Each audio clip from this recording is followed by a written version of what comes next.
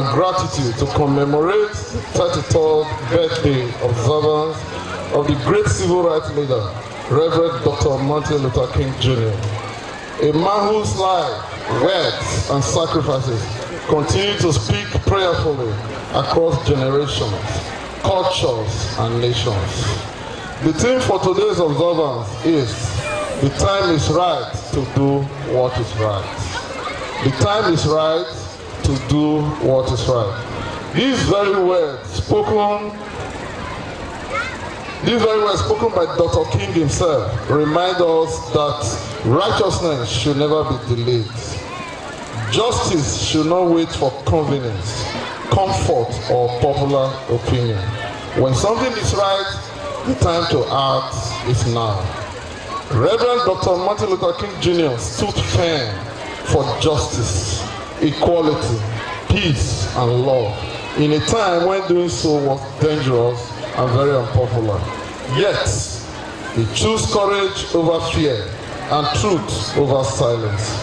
He believed that every human being, regardless of race, color, or background, deserves dignity and respect. As a school, this message is deeply relevant to us.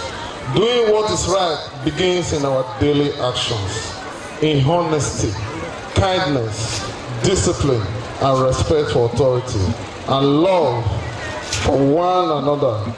It means standing against bullying, discrimination, and injustice. It means choosing integrity even when no one is watching. To our very dear students, you may think you are too young to make a difference, but Dr. King reminds us that greatness is not determined by age, but by character. Each time you choose peace over violence, truth over lies, and love over hatred, you are living out the legacy of Dr. King. To our teachers and staff, you shape minds and mold futures. Let us continue to be role models who not teach only with words, but with our actions, showing our students that doing what is right is always worth it. As we reflect on the life of Reverend Dr. Martin Luther King, let us ask ourselves, what is the right thing to do in my school, my home, my community, and my nation? And having identified it, let us not delay. In the words of Dr. King, life's most persistent and urgent question is, what are you doing for others? May this commemoration inspire us to be people of courage, compassion, and conscience. Let us rise today with renewed commitment, knowing that the time is right always to do what is right. Thank you, and may God bless you all.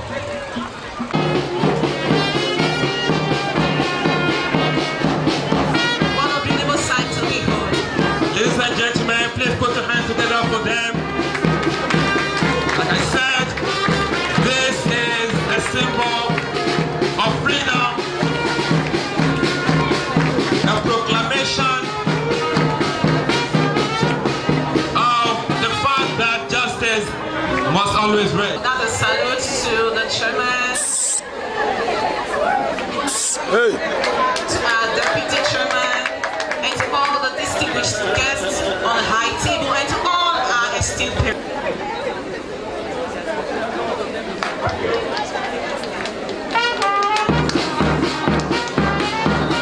Thank you, beautiful and amazing children. You can as well wave at them.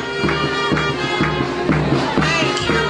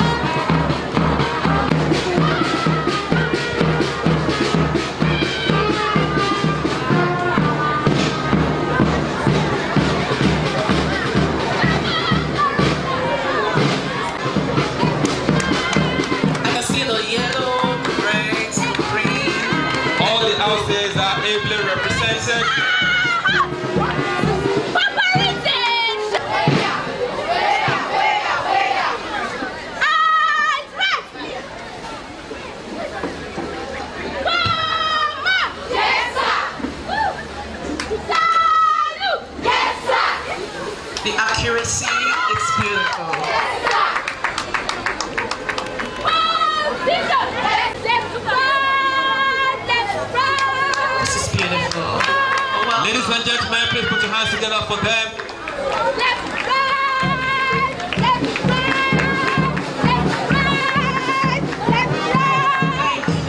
Thank you so much. You're beautiful.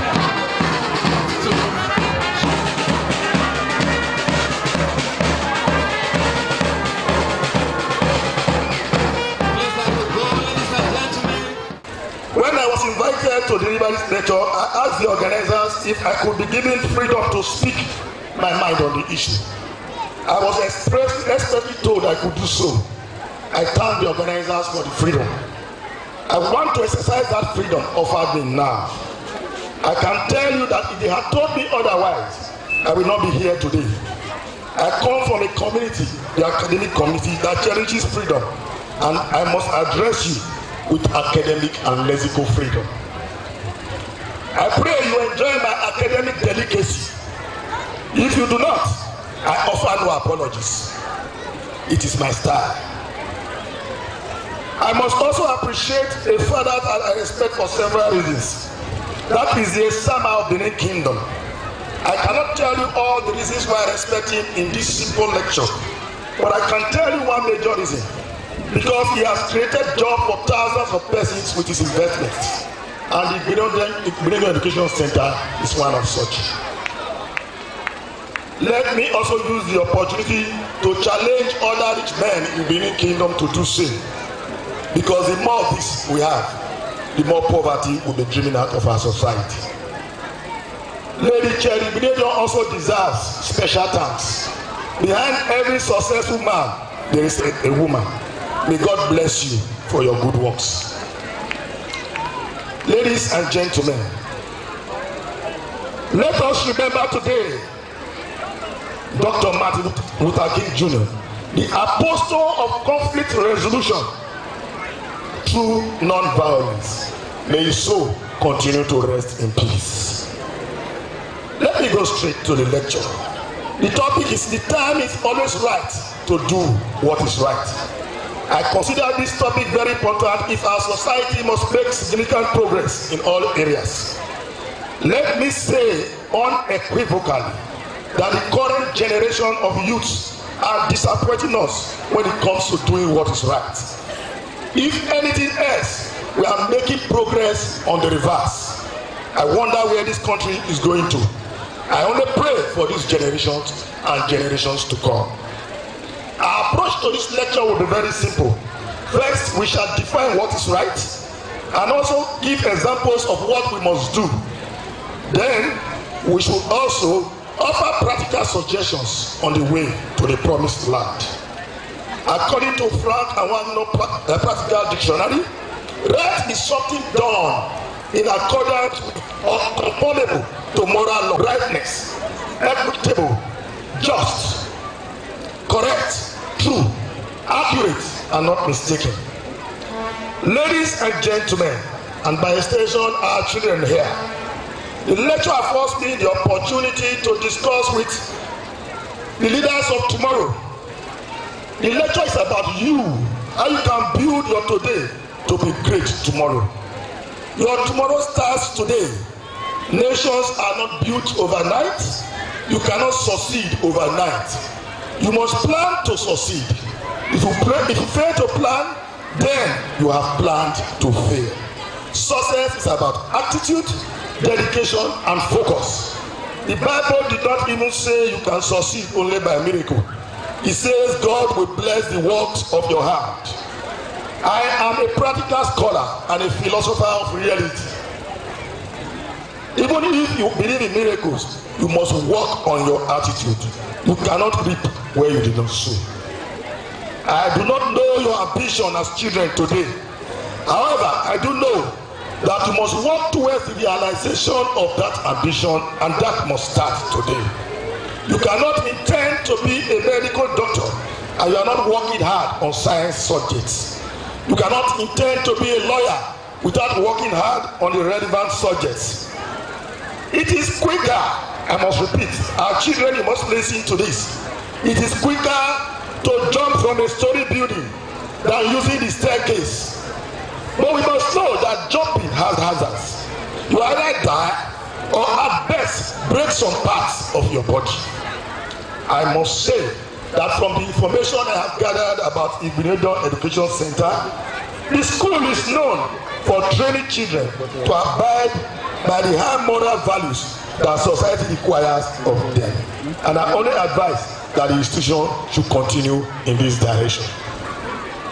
I must also advise our children to take their studies serious. Let me make it clear that if you are serious with your studies, it is in your own interest. I repeat, if you are serious with your studies, it is in your own interest. My father told me this many years ago. I did not know until he died in 1997. Today I'm a professor, and the benefit is for me and my family. My mother also died in 2003. My parents are not here to benefit from my intellectual successes. Your parents will not be there forever. Therefore, your success is majorly for your benefit. If you do not succeed, you will also be the one to suffer. Time is limited. The best time to start doing what is right is now. Procrastination is the father of failure. A journey of 1,000 miles starts with a step. Think out something today. Work hard towards it, and the future will be bright for you. You do not wait for the future. You work the future out today by plan. You do not have to start big. Go and ask every big man today how they started. I'm sure most of them have small beginnings. I'm sure the Esama of Benin is a living example. You can rule your world if you are focused. Know what you want, go for it, and I'm sure you will achieve it. Do not be carried away by the successes of your peers when you do not know their source. Your peers might be involved in negative lifestyle. Do not wait for the right time. You create the time, and the time to start is now. Ladies and gentlemen, let me quickly define what is right. It is important before I go back to Reverend Dr. Martin Luther King's conception of a right society. What is right? I have a simple explanation, and I've told people severally. You do not need the Bible, you do not need the Quran, you do not even need the constitutions of the land to tell you what is right. What is right, your mind will tell you. I will simply say that what is right are all acceptable norms and values of our society. In this direction, my students admonish you to stay away from social vices, stay away from criminal activities, stay away from cultism, armed robbery, arson, examination malpractices, rituals, and other negative things. In fact, this is the right time to stop what is wrong. Like I said, what is right, your mind will tell you. When God created us, He deposited your conscience. It will tell you what is right. You don't need the Bible, you don't need any paper to tell you. Unfortunately, let me quickly say this as a professor of political science. One area in which the political elites and top bureaucrats in Nigeria, their conscience will never tell them that. This is the area of corruption. I think their conscience will never tell them that corruption is wrong. In fact, I've written several papers on corruption. At the stage, I said corruption is caused by poverty. At another, I said it is caused by greed. Well, I got to a third stage, and I said that corruption is caused by wickedness. And I defined corruption caused by wickedness as amassing over and above what you know your generations yet unborn cannot consume. And you are still amassing that weight. That is corruption caused by what? Wickedness. But again, as I was driving down this morning, I had a brainwave. I said I should go beyond wickedness. Maybe I should pity our corrupt leaders. I'm beginning to pity them. Maybe it's not their fault. Maybe we should subject most of them to psychiatric examination. That is what I'm thinking. So, well, you are aware that I'm a professor of political science. And so let me quickly advise our political leaders on what to do to avoid violence. Because Reverend Dr. Martin Luther King preached against violence. And so this is my own suggestion to our politicians. They should engage in regular consultation.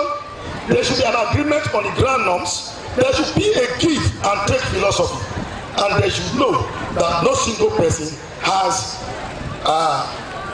all knowledge and information. Ladies and gentlemen, I will not be happy if I do not offer practical suggestions to our youths of today. This is because I do not believe in a Yahoo generation. Neither do I believe in a ritual generation. Let me pause to tell you this. I told one of my friends some few days ago, I said, look, it is a risky thing now. It's a big risk in Nigeria to have children. But we must still have children. But I'm telling you, it's a risk.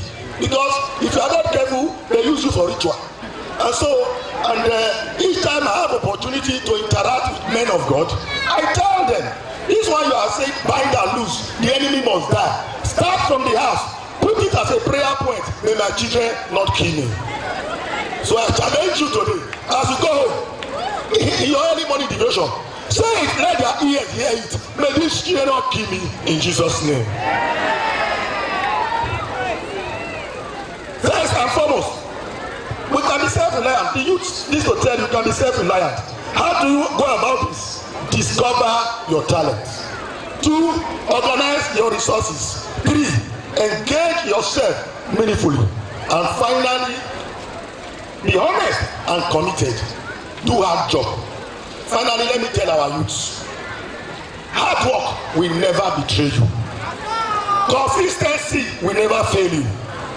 Patience will never disappoint you. Discipline will never mislead you. Honesty will never embarrass you. Learning will never harm you. Growth will never stop rewarding you. Focus will never confuse you. Humility will never disgrace you. Determination will never leave you empty. Wisdom will never misguide you. Efforts will never go unnoticed. Integrity will never lose value. Purpose will never misdirect you. Self-control will never weaken you. Time management will never fail you. Truth will never need defending. Ladies and gentlemen, at the risk of being sued by lawyers here, I dare to say, I rest my case. God bless you all. Edgil presented to do the lay of the week.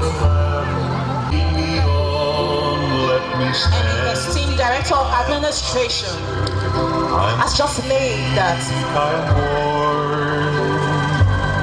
Thank you so much,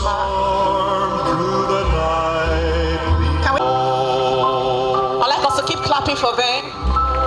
Please put your hands together for them. We have been celebrating Martin Luther King in this very square. Can we just stand up and acknowledge vision and put our hands together and appreciate consistency to vision? Can we stand up and acknowledge this woman, this vision owner? Can we stand up and acknowledge persistence and commitment to vision? Because that is why we are standing here today, doing the right thing at the right time.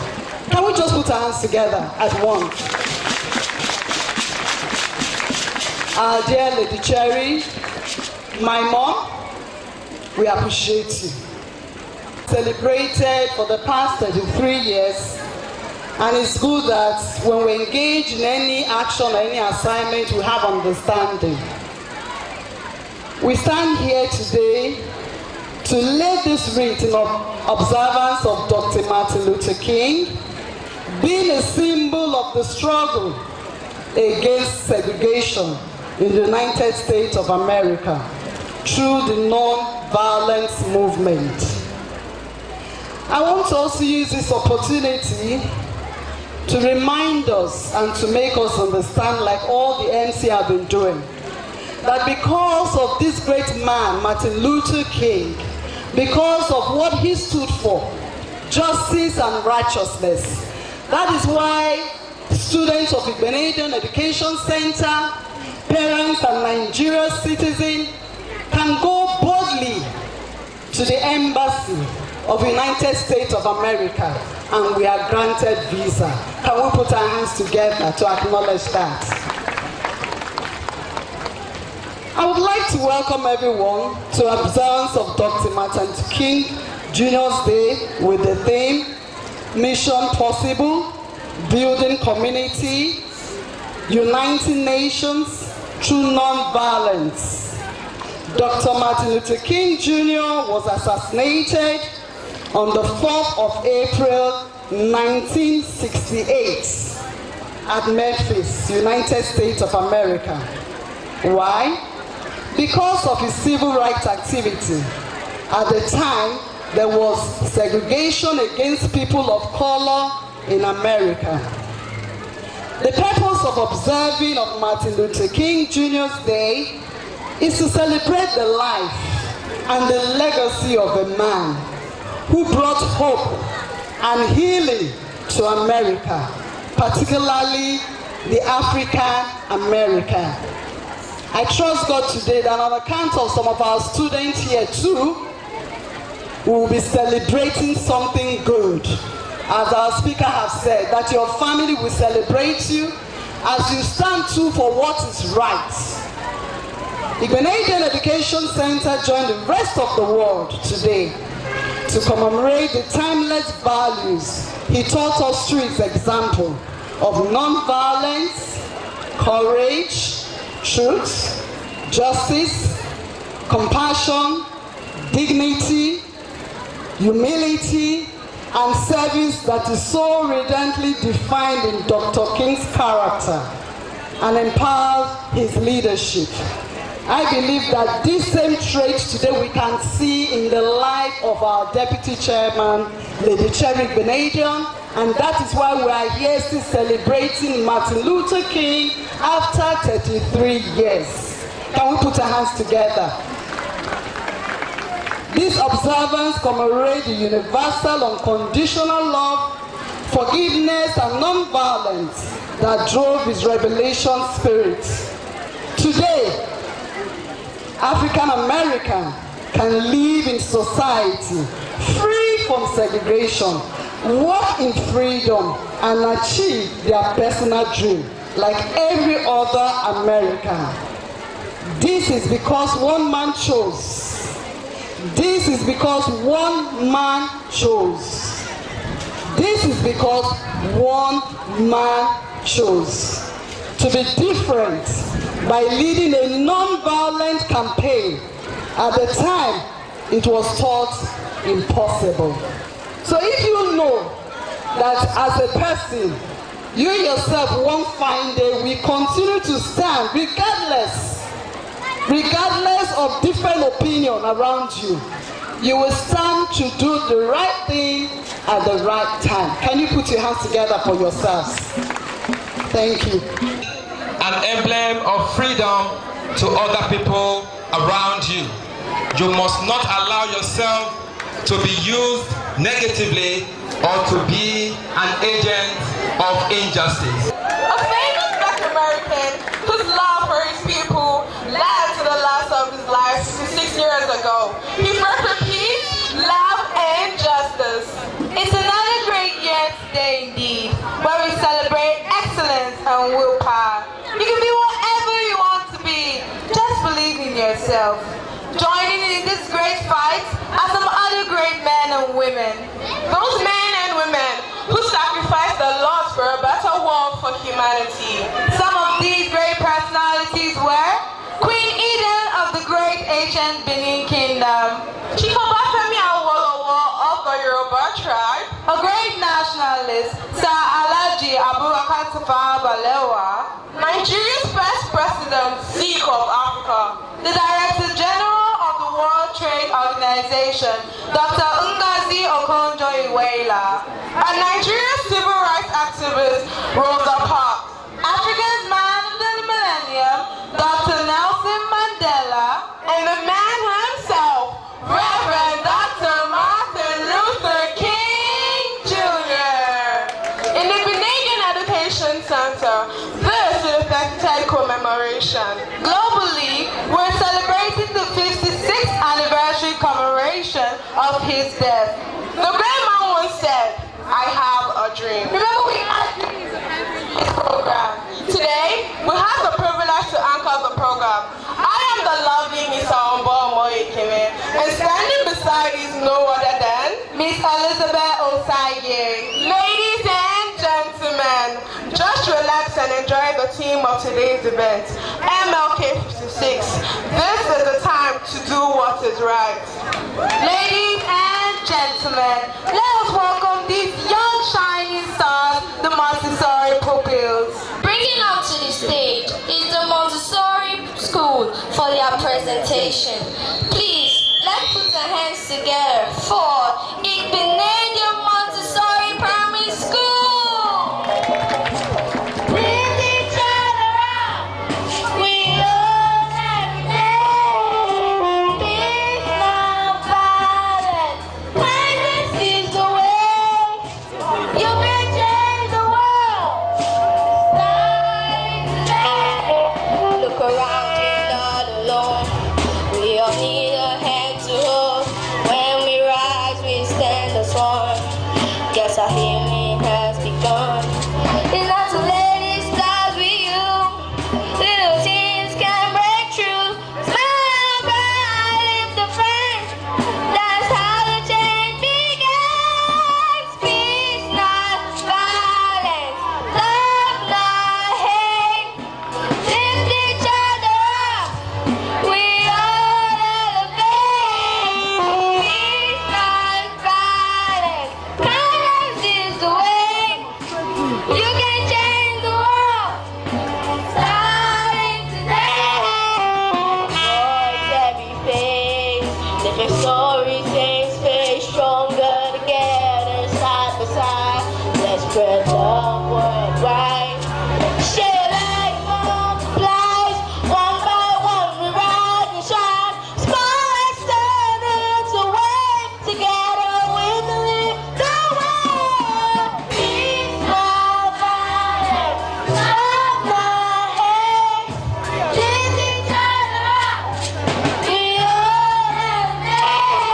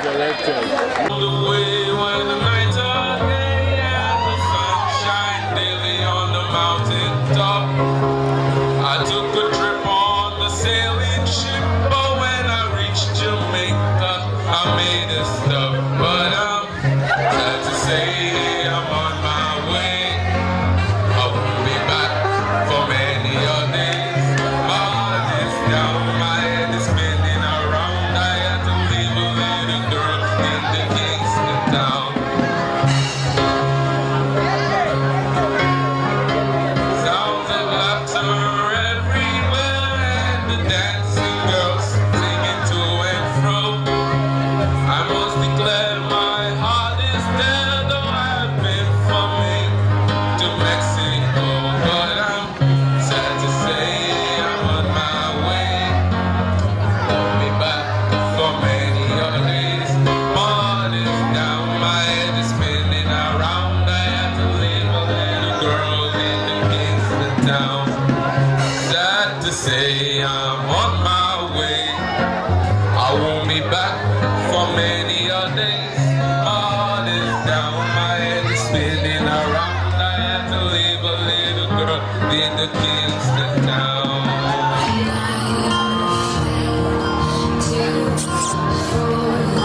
Watching you stand all of my doubt suddenly goes away somehow.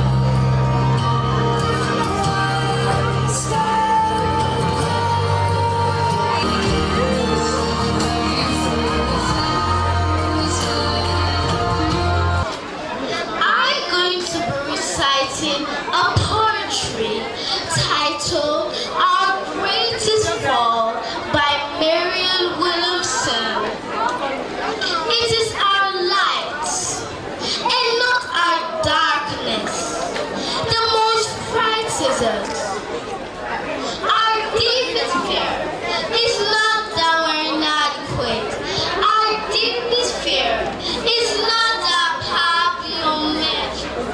It is our light and not our darkness.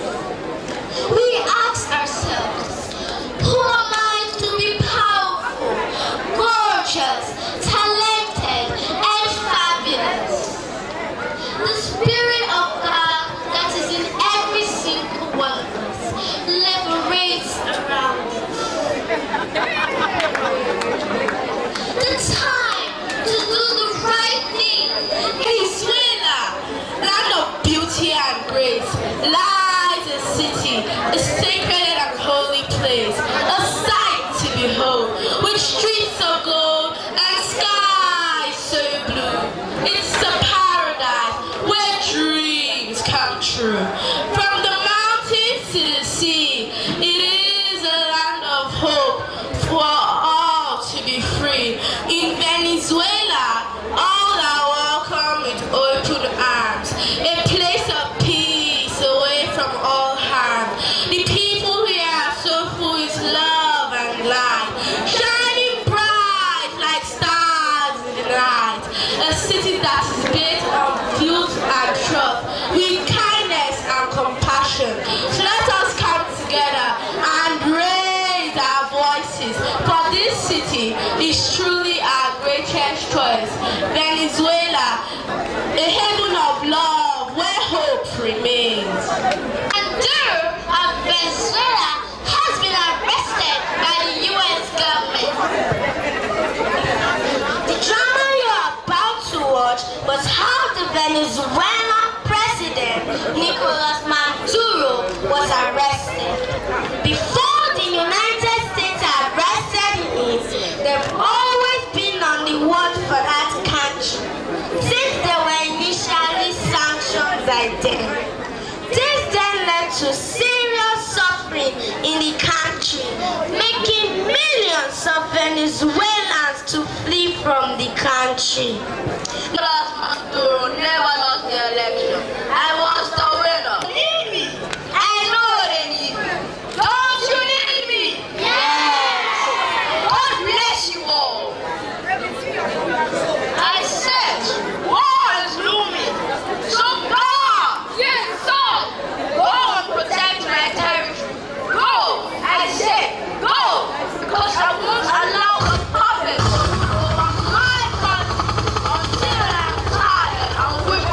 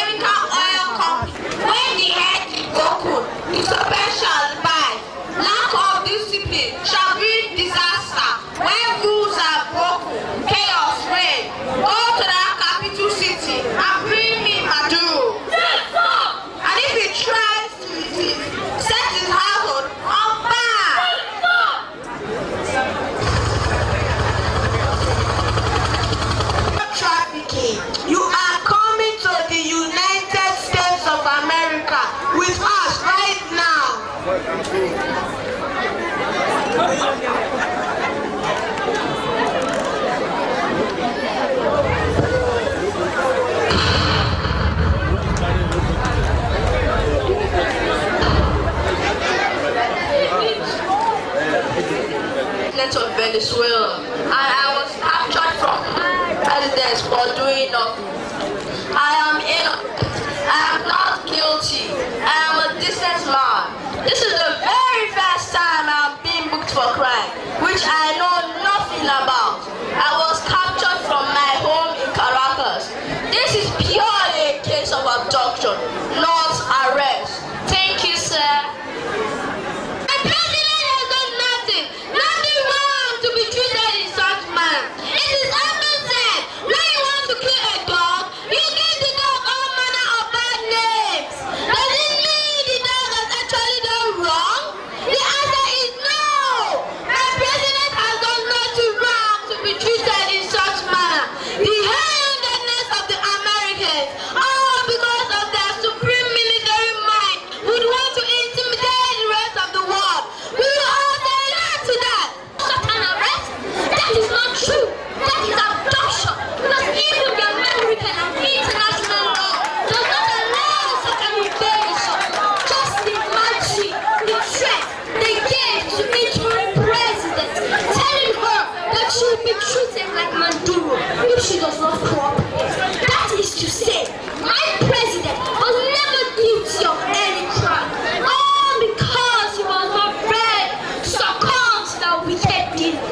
He is now being considered as a narco-terrorist, drug trafficking, and even in possession of machine guns and explosives. What an aberration! I say, what an aberration! And even French president has gone against the international law by invading another country and catching their president in his own federal court for narco-terrorism, drug trafficking, and in the possession of explosive and machine guns. This whole issue will be arraigned in court on the 17th of March, when we shall be hearing the final verdict. Stay tuned.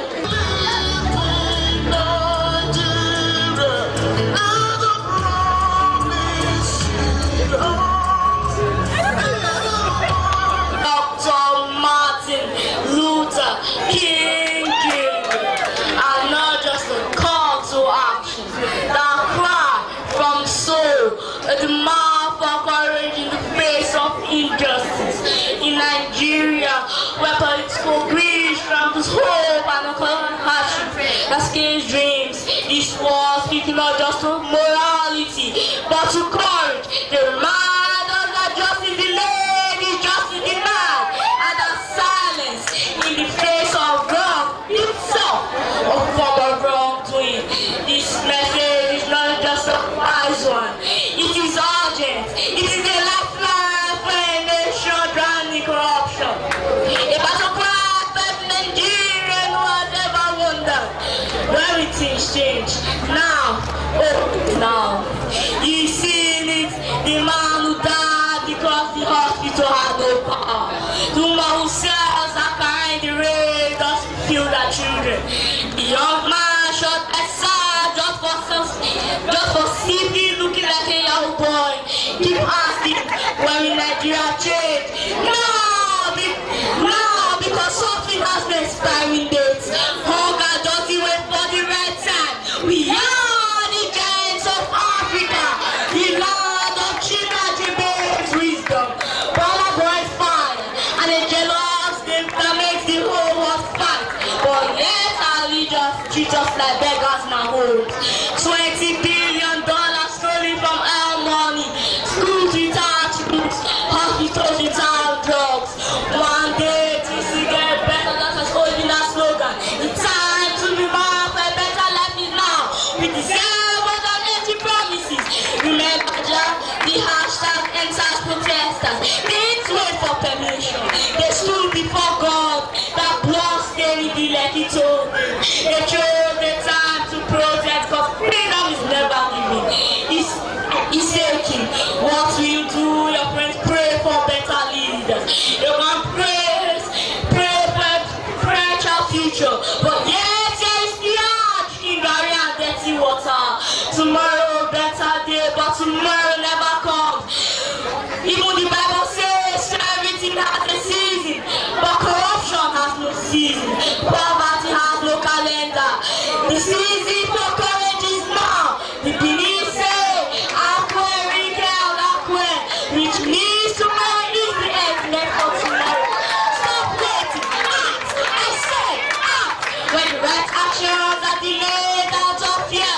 of selfish interest. Hardship multiplies and trust dies. Every moment you postpone justice, corruption grows bolder. Every moment you delay reform, poverty tightens its grip. Every moment you excuse wrongdoing, we teach the next generation that integrity does not matter. Doing the right thing in politics requires bravery. Now that the wrongdoing has become normalized, now is the time, not tomorrow, not after the next election, not when the conditions are convenient. No, because the time is always right to do what is right.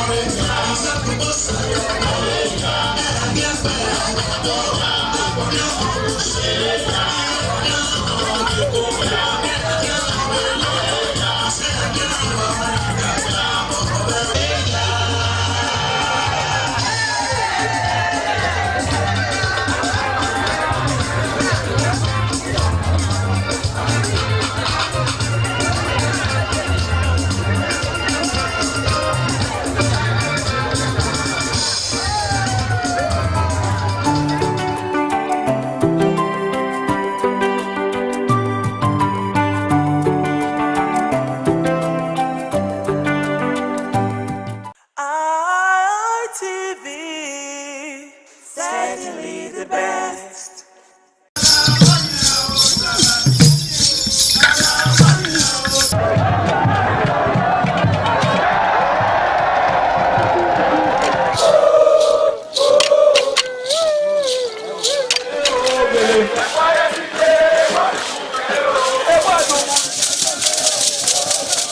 Some days, there comes the Ugemobo Festival, which the Oba celebrates outside the palace gate. A pavilion is built of red cloth where rites are performed to drive away all evil spirits still unsatisfied by the year's sacrifices. The Ugemobo Festival is to commemorate an event in Benin history which dates back to 1504 AD.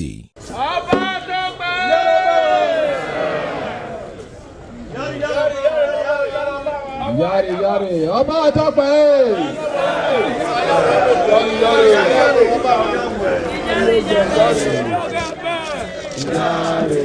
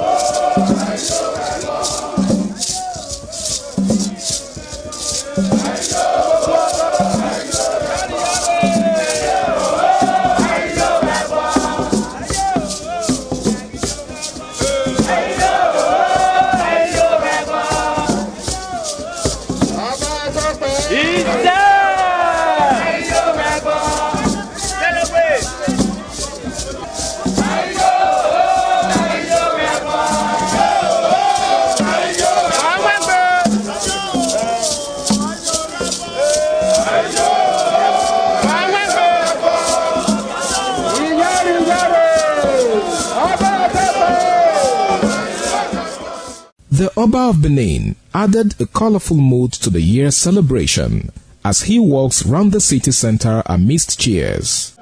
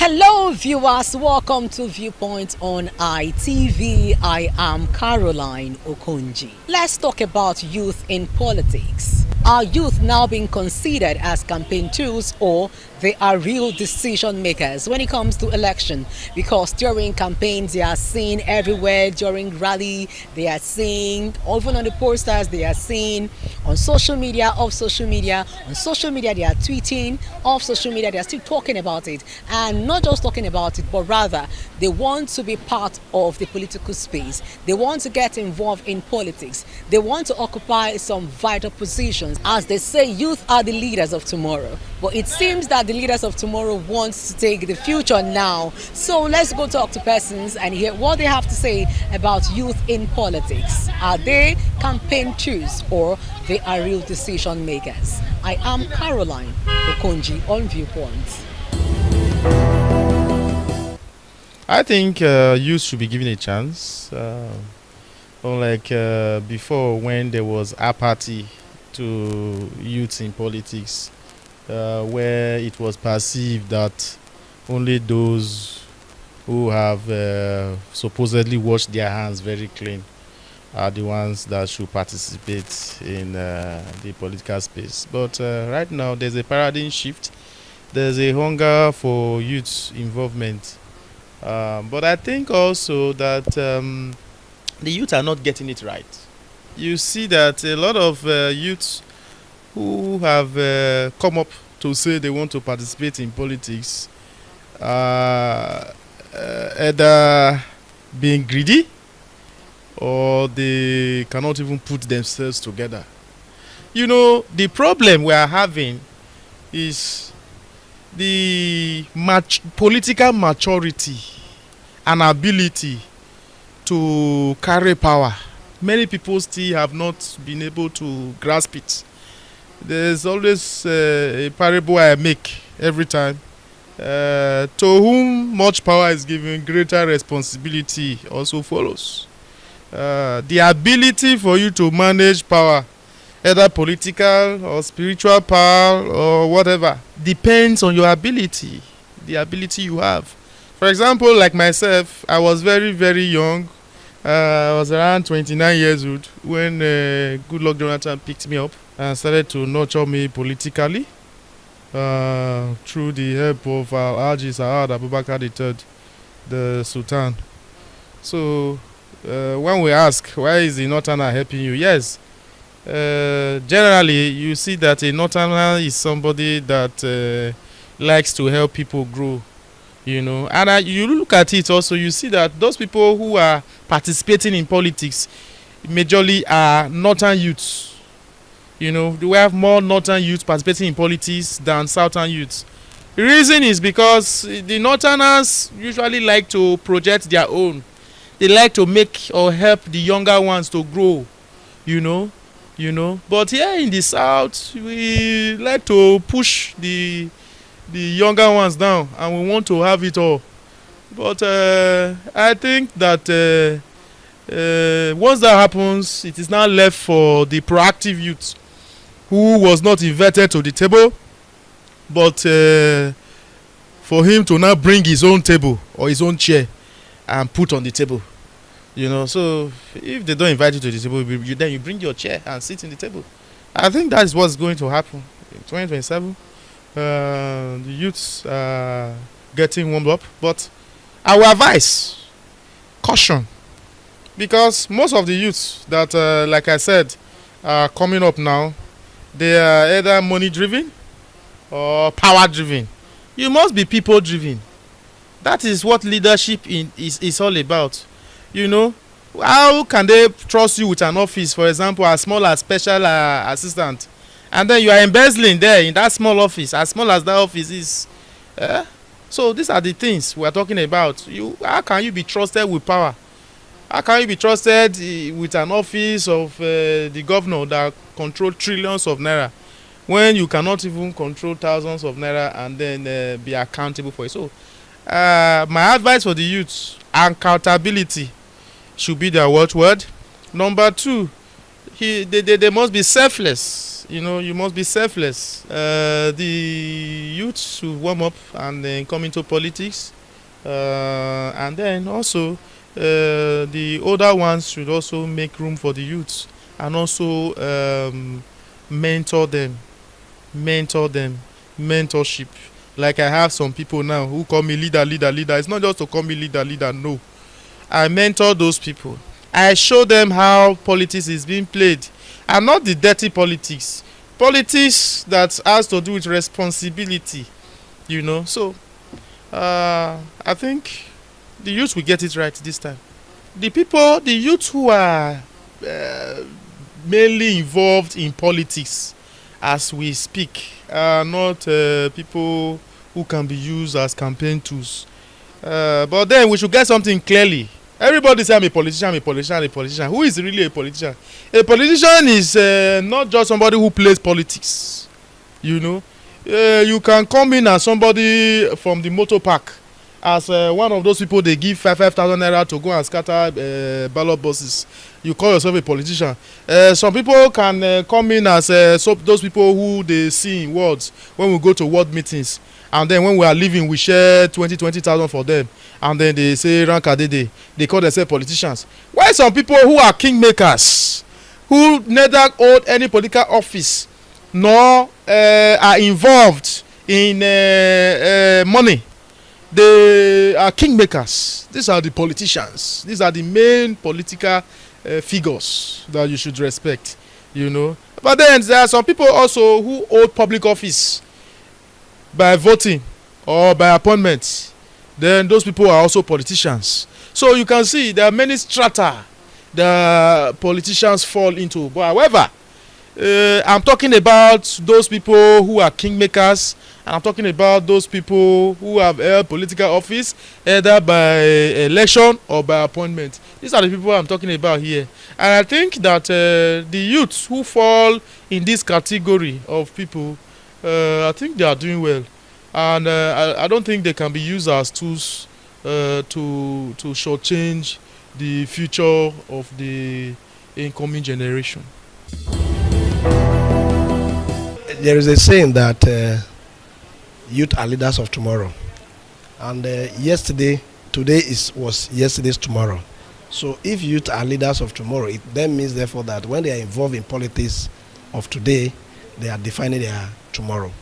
In other words, the involvement of youth in politics in Nigeria today is the best thing that can happen to the country, because if you want to invest, you invest in the youth, the upcoming ones, so that the top will not be extinct. If you don't get the youth engaged in active politics, and the older ones that eventually fade off, how do you fill the gap? Therefore, it is very, very important that we allow the youth to participate and make themselves useful.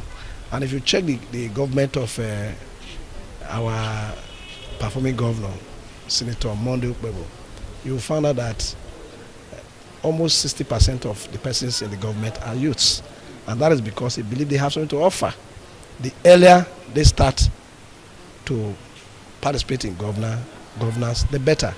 So to me, involving youths in politics in any country, not only Nigeria, is the best investment you can make. To me, no youth worth his name or his presence in this world will turn himself to a tool, except if from the beginning he chooses to be a tool. And in other words, if you are a youth and you believe in participating in politics, yes, in every leadership there is followership, but that followership does not mean you are a tool. It may be a way of pupillage. It may also be a way of learning the ropes, so that when the older ones are getting off the stage, then you come in. Therefore, no youth that knows his worth and his creation will turn himself to a tool in the hands of others. And in any case, politics has gone dynamic, has gone quite very on the populist side, to the extent that you can no longer go into brigandage to gain power. You must be grassroots oriented.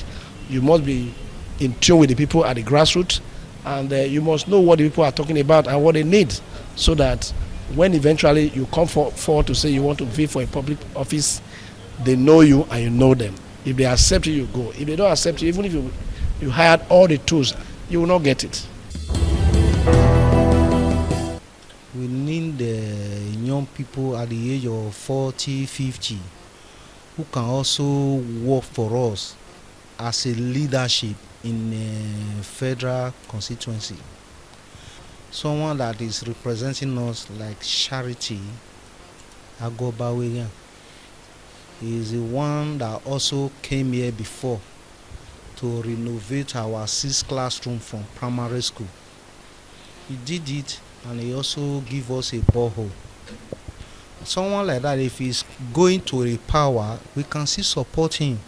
We want young people, we want them to be in politics so that they can also support their own community where they came from. Because if we have 1 or 2, 3, they see councillor, then see other House of Assembly, House of Rep, we have them chairman in Ovia. If we have a young man that can also be there, they can take care of the community or the various community they came from. They want to do something for community. We have to be happy with the leader of the community. They should give young people chance. They can rule, can also honor us, do things for us, what we want. By the time we announce, say, see what we want, they can also stand and say, okay, this thing that we measure, they will do it for us. We have to be happy with them if they can be able to come out. If you watch the trend, youth are getting more involved in politics, especially this era of social media and all the rest. Before now, let's go to councillor, from councillor to chairmanship, local government elections. Before now, most of the councillors are our father's age mates, local government chairmen, even the houses of assembly. But if you go through it now, you'll find out that from the councillors to the local government chairmen, and most especially the houses of assembly, they are occupied by youth, vibrant youth, young men, because the consciousness is building up gradually. We are not where we want to be. We have not gotten there, but I don't think we are where we were before now. So it's a gradual thing. We're getting there, we're moving, and eventually we will get there.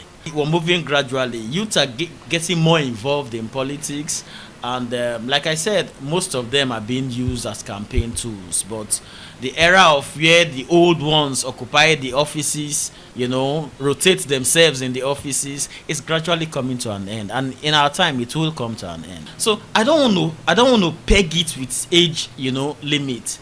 When you are still vibrant, when you are still, it's advisable you get in at a young age, because if you say politics is dirty, the dirty men will decide even the food you eat at home. They'll decide your life. They'll decide how you walk on the street and all of that. So get involved and be a policy maker rather than waiting for them to make decisions, and you don't have choice but to obey. So I don't have a particular age limit. When this bill came to be not too young to rule, it was applauded. I applauded it, but I added that if they had only added a little clause, because yes, not too young to rule, but financially our elections are too expensive. They're too expensive, and it makes it difficult for young men like us to fully participate in it. So I think we'll get to a place where it will be effective, whereby the money you use in campaign can also be controlled. Now they started controlling the age limit. So we'll get there. It's all encompassing. We shouldn't leave it for those godfathers. Young people should be given opportunity, but young people with experience, not just any youth, will vie for certain positions. Certain positions should be given to experienced young people, because these offices are offices that need your agility, your vibrancy, your youthfulness. But it is not all youth that can sincerely occupy certain positions, else we'll go back to where we are coming from. So experience matters, experience counts, antecedents count. When you come out to say I am vying for XYZ position, first and foremost, the first thing some of us look is your antecedents, irrespective of whether you're a youth or not. What have you done in the past? Have you been there? Are you able? Can you handle XYZ? So it's not just being young and vibrant. We should add experience to it. If I want to take it globally, if you look at Africa or even West Africa, you've seen youths emerging as president of a whole country, and like you said, coming to Nigeria 2027, the youth has always formed the infantry of any elections, and they are the ones that defend the vote, they are the ones that stay on the elections, they are the ones that does all the mobilization, and at the end they stay behind without coming out for elective positions. So in the recent times, we've seen an avalanche of youths coming out to seek elective positions, and like in Edo State, it has never been like this before. His Excellency Distinguished Senator Monday Okpebholo has provided the greatest platform for youths to take up leadership positions. If you look at the last recently concluded Edo State local government elections, 2/3 of all the chairmanship positions that was won by my party were all youths. And that was not just an election. It demonstrated the fact that the youth have now seen it as a platform whereby they need to exhibit all their skills and also exhibit what they know that will be there to serve that youth populations. As they will say, it is he that wears the shoes that know where it pitches. As a youth, when you are at the aim of leadership, you know how to drive youth policies because you are in that constituency. So it's going to continue like that, whether as a lady or as a guy or as a man or a woman. The idea now is that every youth wants to be on the driving seat. So even on the social media, even right in every platform, the majority of participants are youth, and it also reflects in the populations. We have over 60-70% of Nigerian population. So why do we need even to now leave the central power to our leaders? So we are ready, and the youth are taking that advantage. Initially, they were used as campaign tools, and that is the clothes that they've dropped now, that they don't want to be seen anymore as thugs or ballot snatchers. they now want to be the person on the ballot. They now want to be those that you are now going to be voting for.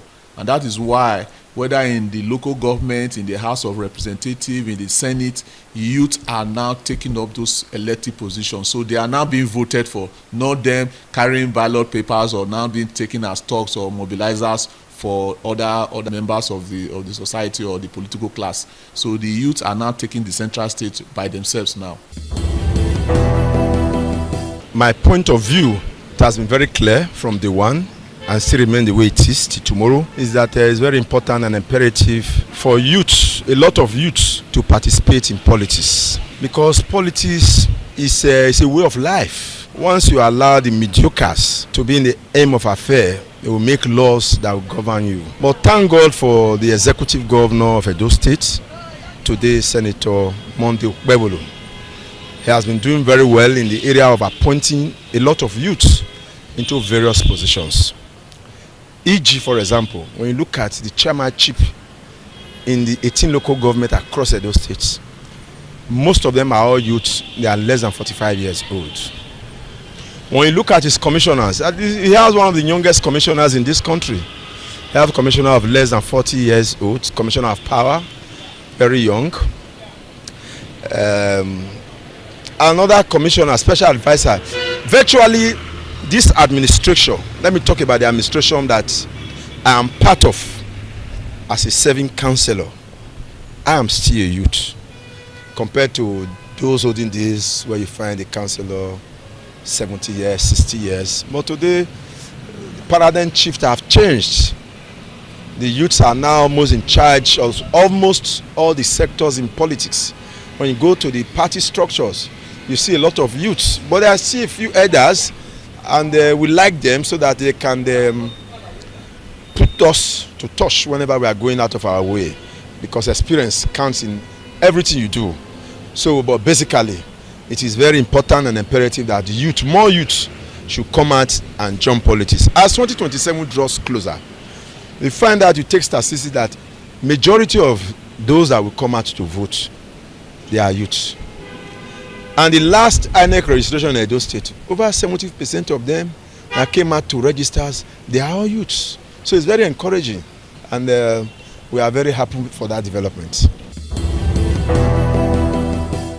So far so good. We can be able to encourage our youth who is buoyant so that they can hold a position and have the people mind to do something right for the people.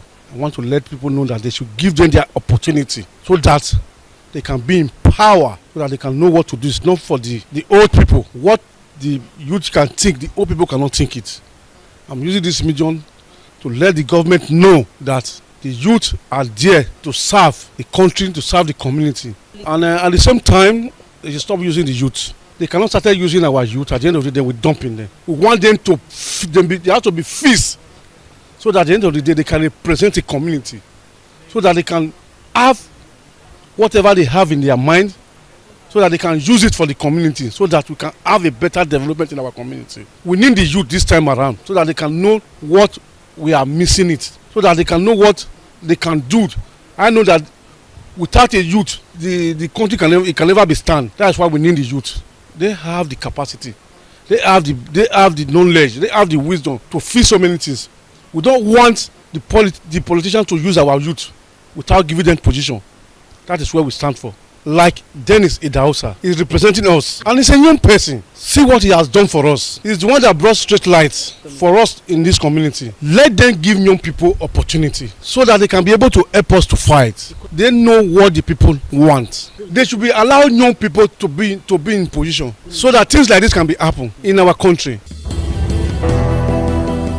A lot of our respondents talked about the fact that it is important that youth get into politics, and you as a young person who wants to occupy a political position, you must be ready to do so. If you must be a good politician, you must have to start now, and for the youths to be able to secure and occupy those vital political positions that they are eager and willing to occupy, they have to start political activities now.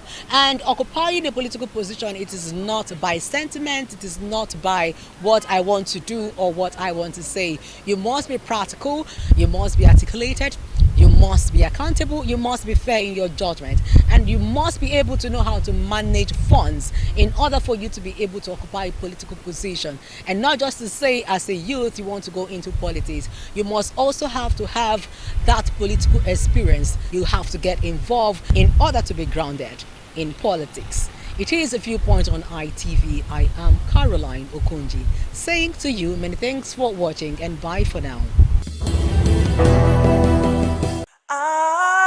ITV, certainly the best.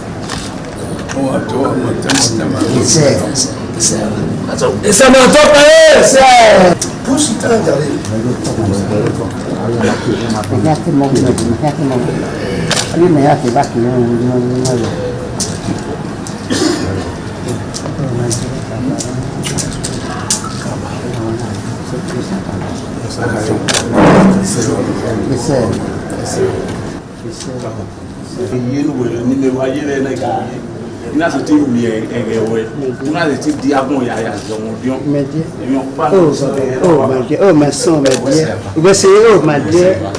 Oh, we're not here. It's not very hard. You're not over. Yes. You're not do so much. Yes, my dear. Where's it happening? Where's it happening? Oh, it's not here. Where's it? What's my dear? He said,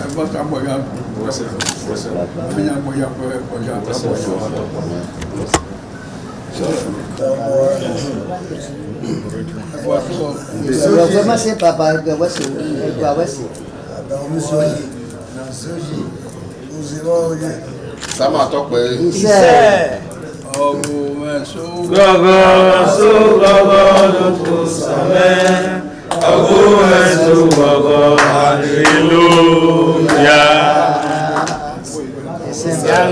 Sama tope.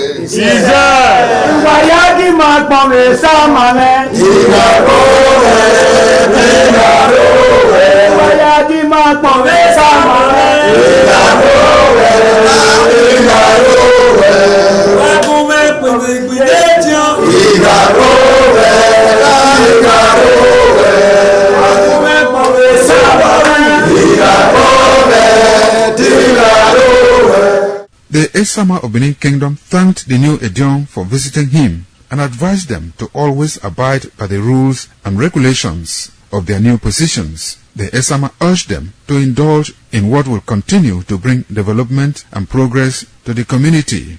When I say it's your job, I wait to us and I know what I will. Yes, Papa. The Caliban was in a cook, no, we said, who paid you? Who paid you? Baba. Eko mwana sewa. Ndiyo. Ewa ya lote nete dirwe asewa maboma.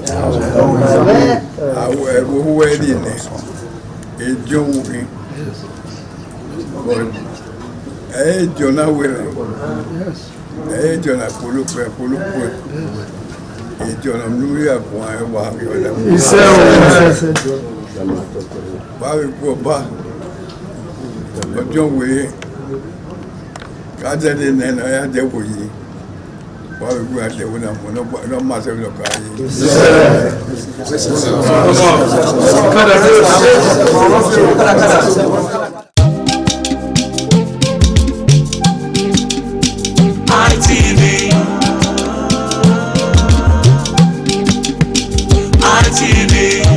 ITV, certainly the best.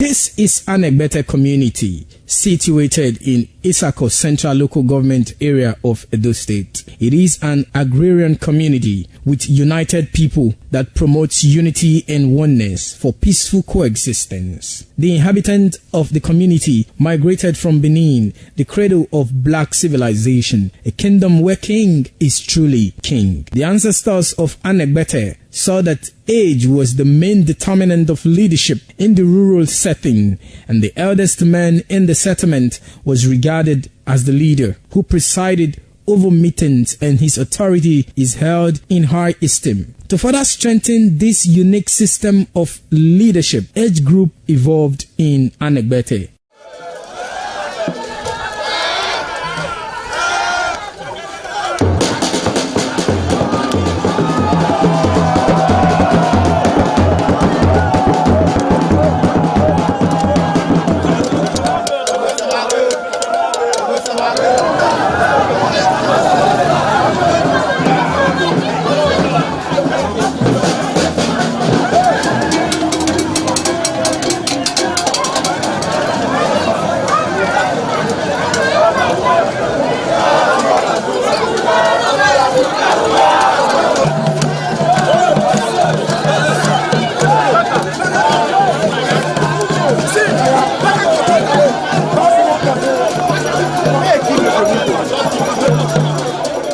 In Anegbete, age group is categorized into two, that is the common and the noble. Anegbete is rich in cultural heritage, as the community at noon saw the commitment of the festival with the first set roll out in beauty colors to showcase their might and strength, indicating their feet and ready for the responsibilities behold on them. The streets in the community with a feed up of young men and women adorned with the festival. Later, the royal family takes the stage as their children fight out royally and work in the community to showcase their might and fitness.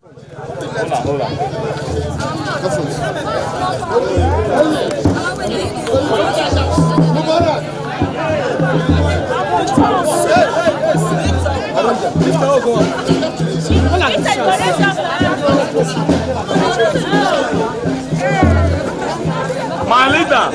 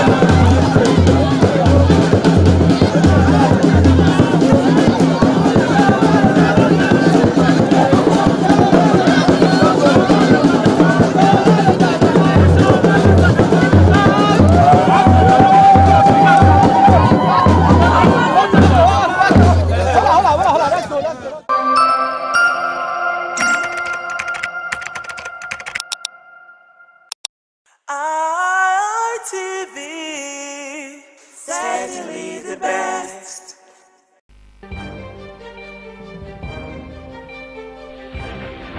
This is ITV. Certainly the best.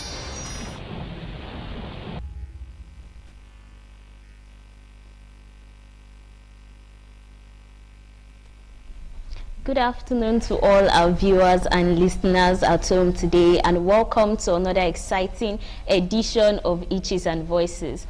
Itches and Voices is brought to you by NABVID, Network for the Advancement of People with Visible Disabilities, here in Edo State. We advocate for persons with disabilities, their rights, and everything that pertains to people and persons with disabilities. I am your host for today, and my name is Rebecca Mamedu. And for inclusion, which is something we always preach, we have our sign language interpreter, Cynthia Godwin Aya, to do justice to our hearing impaired community. Thank you very much, Ms. Cynthia.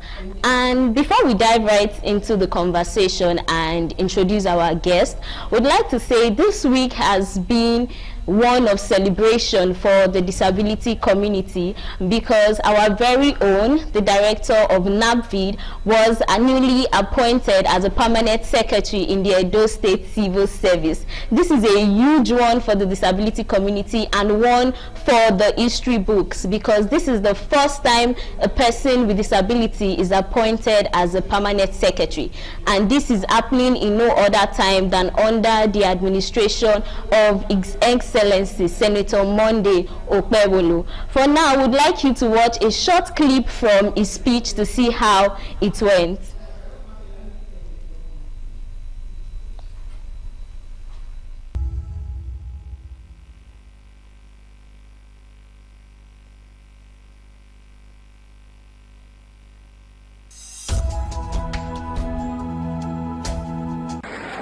In the same vein, Your Excellency, you have appointed today Melody Ismail Omosai, a visually impaired lawyer in the Edo as the permanent secretary of the state. This is first of its kind in the history of the industry.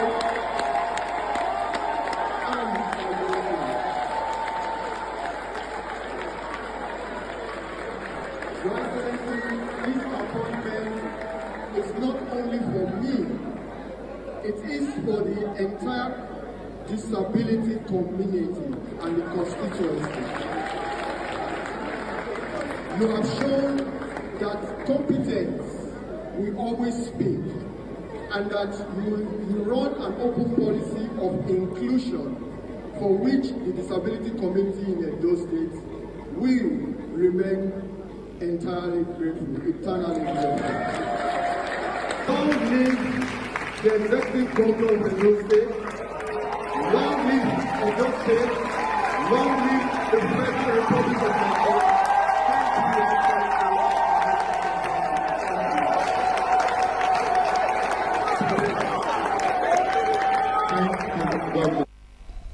Welcome back. That was a very beautiful speech, if I should say that myself. Even His Excellency gave him a standing ovation. That was a very beautiful one, and it was on the lips on every single person that attended the swearing-in ceremony that day. So let's dive straight up into our conversation. During our last edition, we started a series where we talked about electoral inclusion, particularly about the current registration of PVCs for persons with disabilities. And during our last edition, we brought an INEC official who is in charge of persons with disabilities and other groups. His name was Emmanuel Dedekuma.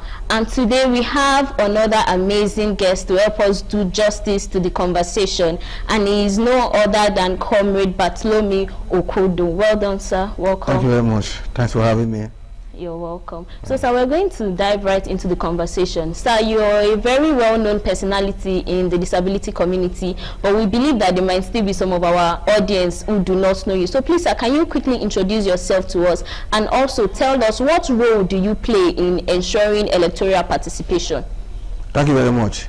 My name is Comrade Dr. Bartholomew Okodo First, I am the President, Conference of Non-Governmental Organization, Congos. Secondly, I am the Assistant Secretary, Joint National Association of Persons with Disability, Edo State Chapter. The Secretary, National Association of Persons with Physical Disability, Edo State Chapter. Before I begin to dwell on your question, let me congratulate our able Permanent Secretary, Barrister Melody Omasa, on his appointment as Permanent Secretary, the Edo State Civil Service Commission. Melody has already proven that persons with disability has capacity. Yes. They can lead, they can govern, they can do anything when given the enabling environment to do that, and he has just proven that. So I want to congratulate him and also commend His Excellency, very distinguished Senator Monday Okpebholo, for showing to the world that persons with disability can perform. But there are a lot of persons he would have appointed Permanent Secretary, but he chose to appoint somebody with disability. So we commend him, and it's happening the first time in the history of Edo State Civil Service under his leadership. So we want to commend him, and we want to urge our new Permanent Secretary to keep the flag flying, to continue to make us proud. So congratulate him. Coming to the question of what role you play? Yes, the role that we play. We have been playing that role. We have been ensuring that over the years, since 1999, when democracy started, we have been ensuring that election is free and fair and transparent. We have always been interested in the process of the election, not the result. And when the election is free, fair, credible, and transparent, the voice of the people will count.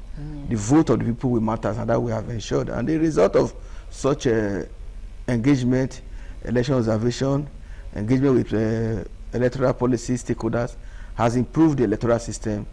You know that in 1999 we started with manual voting. Yes. Manual voting that excluded persons with disability. Today we are now doing electronic voting or digital voting, where persons with disability to a large extent included in the electoral process. Wow, thank you very much, sir. Yeah. So you mentioned something about how you guys, you're more focused on the process than sometimes even the result. Yeah. So sir, from your experience over the years, how would you say that the electoral process is for persons with disability? How involved is it for persons living with persons with disabilities, rather? At the beginning, it was not persons with disability were to a very large extent excluded from participating in the voting process. But as civil society, religious leaders, traditional rulers begin to advocate for inclusion of persons with disability, there was and there is a drastic improvement in that area. If you go to, though we still have a long way to go, but as at the moment, if you go to when election is taking place, discover that there's inclusion. As soon as the electoral officer or even the security agent, even the party agent, when they cite persons with disability, they give them that priority to vote. They no longer put them on the queue. They, oh, Madam Oga, come and vote. And they are allowed to vote candidate of their choice. And if it is those that cannot, that need assistance, they are allowed to the use of assistance of their choice. And also in some voting area, you see assistive equipment being provided for persons with disability. There are times where we measure, monitor, observe election, the voting materials is placed on an elevation. But when they see persons with disability, they will lower it. So those with physical disability, they will lower it so that the person will be able to cast his or her vote. So it has to a large extent be very, very inclusive. Wow, thank you, sir. So we had an INEC official come in during our last edition, still on this same topic, and he made mention of how since this voters card PVC registration started, which is ending today, and most of us are still pleading for another extension, he made mention of how a little over 30 persons with disabilities have come to register for their PVC, a little over 30 people. And I think that is a very low bench and a very low mark. So, Sam, what would you have to say about that? What do you think is the reason why we are not having as much persons with disability come register for their PVC? Yes, the reason is that the awareness for persons with disability to come and vote seamless is still very low. So people still look at, if I go there, go vote now, I will not be able to vote. The stress, they still look at all those negative factors. That is why we still need to do more advocacy to traditional rulers, advocacy to parents, advocacy to school, even higher institution, to urge persons with ability to come out and register and be able to cast their vote.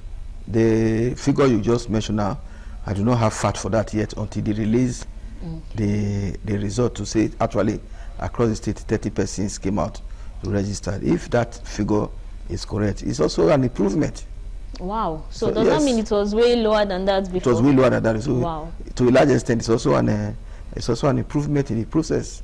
And we also pray and we urge that those 30 persons that have come out to register should follow it up by going to collect their PVC at the appropriate time.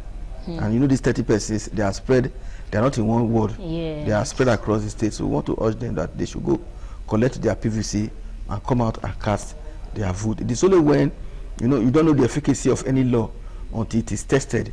It is only when persons with ability come out to vote that you now say, yes, this was an impediment, this was successful. So when they come out to vote, we observe areas of impediment that needs improvement. We observe areas of success, and then we begin to advocate on those areas that needs improvement. Yes, so this thing you mentioned now is very true, because like a part of the Edo State disability law states that persons with disabilities should be offered, I will have to use the word preference when it comes to queue. They should be allowed to maybe move to the front. And exactly what you said, if people do not go out to vote, they would not know if this law is being implemented or not. So sir, let's go back to another thing you mentioned about creating awareness. How do you think awareness should be created? Because now you made mention of how the number was a bit lower than 30 before, but now it has at least gotten to 30, which is not so high, but is somewhere better than before. So sir, what other kind of awareness do you think should be made to further encourage persons with disability to come out to get their PVC registered? It's going to be intense. When the time comes, it's going to be intensive advocacy. We'll still have to talk to the communities, the community health. We use also talk to the media to create enough awareness so that these persons will go and collect their PVC. It's going to be intensive campaign. It's not going to be, but we don't know them. Okay. If we know them, these 30 persons now, we just send persons to their various places, go and collect your PVC. We don't know them. So it's going to still going to be serious advocacy, serious campaign, not just for them to go and collect their PVC, but should also come out on the day of election and cast their vote. Because it's way beyond just registering for your PVC. If you register for it and you do not vote, there is no. So go and collect it, propose it for use in the bank, for you for identification. No. That error should stop. Collect your PVC, go and cast your vote. Some say vote will not count. It will count, because if vote will not count, people will not be spending their money to campaign. If you believe the power of equipment will affect the equipment, they are campaigning. True. They are campaigning. So if they are campaigning, it means they need a vote. It doesn't matter how they are campaigning, whether they are using Mama Kara process.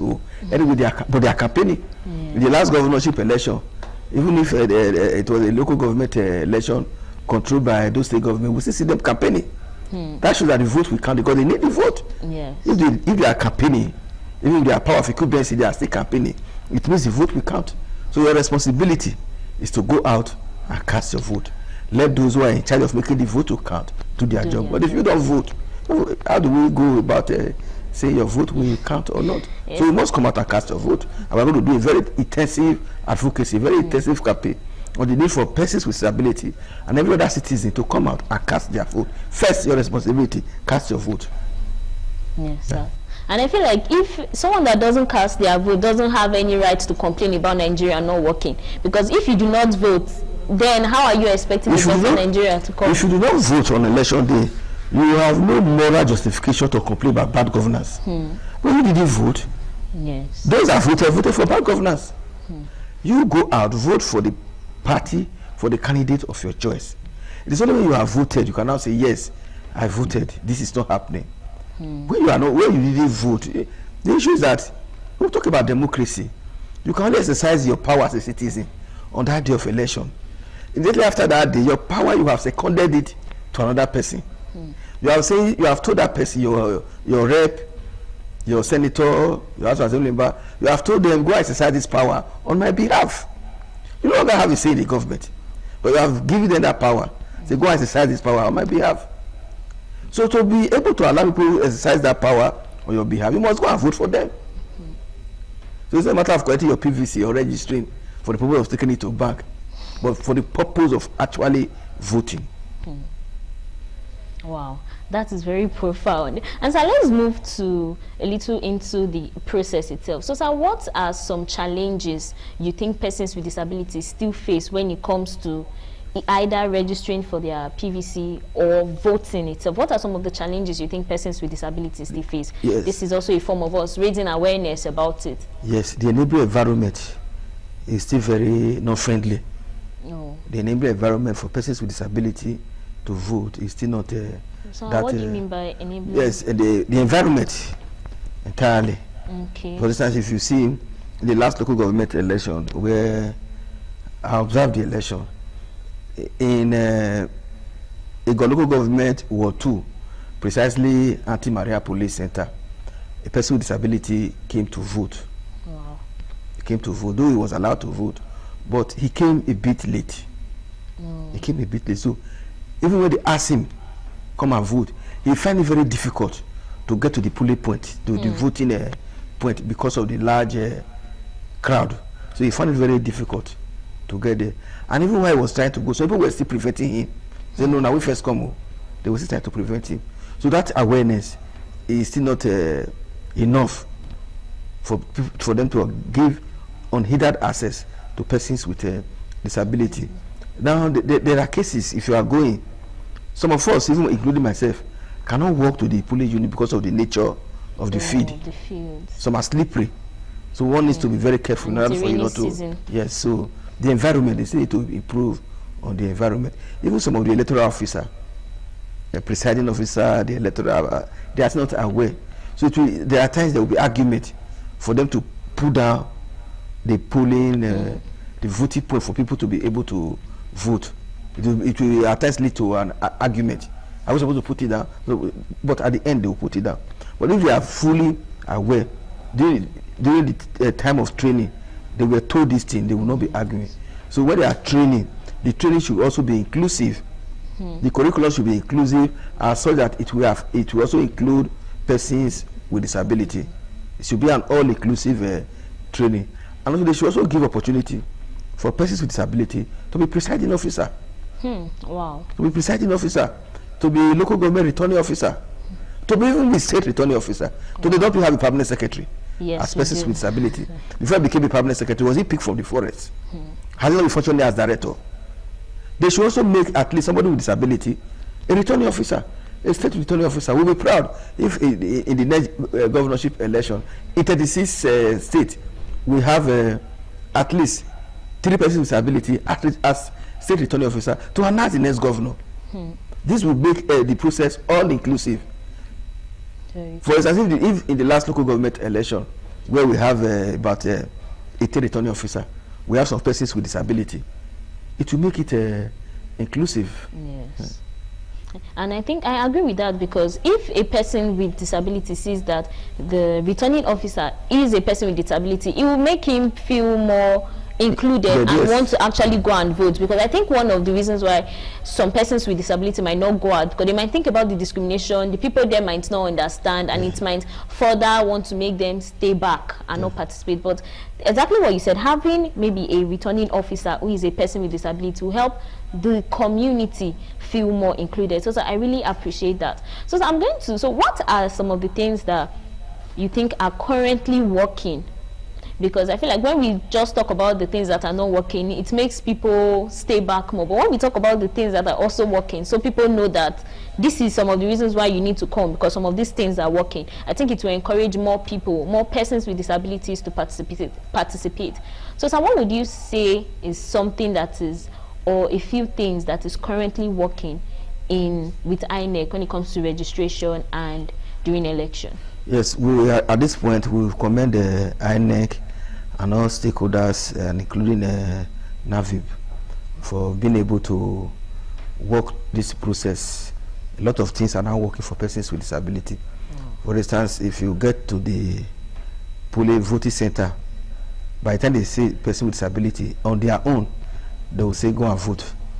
Even if the crowd will be much, but they will allow them vote. Not only in voting point, even at the bank, and some other places, they give preference to persons with disability.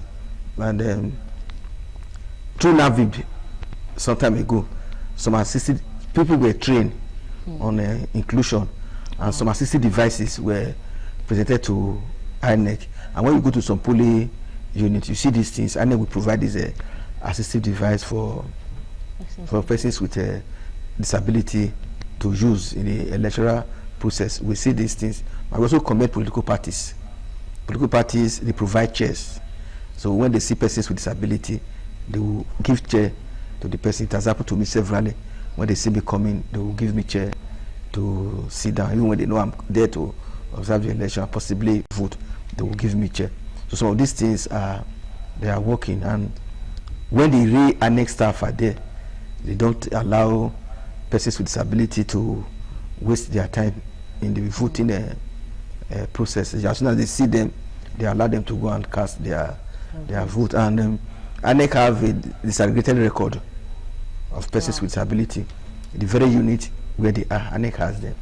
So to a large extent, INEC will make that particular unit favorable for persons with disability to vote. And in most of their dealings, they include persons with disability. When we attend their stakeholders meeting, very soon it will start all over again. They make deliberate effort to ensure that persons with disability are invited to that stakeholders meeting, so to also give their view on what will make the election seamless. So we commend INEC for that, and we also commend stakeholders who, when you advocate for persons with disability, they join you in that advocacy.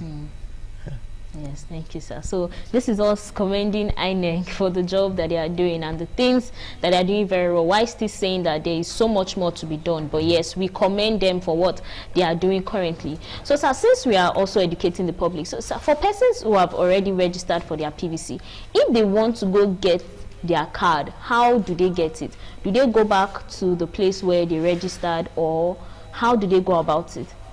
That would depend on the INEC.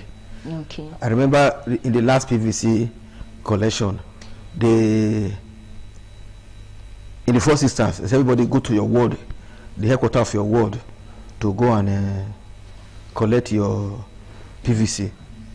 Every particular ward has the headquarters, so the PVCs were available in the headquarters. So when you go there, you pick it up at the ward headquarters. After a given period, that windows have elapsed, they will ask you to go to your local government headquarters. For instance, while they were doing that, because I did a transfer from Oredo to Igwebe, so the people were collecting it at the ward level, I could not go to Igwebe. But when they were collecting it at the local government level, I went there. I was able to pick up my own. Okay. But so will there be like an announcement? Like how will people know it's time? And I do a lot of just the way they did publicity on the just about to be concluded voter registration, the same way they do publicity, and the same way we also do advocacy. We go to radio, television, community to tell people to go and collect their PVC. So just the same publicity that follows this CVRO, the same publicity also follows the collection of PVC. Oh wow, that is amazing. So sir, lastly, before we round up, running out of time, so sir, what is a word or something you would say to persons with disability? Like, we want you to say something to persons with disability to encourage them to vote. So sir, is there any message you'd like to? I want to appeal to persons with disability to deliberately, not just go and vote, participate in partisan politics. Not just going to go there and vote for the sake of voting. I want to say that I've read the constitution of some political party, at least 2 or 3, make provision that for persons with disability to be included in the executive council, or what they call ESCO, from world level to national level. And so these positions are not filled from world level.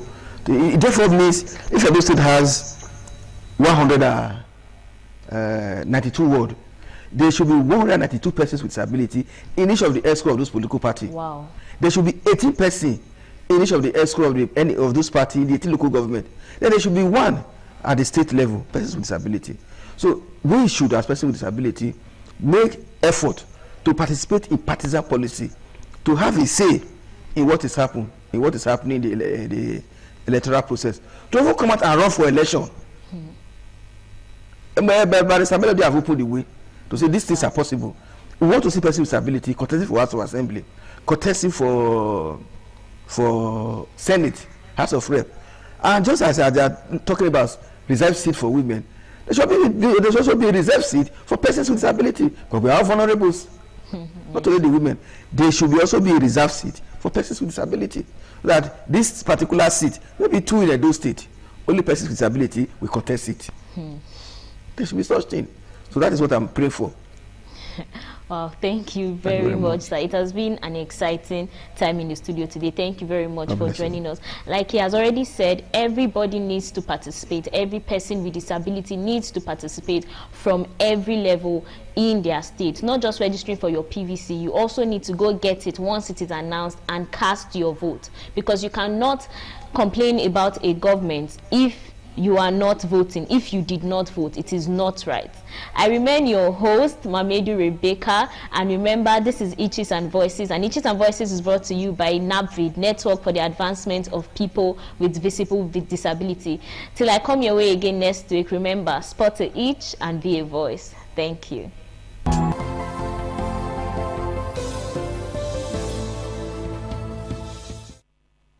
A beautiful afternoon to you and welcome to the news update at noon. I am Amara Chukwu Azuka.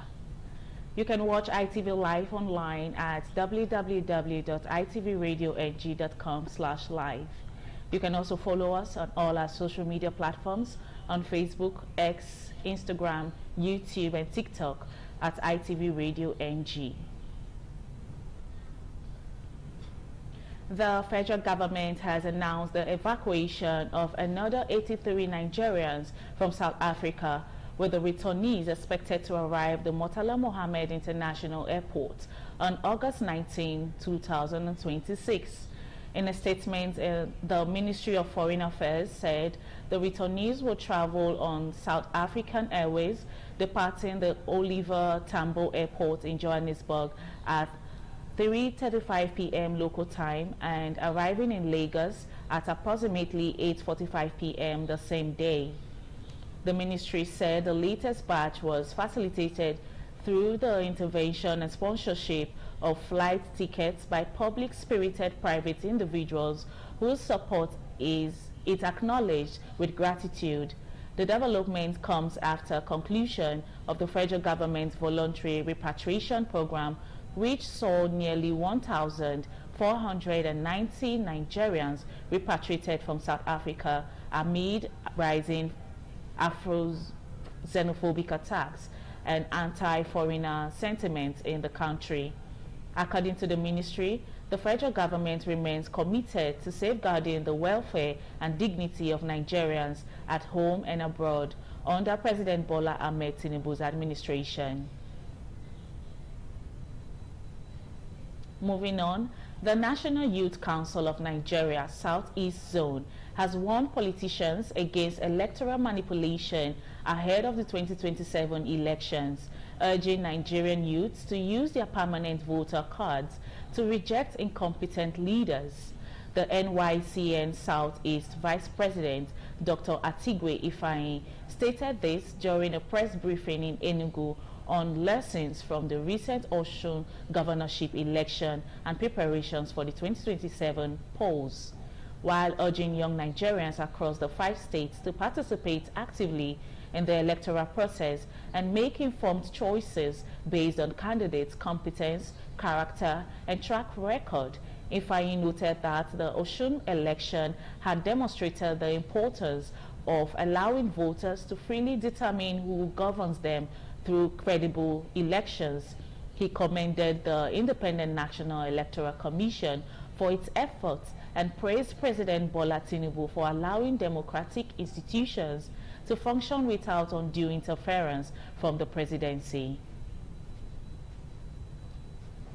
Now, the resignation of the Speaker of Edo State House of Assembly, Right Honorable Blessing Agbebakun, is generating reactions, with stakeholders expressing divergent views on his removal while setting an agenda for the new Speaker, Right Honorable Yekini Idaye. Valerie Ehige's report is represented by Ofuri Aneto. Tension rose at the Edo State House of Assembly on Monday when legislators resumed for plenary after politicking and horse trading. The former Speaker, Right Honorable Blessing Agbebaku, was given an option to resign or face impeachment. Right Honorable Agbebaku agreed to resign and was suspended thereafter. Reacting to the development, Olumide Ayola Eniayeye Esquire said the resignation showed the importance of political stability within the House of Assembly. He said the new Speaker, Right Honorable Yekini Idaye, must work to maintain the confidence of the legislators and effectively represent the people. We welcome the new Speaker and we have set an agenda for you. You should ensure that the people feel the tenets of democracy and the common man in Edo State feels the impact. Emmanuel Olayiwola Folabi SAN and Reverend Olu Aderibibe commended the former Speaker for voluntarily resigning, pointing out that resignation is different from impeachment and carries a different political implication. Because there's a difference between resigning your appointment or your seat as a Speaker than impeachment. Impeachment is very, very weighty. Because when you're impeached, in other words, there's an allegation of misconduct against you. It's clever to have resigned, or a political career have been destroyed completely. It's a lesson for people. If you're in position, stand tall, stand stronger. Mr. Afolabi urged the new Speaker to focus on the people, particularly the poor condition of the roads in GRA and Ring Road. He, however, called on the new Speaker to make his impact felt by ensuring that issues affecting residents are given proper attention, especially as the next election approaches. Look at the road, Ring Road, very bad shape. So the Speaker should be able to tell the governor the right thing he should hear. Right Honorable Yekini Idaye has since taken the oath of office as the new Speaker. From Benin, Ofure Aneto, ITV News. Now, the member representing Ego constituency in the Edo State House of Assembly has reaffirmed her commitment to represent her constituents diligently in her new role as the minority leader of the 8th Assembly. Assembly correspondent Joy Obarisiagon reports. Following a change of leadership in the Edo State 8th House of Assembly, the new Speaker, Right Honorable Yekini Idaye, disclosed that the House had received a formal letter from the National Democratic Congress (NDC), nominating its principal officers in the Assembly. In the letter, Honorable Uyi Omosiru, member representing Oedo West, was named Minority Whip, while Honorable Natasha Osawaru Idibia of Ego constituency was named Minority Leader, with Honorable Natasha taking over from Honorable Charity Aigwobaweyan. In her reaction, the new Minority Leader of the State House of Assembly, Honorable Natasha Osawaru Idibia, pledged to ensure that the voices of residents across the state are heard in legislative debates. Well, I'd say thank God with my position as the minority leader of the House. I would definitely do exploits by God's grace. I won't fail my people. I will do exceedingly well with the office of the minority leader. From the Edo State House of Assembly, Joy Obaisiagbon. Away from that, 4 Almajiris have died in Kano after eating food suspected to have been contaminated. The national chairman of the Sangaya Media Network, Alamara Sani Musa Nuhu, confirmed the incident in a statement on Monday.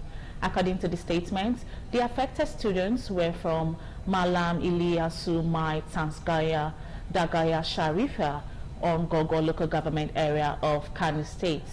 The statement explained that the affected students were rushed to Malam Aminu Kano Teaching Hospital following suspected food poisoning for medical attention. Nuhu stated that the students, however, reportedly died at the hospital on Sunday night, August 16, 2026. He further stated that the remains of the deceased were subsequently buried after approval was obtained from the district head and the divisional police officer. According to reports, over 20 persons have been killed and several others injured after gunmen attacked Bimpa community in Mangu local government area of Plateau State. A resident of the community, Daniel Musa, explained that the attackers, who were heavily armed, moved from house to house, forcing their way into homes and attacking residents who were asleep. Another resident, John Daliop, who confirmed the attack, described the situation as terrible. Daliop condemned the attack as barbaric and urged the state and federal governments to urgently strengthen security around vulnerable communities in Mangu and other parts of Plateau State. He said victims who sustained injuries had been taken to nearby hospitals for treatment, while community leaders and residents were making efforts to account for those still missing. Security operatives were also reportedly deployed to the community on Tuesday morning to restore calm and prevent further attacks. Now, despite recurring cases of vandalism at the special needs section of Ivore Primary School, Ogenesa, off ITV 7 Road, Benin City, spanning 15 years, the act has not only left parts of the facility in despair, but also affected access to education for some of the pupils with special needs. The school-based management committee and residents are calling for urgent intervention to safeguard the premises. Ofure Aneto reports. With over 15 years, the special needs section of Ivore Primary School has suffered recurring vandalism with roofing sheets, windows, and equipment removed. Chairman of the school-based management committee, Pastor Nosa Obadagboyin, said the situation forced authority to relocate some of the pupils to Salvation Army School located along First East Circular Road. More than 15 years, people have been coming to this school to vandalize the school property, to the extent that the equipments bought by government for the physically challenged pupils, all the equipments were removed, carted away. And then the government was so angry that they had to remove these special pupils to another destination. So if you go to the other side now, the roofing sheets have been removed. The ones you are seeing are just the coverage, that's all. Pastor Obadagboyin appealed to the Edo State government to rebuild the collapsed perimeter fence, provide security, and facilitate conditions that would allow the affected pupils to return to school. Many of the pupils are no longer going to school because the people who were removed from here were from this environment. So we appeal to the state government to come and then erect the perimeter fence that fell on the other side and then employ some security guards, that's all. A resident, Raphael in Abulele, also expressed concern over the condition of the school, saying the development has continued to affect the education of children with special needs. You can see the roofing sheets now, they almost finished it. We are now happy to the government to come and do the fence, then put more security for the schools. With the damage now exposed, the focus is on restoring the facilities and strengthening security to prevent a recurrence. From Benin, Ofure and Neto, ITV News. And now on business news, headline inflation rate dropped from 15.91% in June to 15.43% in July, according to newly released data by the National Bureau of Statistics. In its Consumer Price Index report released on Monday, NBS noted that the July 2026 headline inflation rate showed a decrease of 0.48% compared to the June 2026 headline inflation rate. The Bureau said on a month-on-month basis, the headline inflation rate in July 2026 was 1.57%, which was 0.09% lower than the rate recorded in June 2026, meaning that in July 2026, the rate of increase in the average price level was lower than the rate of increase in the average price level in June 2026. Meanwhile, NBS noted that the food inflation rate rose to 20.31% in July 2026 on a year-on-year basis.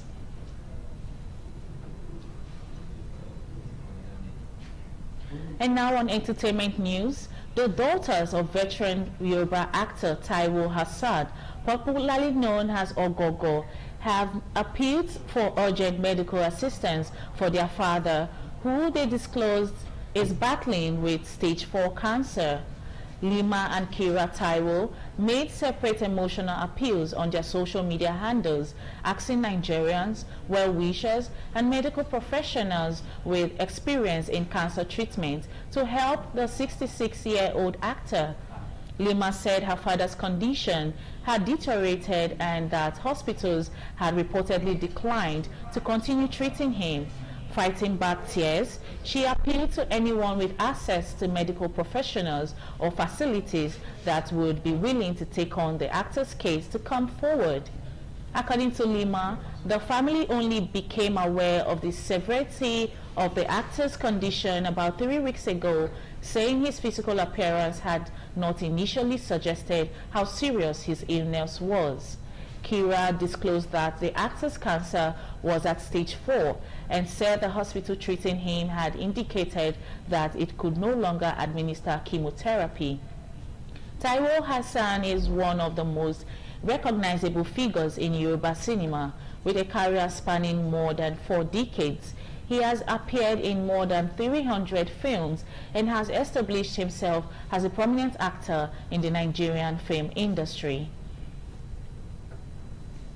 And now talking sports, the Nigerian Football Federation has asked members of the Super Falcons technical crew led by coach Justin Madugu to step down with immediate effect following the team's disappointing outing at the 2026 Women's Africa Cup of Nations and subsequent failure to qualify for the 2027 FIFA Women's World Cup. This also comes in the wake of the controversy rocking the NFF ahead of their elective Congress scheduled for September 27 in Lafia, Nasarawa State. The Federation announced the decision in a brief notice published on its official social media platforms on Monday. The Super Falcons failed to reach the semi-finals for the first time, a result that denied them an automatic ticket to the 2027 FIFA Women's World Cup. They were handed another opportunity to secure a World Cup place through the playoffs, but lost 2-1 to South Africa last Thursday, ending their hopes of qualifying for the tournament and missing out on the World Cup for the first time since its inaugural edition in 1991. The development leaves the NFF with the immediate responsibility to finding a new technical director for the Super Falcons, particularly with the Los Angeles 2028 Olympic qualifying campaign approaching. And that brings us to the end of the news update at this hour. Many thanks for watching. I am Amara Chukwu Azuka. Good afternoon. ITV, certainly the best.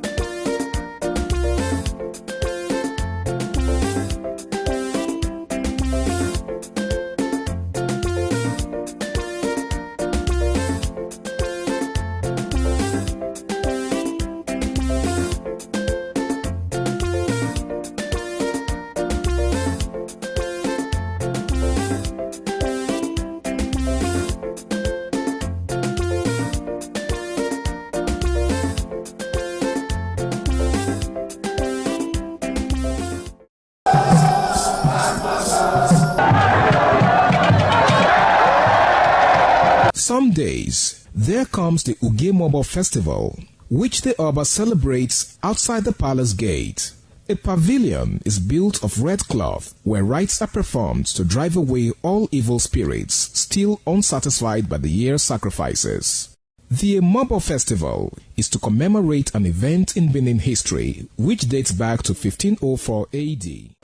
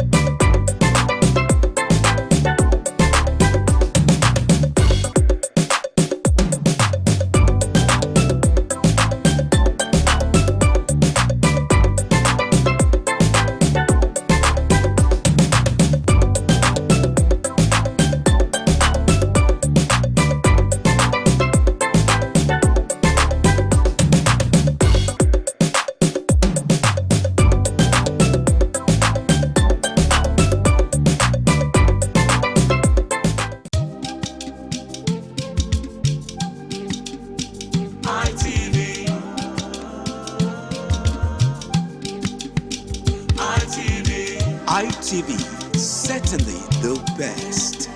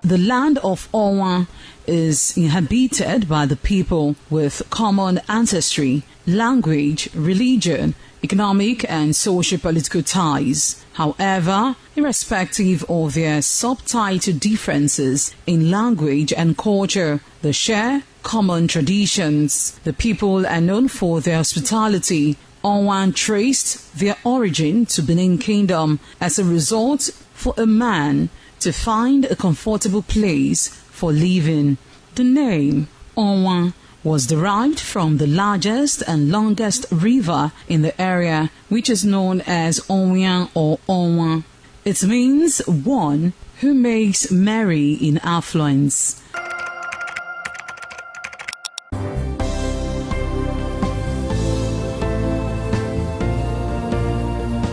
Thank you very much for joining us on the program, Healthy Living. What is the kidney? The kidney is an excretory organ in the body, which is for metabolism. Tuberculosis affects many organs in the body, but the common ones it usually affects is the lungs. Epilepsy is a neurological problem. Okay. It is an injury in the brain, which causes someone to begin to convulse, to go into fits. It is curable, but the cure is a long-term thing. If you eat well and avoid those risk factors that will make your immunity to be down, then the risk of contracting tuberculosis will be reduced. If you're healthy, then you're wealthy.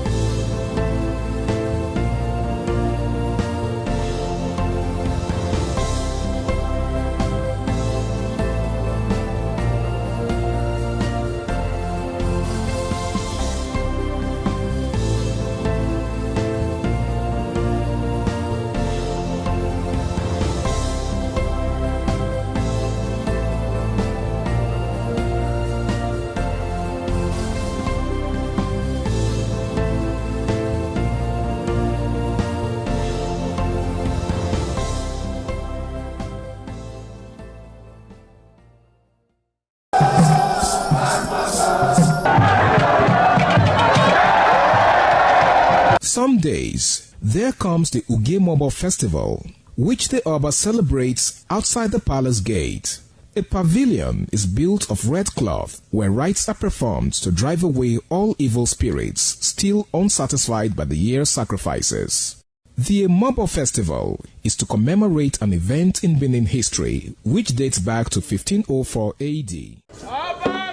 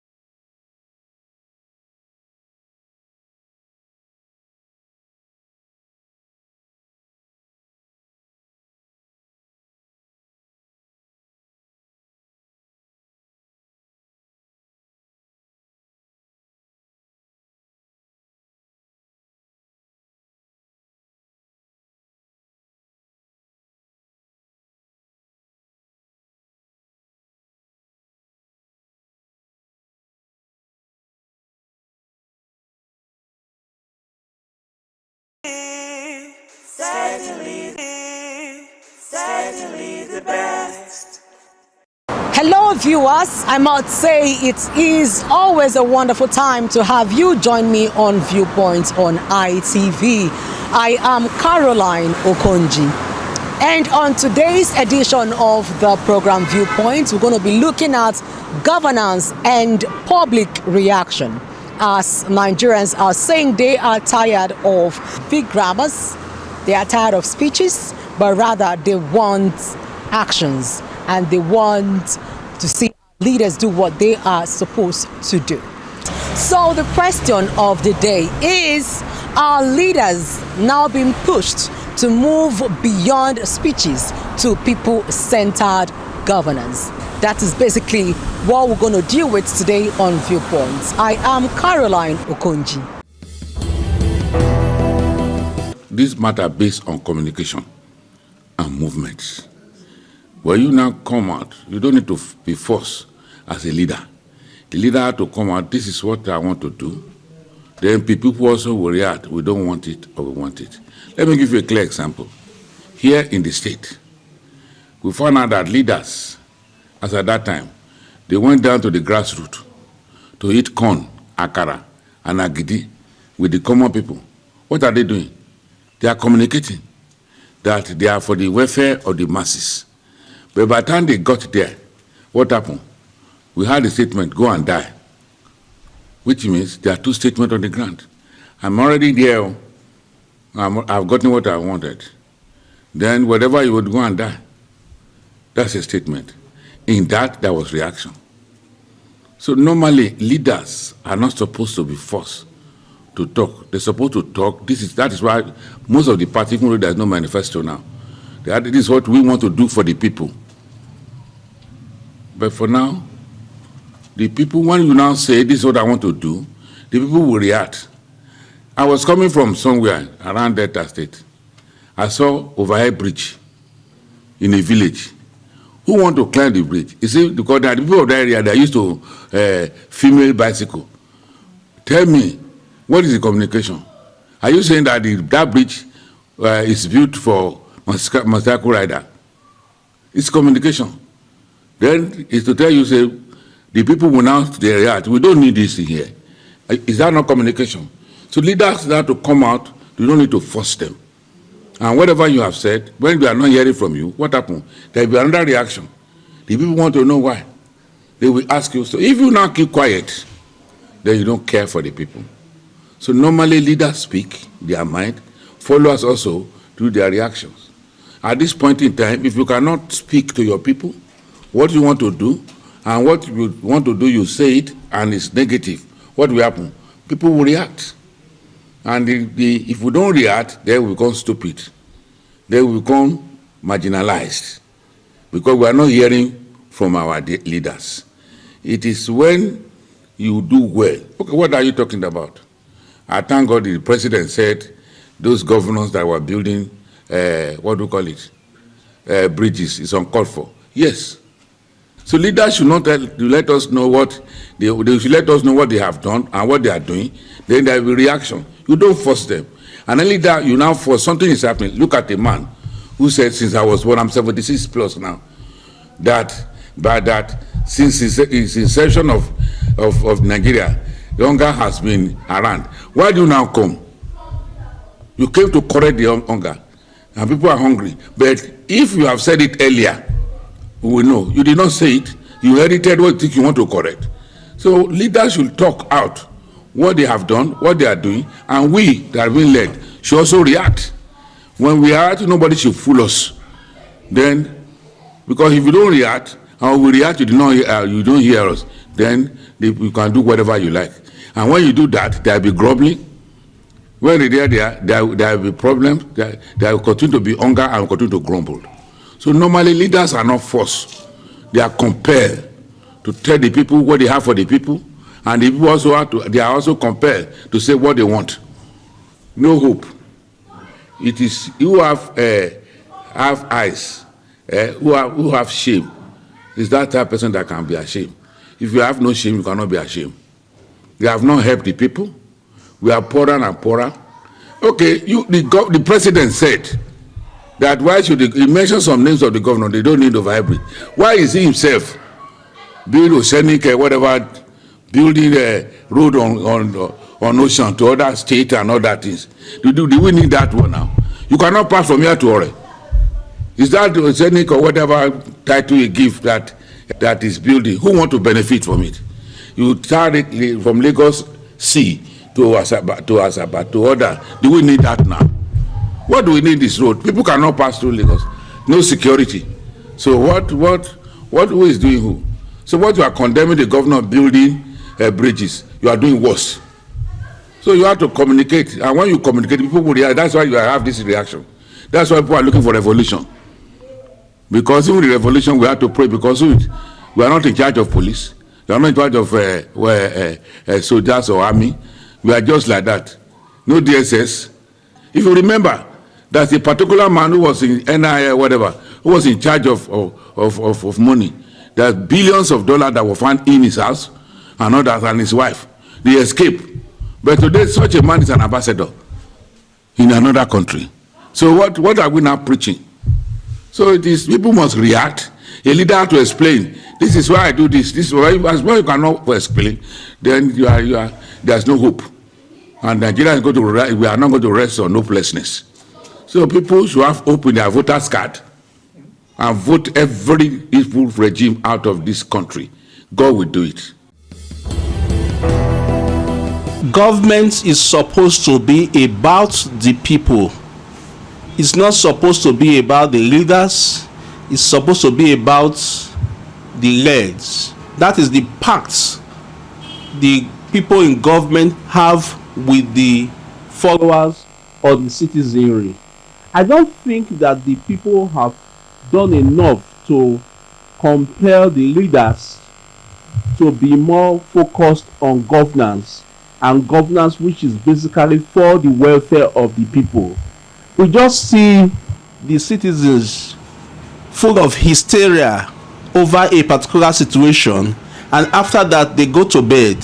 Save for civil society organizations like SERAP, who are on the government's back and pushing them to do what they ought to do. Nigerians generally are laid back if they can just get their 3 square meals and that's all. The more, I think that even if they are trying to wake up to push government, they should do more. Nigerians should ensure that governance should be people-centric and not about the persons in government. We must ensure that we speak up and be involved, not just being card-carrying members of political parties, but by ensuring that we speak up and put government and political office holders on their toes. The government is people-centered because government seems to feel they know better. I believe that the leaders should come down from their high horse, have town hall meetings with the people. What do they want? What is the primary issue that you want us to focus on? We find out that every government simply comes with their own program, 3-point agenda, 7-point agenda, without carrying the people along. Renewed hope or all that sloganeering, without letting people say, or without the input of the people. You find people having pages and pages of manifestos that they are not ready to implement. It's just for the paper, just for the records, for people to see that there's a manifesto. But they must carry the citizenry along. What is happening in rural areas? Do they have primary health centers?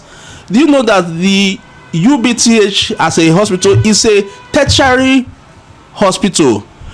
Only very important health issues should be tackled there. If we have general hospitals in Benin City, general hospitals everywhere, UBTH will not be crowded up because it's a tertiary hospital. If you go to other tertiary hospitals in the country, except you have major referrals, you can't go there. So the government should look at what do the people want, where does it pinch these people, and try to ensure that they remedy that area, like schools, we must ensure that time will come that people will be removing their children from private school and putting them in public schools, because public schools have become very good.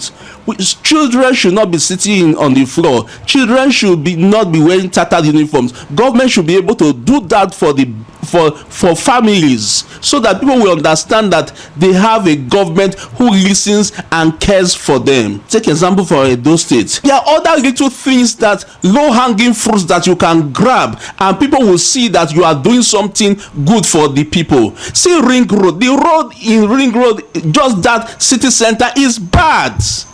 You pass there every day, you see that road is bad, nothing is being done, but you are putting on flyovers.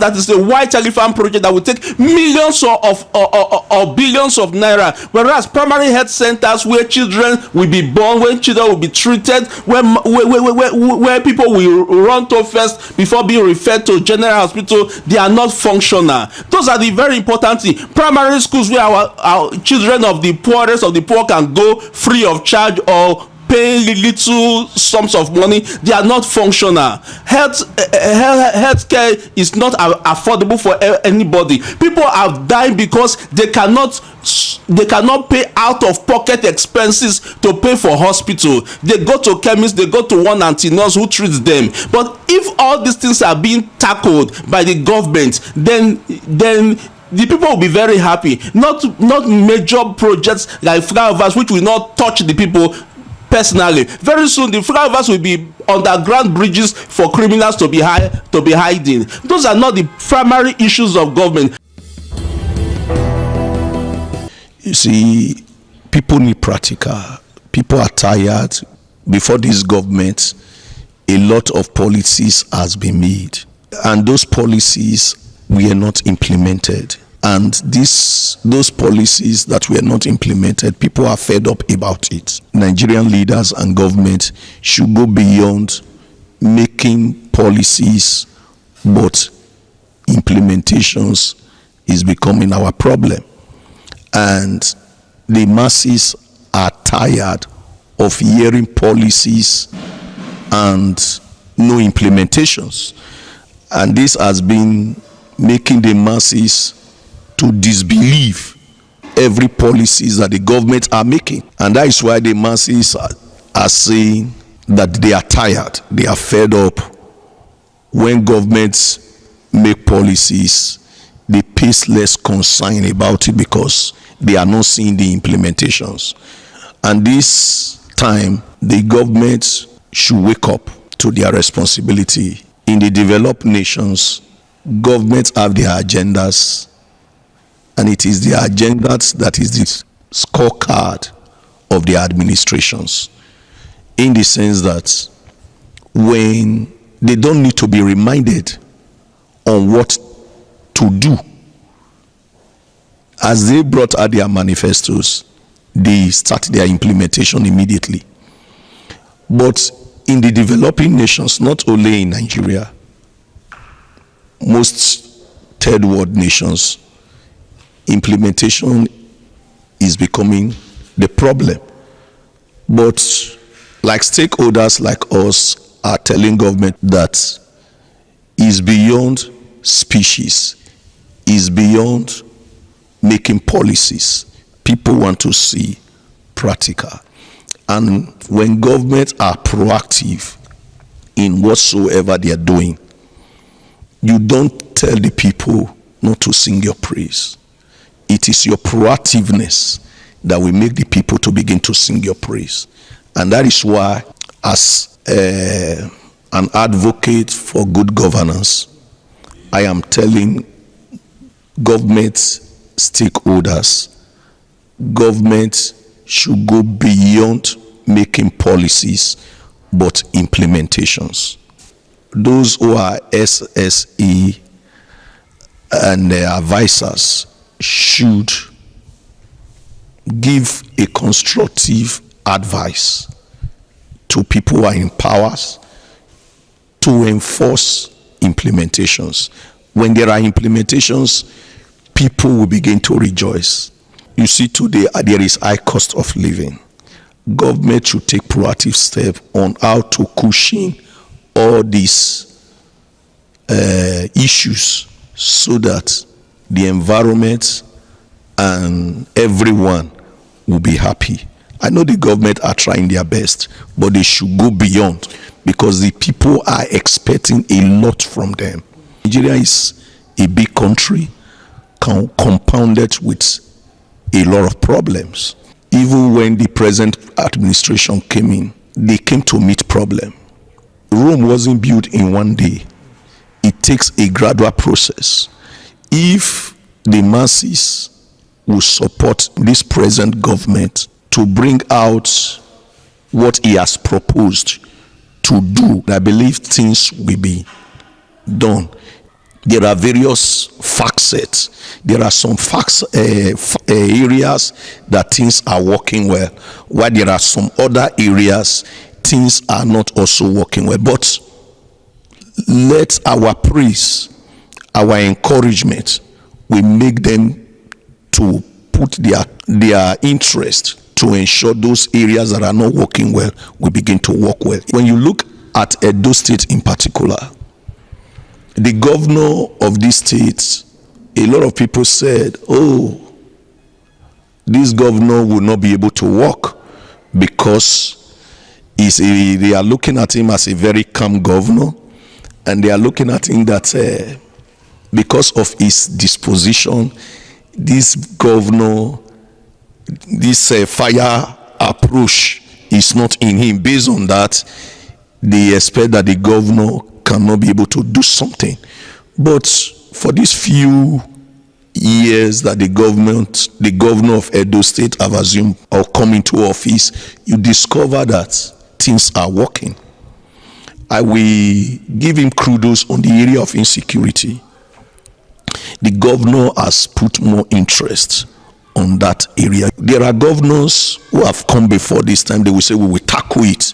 At the end of the day, with good speech, with good things are not done. But this governor, he didn't just say I will tackle it, but he just begin to work, and we are seeing the effect of his work. On the issue of infrastructure, we are also seeing what he's also doing. The flyover that he commenced on, we know some people, some governors will embark on such projects. You will say, oh, why did such people embark on such project? This project that they have embarked on will take almost a decade to complete such project. But we saw this governor, when he came into office, he said, Benin City must have a flyover. And he embarked on those projects, two of them simultaneously, and we are seeing the effect of that flyover working out. These are some of the projects that some governor will embark on. It will, even though they will leave office, you still see that those projects is lying low. But this governor, I give him kudos on the area of infrastructure. I also give him kudos on the area of security. It is their duty to deliver their mandate. They make promises, and those mandates, they should deliver it. I think they have, to me, they're very slow.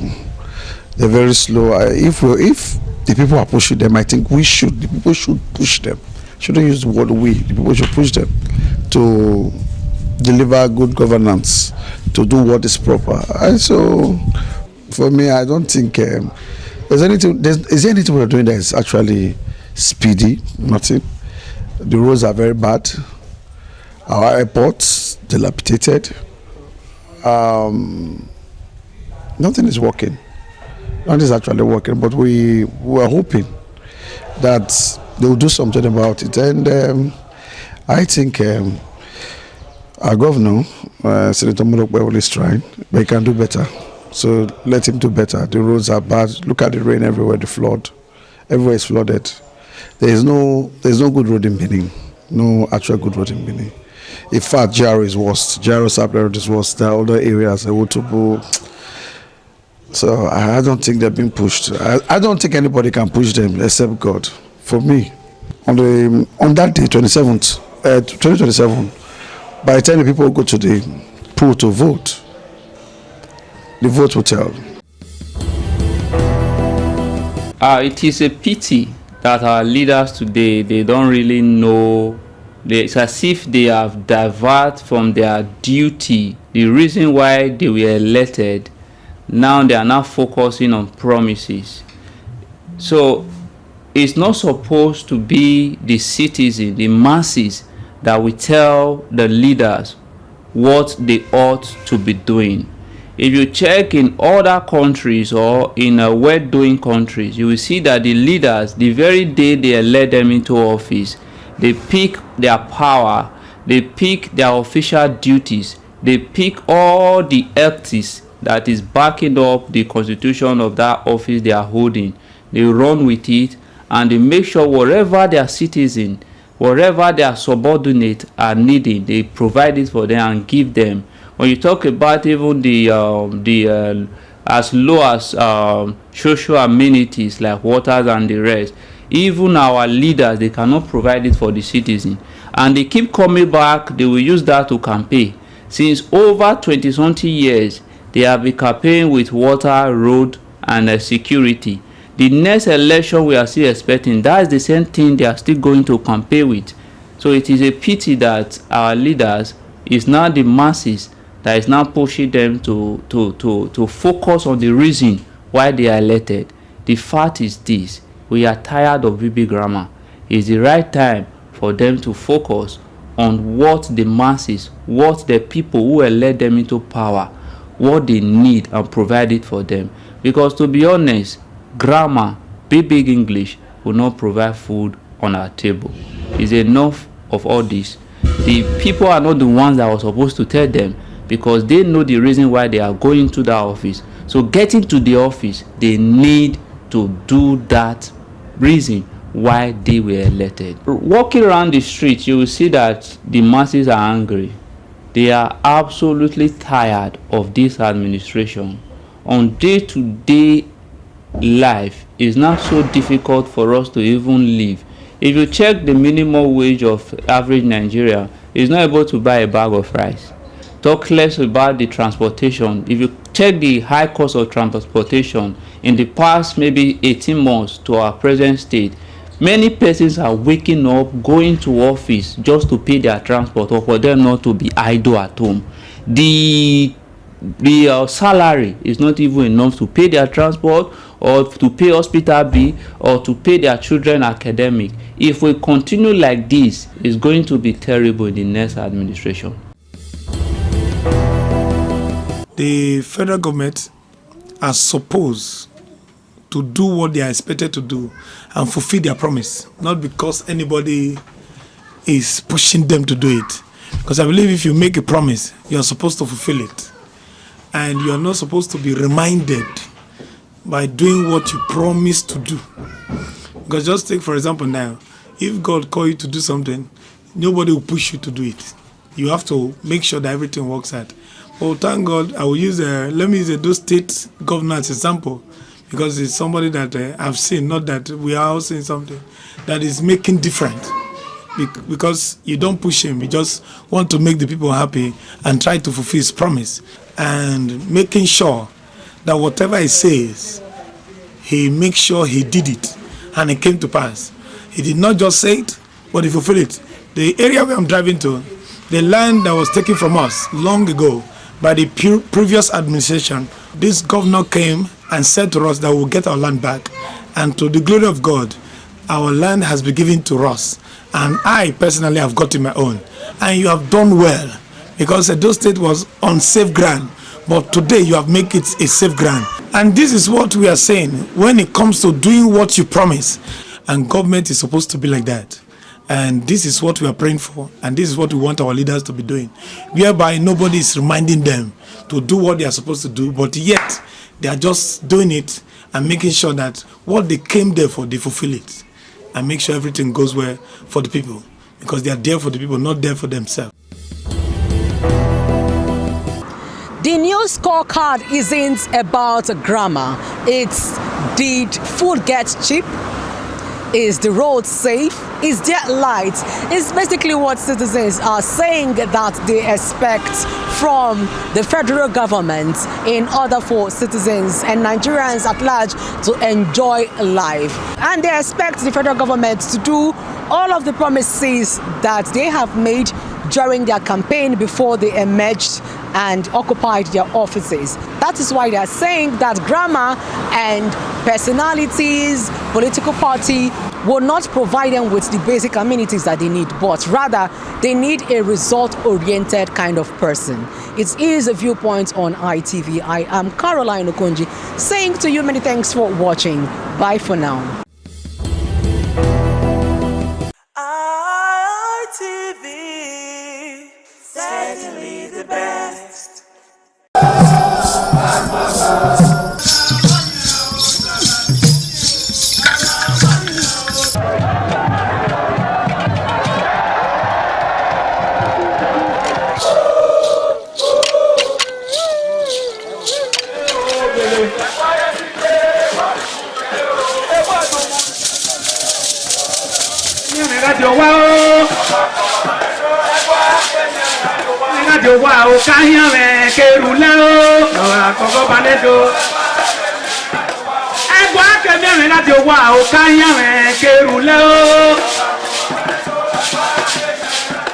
Omonoba Nedo Ukwakwalopolo Ewai II, Oba of Benin, performing during the 2025 Ododua Festival. Ododua Festival is unique as it was organized in honor of Ioba Omoni Hwoyeme, Ioba. Certainly the best.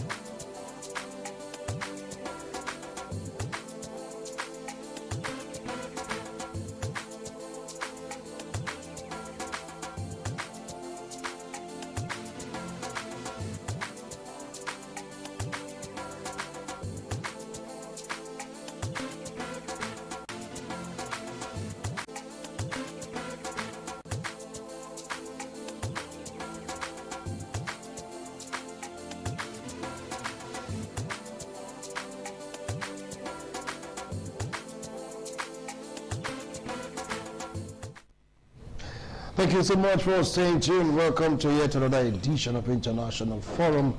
I am Wilson Marshall. Well, today is all about the Korean Peninsula, where the South Korea President Lee Myung is talking about ending the war against North Korea's Kim Jong-un officially. You know, in the 50s, when they have this Korean war, they choose to sign a pact, not a peace treaty. But we're not saying that both should just hold hostilities. They shouldn't exchange hostilities. Nobody should fire. Nobody should do anything. Just be like that. But no treaty of peace was signed, so they can talk about peace. And that is where they are today. You've heard about DMZ, right? Demilitarized zone between North and South Korea, where you're not allowed to cross to the other, but there's like a border, a boundary, so to speak. So there will be this zone where you just can exchange fire.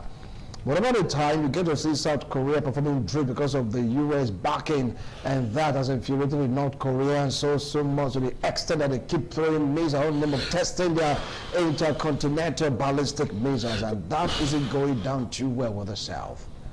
Of recent, Donald Trump was pissed at South Korea, saying that South Korea didn't show any form of support to the U.S. as they engage Iran. That is not just happening with them anymore. And you know what that means. Lots of things are like, going on. Don't forget that in 2024, Kim Jong-un, the supreme leader, the supreme ruler of North Korea, said they want to recapture South Korea to make them part of the North, that they are one indivisible entity. Of course, South Korea, they resisted it, saying it cannot happen.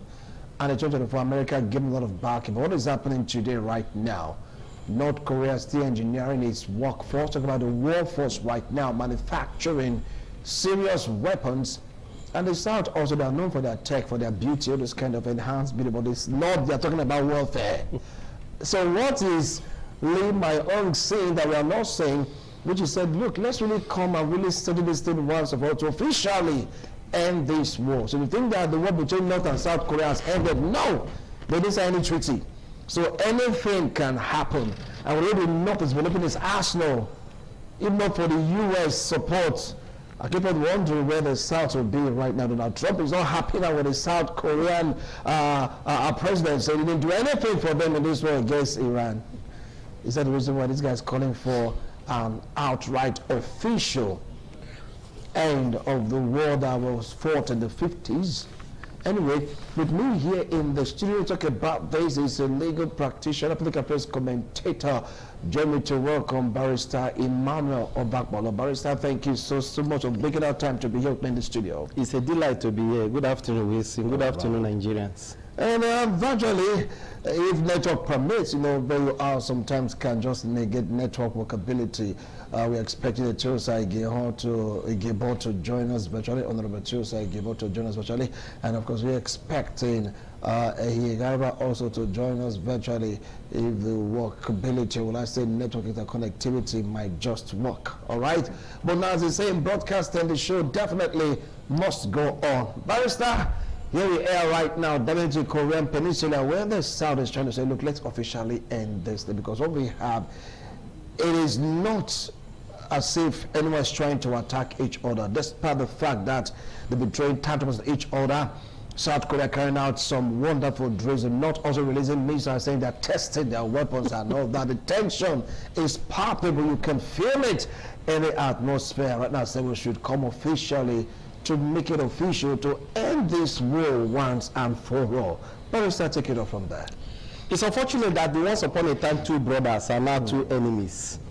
The Korean Republic, as it used to be known, once upon a time, divided into two in 1945, wherein we now have the South Korea and the North Korea.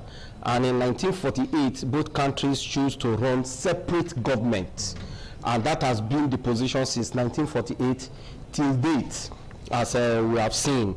And despite that, from 1948, there has been tense tension between these two countries. Their border towns go through a lot. There have been harassment, intimidation, wherein the North choose to go into proper weaponry. They begin to produce weapons, ballistic missiles, nuclear weapons, and at times they will just wake up in the morning and say, oh, we want to test our ballistic missiles today.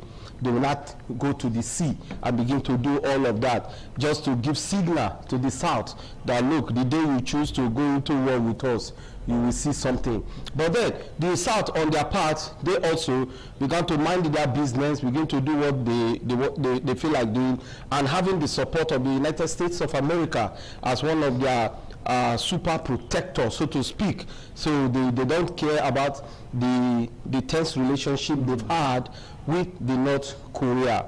And the proposed talk that has just greeted the world, particularly coming from South Korean president, I do not think will bring about peace. Peace is elusive for now between the two brothers once upon a time, because the peace will only just restore communication lines between the two countries, and that will now ease the tension, to my mind, the tension between them, and also in their border towns or border area, just to see how they could begin to do some talk. Because for now, both countries are sworn enemies. They've drawn lines. They've created boundaries wherein if you cross any of the boundary, you can be harmed or injured, as the case may be.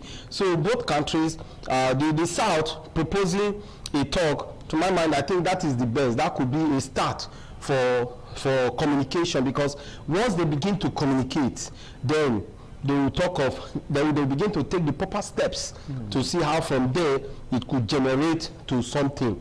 But for now, every person, the world is just looking at them. Coupled with the fact that Donald Trump on his own begin to make some statements or utterances with respect to not having support from South Korea. I do not know why he needed support from South Korea, particularly with the war with Iran. South Korea is a country that needs more protection from our own once upon a time brother, which is North Korea, and America has given them that protection all the years. And I do not think that maybe America needed a moral support or an outspoken support. Maybe that was what Donald Trump was talking about. But if it comes to support, I think that South Korea has ever been with the United States of America, even for nothing, but as one of the babies of of the United States of America, has been protected by America. So when you look at this proposal, I think the North should embrace it and see how both countries can begin to talk. Probably with time we could get to a state like what happened between West and East Germany, wherein the Berlin line that was the Berlin Wall that was built was later destroyed to see how there could be peace between the brothers. And today, that was in the 80s. Yes, and today once upon a time both countries are now is now one country, and that is Germany, or United Germany, as anybody as you choose to call it. And today they enjoy industrialization, they enjoy development to the extent that Germany is now recognized as one of the powers of the world. I think that unity has brought about that. So if the North and South Korea will be able to begin to ensure that there's communication lines is restored between them, then with time I think we can be talking about peace. But for now, peace is elusive. Let's take a look at South Korea. Somebody saying that they're like, in quote, whether with due respect to them, they're like the wimp in that Korea president. And they said that they depend or rely more on the U.S. What do you think prevented them from manufacturing weapons like their northern brothers? The thing is that it's not that they don't go into manufacturing of weapons. They do, but you know, the North is that type of country, particularly the leader, the supreme leader, so to speak, who would like to tell you, this is who I am, this is what I am, and this is what I have achieved. The South may not be making that noise, and also the South may be obeying and observing and obeying the United Nations rules with respect to production of weapon. So, but for the North will tell you the only thing we have, the only thing we can boast of, the only thing we can use to protect ourselves, the only alarm we can raise when the needs demand is to go into manufacturing of weapons. So I feel that weaponry with respect to the South is not that they do not have it, they do, but the only challenge that they have, that I think, is that depending so much on the United States of America, and America can choose to withdraw its support, particularly when a president of the United States of America is not in good condition or does not really like or love the South Korean state as it is, just as we see Donald Trump now complaining. And I know with time they will go back. Donald Trump just want to get their full outright support, so that the whole world will know that the South Korea is with the United States of America and not the hide and seek game as it is. So for the South, if you look at development, the South is more developed than the North. It's only that the North has more, as it has showcased, has more weapons, so to speak, in quotes now, more than that of the South. But if we want to look at humanity and the development of humanity, I think development is what humanity should go after. So how come the South, so they do not admit it openly, they are scared of the North. And of course, people the Korean Peninsula, Japan, and the rest of them, they are afraid also of what North Korea can do to them in that particular peninsula. What's the reason behind this fear? You know, just now, we have 2 countries among the Asian tigers that have developed themselves in terms of weapons in the world. You have North Korea, you have China. Yeah. These 2 countries have been able to develop themselves more than other countries in the Asian part of the world. And you know, the strength of everybody cannot be the same, particularly with development. More so to do with the development on weapons, as we have with China and North Korea. And again, China and North Korea have become friends over the years, maybe because of their style of development, wherein they prefer to go into development of weapons. But you can see that China, as much as China is developing herself on weapons, China is also developing herself economically, because for you to have weapons, you also need economic power to do that. So, but North Korea, in the case of North Korea have not been able to do that. Economically, North Korea have not been able to capture other parts of the world to build their economic progress due to sanctions from the U.S. Yes. They, once upon a time, China also got that bite of sanction, but China now went ahead to develop herself economically. It was when China began to see that we are developing economically, then China, you know, if you want to rule the world, get economic strength. Economic strength. Yes, if you want to rule the world. And that is what the United States of America is doing. The United States of America does not showcase any weapon that she has, but she has been able to showcase the strength that economically we have power. And that is, do you know that the United States of America is the most indebted country in the world? But despite that, those countries that they are indebted to, or those states that are indebted to, or the economies that they are indebted to, know that they have the capacity to offset those debts because of what? Their economic strength. So firstly, you develop yourself economically. Thereafter, you can go in weaponry. But when you develop weapons, just like Iran has developed 75-80% of Iranian budget go for the manufacturing of weapons. But economically, the people are suffering. Same with Korea, North Korea. So if you now have weapons and you don't have economic strength, you can crumble. Because the day the secret, the antidotes to those weapons are founded by any other state in the world or country, as the case may be, then you are over. But some of you know that if you have good weaponry, you have good military, that can invariably bring to you economic strength. If you can bully your neighbor, you can't get what you want. That's going to be the prism of North Korea. I do not think so. China today, that is recognized as one of the world powers, it is not because of the weapons that China has. It's because of the economic strength that China has. That's why if you talk of countries to the world powers, you can count China and not even count Russia, because economically Russia does not have economic strength to impact the world. But when Russia has weapons, but you can count China, you can talk of the United States of America, you can even talk of Britain, you can talk of Germany, you can talk of France.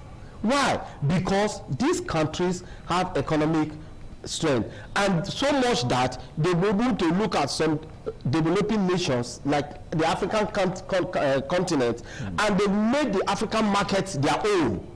Like China today, you see all China's products in the African market. How many of Korean products can you see in the African market? How many of Korean products can you see in Europe? But do you know, you can see China products in Europe. You can find it. You can even see in the United States of America. And that is why at the time Donald Trump was now increasing the taxes. Yeah, the tariff on China's products, because China product was now taking every part of the United States economy or market, as the case may be. So I think that for you to really prove your prowess, for you to really prove your power, for you to really prove how viable you are, then you must have economic strength. Just having weapons to bully your neighbors because you know that your neighbors are not that powerful like you, but by the time your neighbors align with other superpowers, then all of the weapons that you have will amount to naught. And that's why anytime that North Korea tries to bully South Korea, the United States of America rises to the occasion.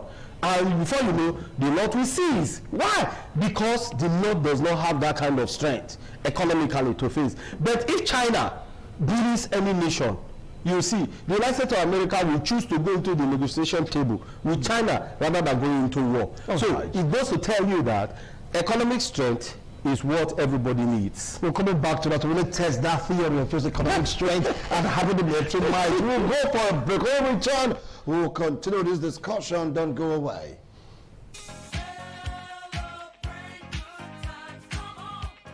It's time to talk. Why the second, as part of activities for her burial rites, the rich traditions and cultural heritage of the Benin Kingdom was showcased when His Royal Majesty Ewai II engaged the floor to perform during Uge Ododua in the palace ground in Benin City.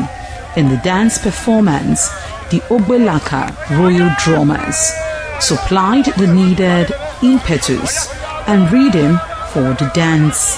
However, tributes are paid by the head of Benin deities to the monarch, who was the cynosure at the event.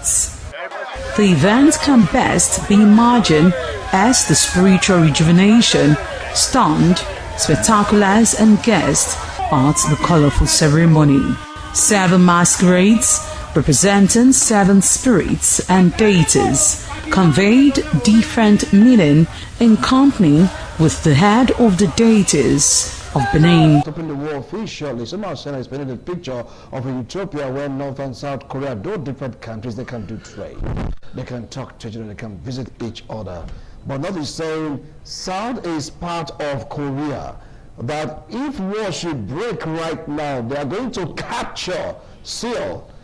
Pyongyang said they're going to capture the capital of South Korea, which is the Seoul, and they want to be one. One is saying diplomacy, one is saying no, we have to take it by force. So you see a showdown between the North and the South, as always happening between Russia and Ukraine right now. Yes, the attempt being made by North Korea is to see how she can take over South Korea and make the Korea as it used to be before 1945 one republic or one state, as the case may be. Having seen what Russia is doing to Korea, to Ukraine, and even the United States of America, that seem to have the backup, the cover for Ukraine, is not now giving Ukraine all that Ukraine needs, particularly with the emergence of Mr. Donald Trump as the President of the United States of America. So maybe the North Korea is trying to borrow relief from that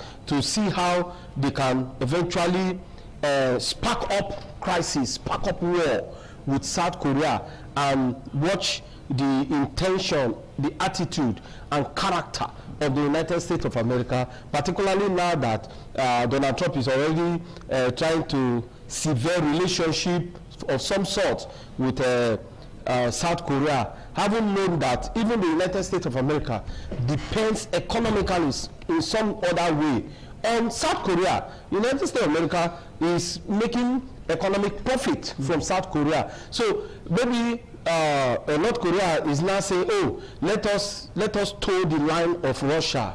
Let us toe the line of once upon a time Iran, when Iran invaded Iraq. Let us toe the line of some other countries who have invaded their neighbors, like when we saw here in Africa, we saw Ethiopia invaded Eritrea, but somewhere along the line, the Eritreans now said, no, we would rather die than to belong to Ethiopia. But then long time ago, Ethiopia and Eritrea, like, one country. So yes.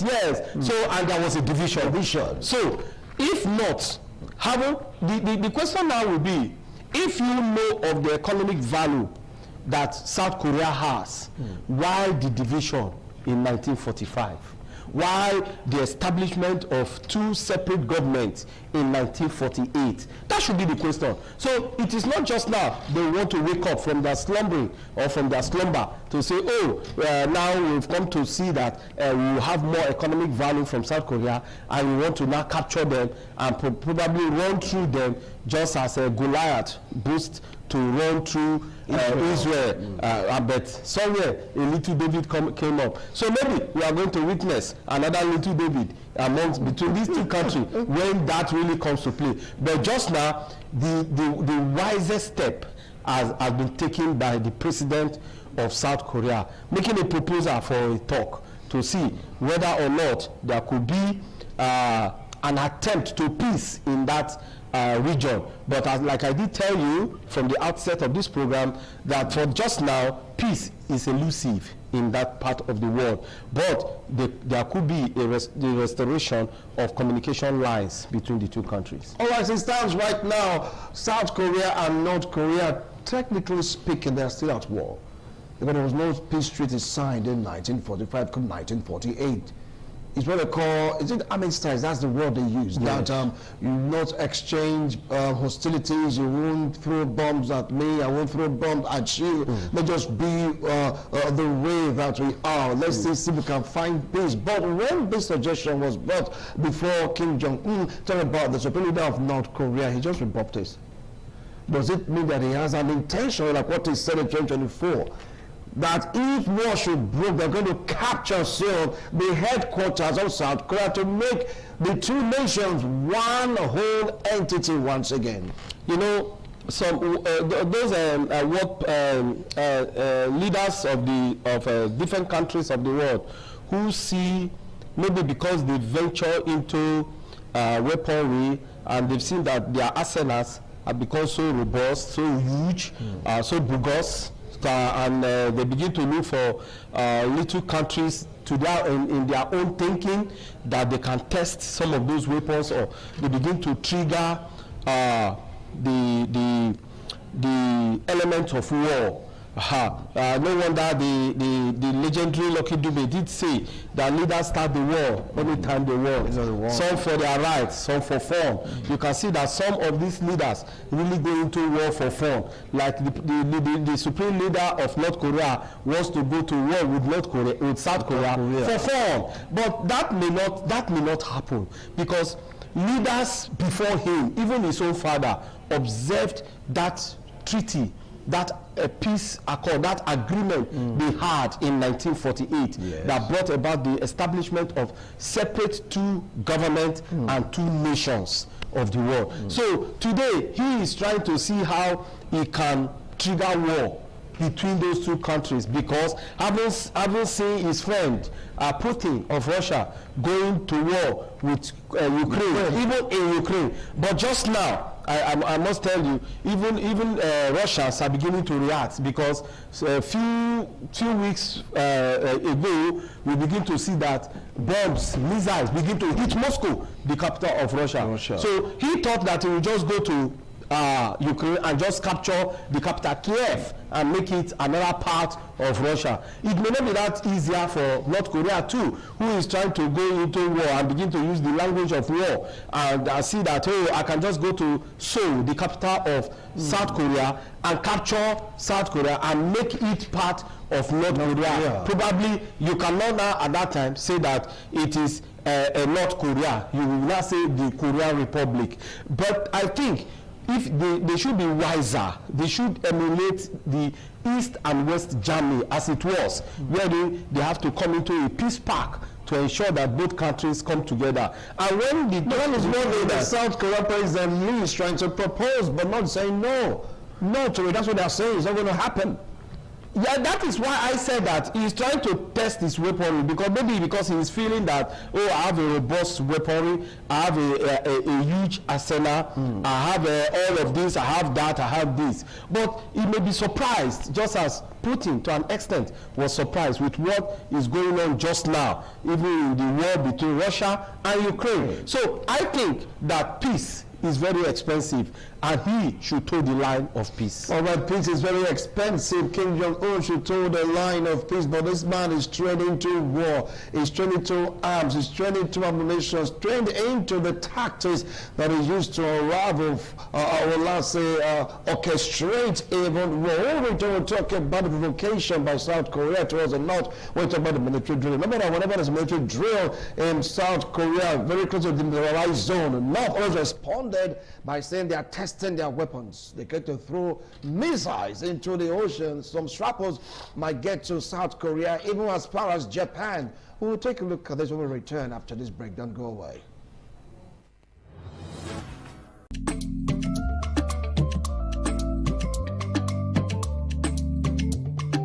The man went out to bring in thugs to come and beat her. Yeah. In a situation like that, do you think women would have seen that and still want to speak? Really, we're talking that's about. That's what I said. So when they bullied her, Yeah. if she's not bold enough, she will shut up. What is your advice for girls out there that are so desperate to be married? We women, we have to be really intentional about our parenting. If you know a child is being abused, or you see signs, a bruise or a child, it has to be investigated. People barely even breathe when they are going for ashwebi and something. You have to be They smart. can't sit If down. you see when they are dressing them up and dragging on both sides, you cannot breathe. And these women will stay in those events for hours just to keep up with that beauty trend. Is that healthy? That's not healthy. I am Patricia Urumu Gabriels, and we're reaching you live from our Lagos Network studio. Of course, Women in Conversation is a program designed for women to discuss about themselves.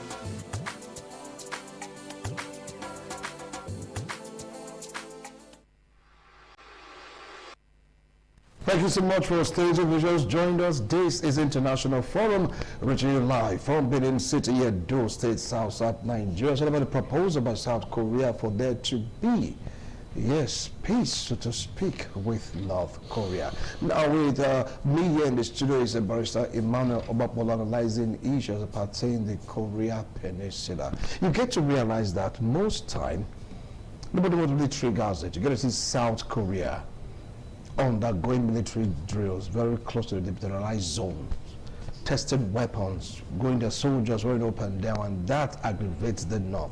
And whenever the North sees them doing it, as a warning, they do start throwing missiles. I mean, is that test of testosterone or test of strength, or what is really happening?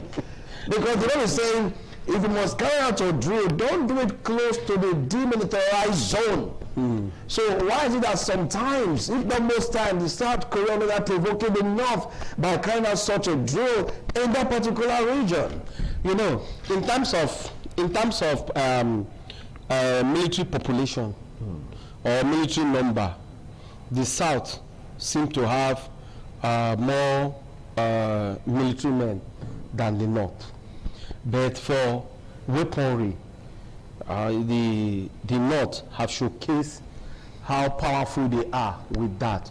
So you can see this tension over the years between the two countries.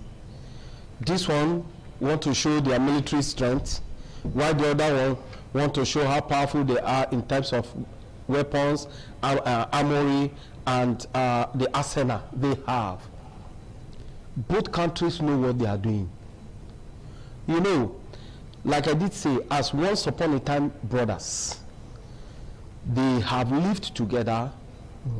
They have once upon a time, there was no boundaries. Boundaries were not created between them until 1945, when they choose to create boundaries. And after 1945, they still did not run separate governments until 1948, when they came to an agreement that there should be an established separate government to run the two countries. Now, even after, between 1948 and 1950, they were still living together as brothers.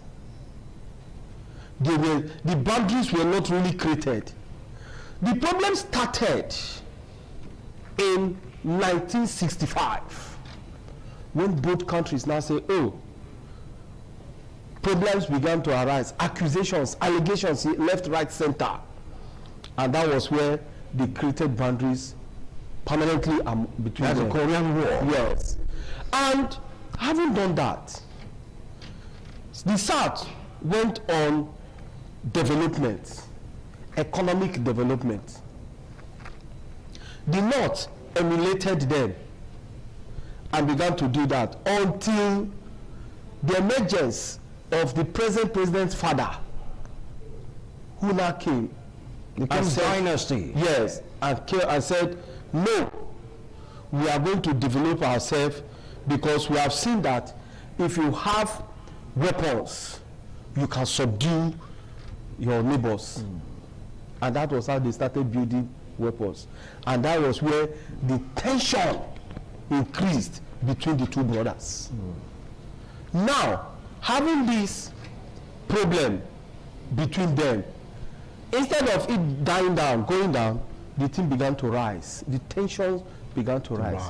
It became tense between them. And that's why you see today, now they'll be able to go into a treaty with some other turbulent countries who choose, those countries who choose to bully their neighbors. Countries like Russia, countries like China, countries like Iran. They'll be able to make treaty with them in terms of war.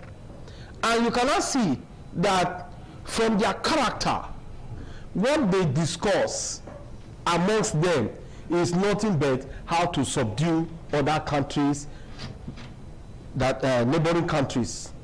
That is what they just feel, so that they cannot showcase and display how powerful they are. So that has brought about the tension and the attempted crisis or war in those regions. Now, having seen Russia invade Ukraine without any opposition, so they too are feeling we can invade South Korea and there will be no opposition. After all, we have China, who is the most powerful in the Asian continent, as our own friend. Hence, China is with us. We can go and do, because China on our own has also made attempt to capture Thailand, to take over Thailand. China on its own had made attempt to capture Taiwan. Yes. Taiwan. Yes. To run Taiwan and take over Taiwan. So you can see that these four countries who have made relationship amongst themselves are countries who like invading other countries. Countries who like invading or want to survive, want to establish that dominance to free themselves from the clutches of the West. Free themselves from the clutches of the West. You can do it by peace. It does not really mean you can go by war. War shouldn't be it. That's why I did say that war is expensive. Because when you go into war now, you may not be able to count the costs now. But in course of the war, when you begin to see losses, you may have no reason to revert back to where you started. Because already your ego has put you where you are. So that is the challenge. So I think that the best bet to go about it is to go by peace, to see how we can discuss this. Look at just now. Russia, South Korea is already making a proposal. And I think that proposal will lead to peace, can harmonize the two countries if it is done. Why didn't West Germany say we will not accept it, we will run through East Germany to capture East Germany to see how we can now have East Germany under our control? Why? No. But today, the two, once upon a time, separated a separate country, they are now one. Now, some of the people say that this might not be possible because of the way North Korea is going about it. North right now is really compulsory in schools of the North to teach their children that the South is primarily their enemies. So how do you think this will work? We've seen that in everywhere. So tell you that these guys are traitors, these guys are the enemy. Whenever you see them, kill them, destroy them, do X, Y, Z to them. So how's it going to work? We are talking of South and North Korea. Yes. What is going on? But we are still witnessing same in our own continent here, black world. South Africa. We are witnessing same. Where the indigenous or the citizens are now saying, oh, every immigrant to our country, as long as you are a black skin, leave our country. So what is the difference? I just saw on the news crew that about 300 Nigerians will be coming from South Africa even tomorrow. So what are we talking about? That goes to tell you that the era that we find ourselves in this world is a turbulent era. But men should learn how to choose peace instead of war. The North Korean president is young. He's enjoying all that he needs to enjoy as a president of a country, and feeling that he can run through South Korea may not be that easier for him, or easy rather for him. He may be thinking that it will be easy for him. It may not. Putin thought so against Ukraine. But just now, it didn't go that way. Even we came here and done an analysis to the extent that some of us even opined that, oh, Russia will just run through Ukraine. Though Ukraine is bleeding, Ukraine is getting the heat. But Russia also has losses to count at the end of the day. So, why would you now want to run through a nation just because you want to capture that nation and probably name that nation as part of your own territory? You can do that by peace. The example set for us is East and West Germany. Today they are one. And the two nations is very peaceful. You cannot even go to Germany now and begin to say where was West Germany and where was East Germany. You cannot now, because the wall that separated them was brought down by them. So let men, like I said, learn how to toe the line of peace. Some of the people that if Russia and US can pull their support from the North and South Korea, because according to history, US supported South Korea, while Russia supported North Korea in the war. If both of them can just pull their influence, let these two countries be the probability that they might just come together once more. What do you feel about this proposal, when I say ideology? Now, if you look at, I think both countries also have foreign influence over them. That's why I did mention that the North Korea, because of the treaty she has with countries like China, Russia, and Iran, so they are now emulating the character of these countries. China attempted and is still attempting to take over Taiwan. Russia is already fighting to take over Ukraine. Iran attempted to take over Iraq. It was the United States of America that assisted Iraq to stop Iran. Now, the United States of America is still at the center of the storm. If not for the protection, the little protection now, the United States of America is also giving to Ukraine and some other world powers, probably this war, the war between those two brothers or brethren, as the case may be, might have ended. Or the losses will still be counting as it is still counting now. But the influence that Russia has over North Korea, and that America, the United States of America has over South Korea, they are two different ball games. United States of America has economic influence on South Korea, and also to give them military backing in terms of protection. But that of Russia on North Korea is to encourage, strictly on encouraging North Korea to invade South Korea. But Russia never told them to invade. China also never told them to invade. They're saying just be well, build the economy, be strong. They don't want to develop. They're not saying Kim Jong-un, you have to destroy the South. All the nations, they never said that. All the nations that these countries have supported economically are they, except China. Iran, 70 to 80% of Iranian budget every year goes for production of weapons. How do you survive economically? If you go to Russia, economically, Russia is stable, but Russia is still getting the heat. Amongst these parties, it's only China that has economic strength and military strength. Yes, to both together.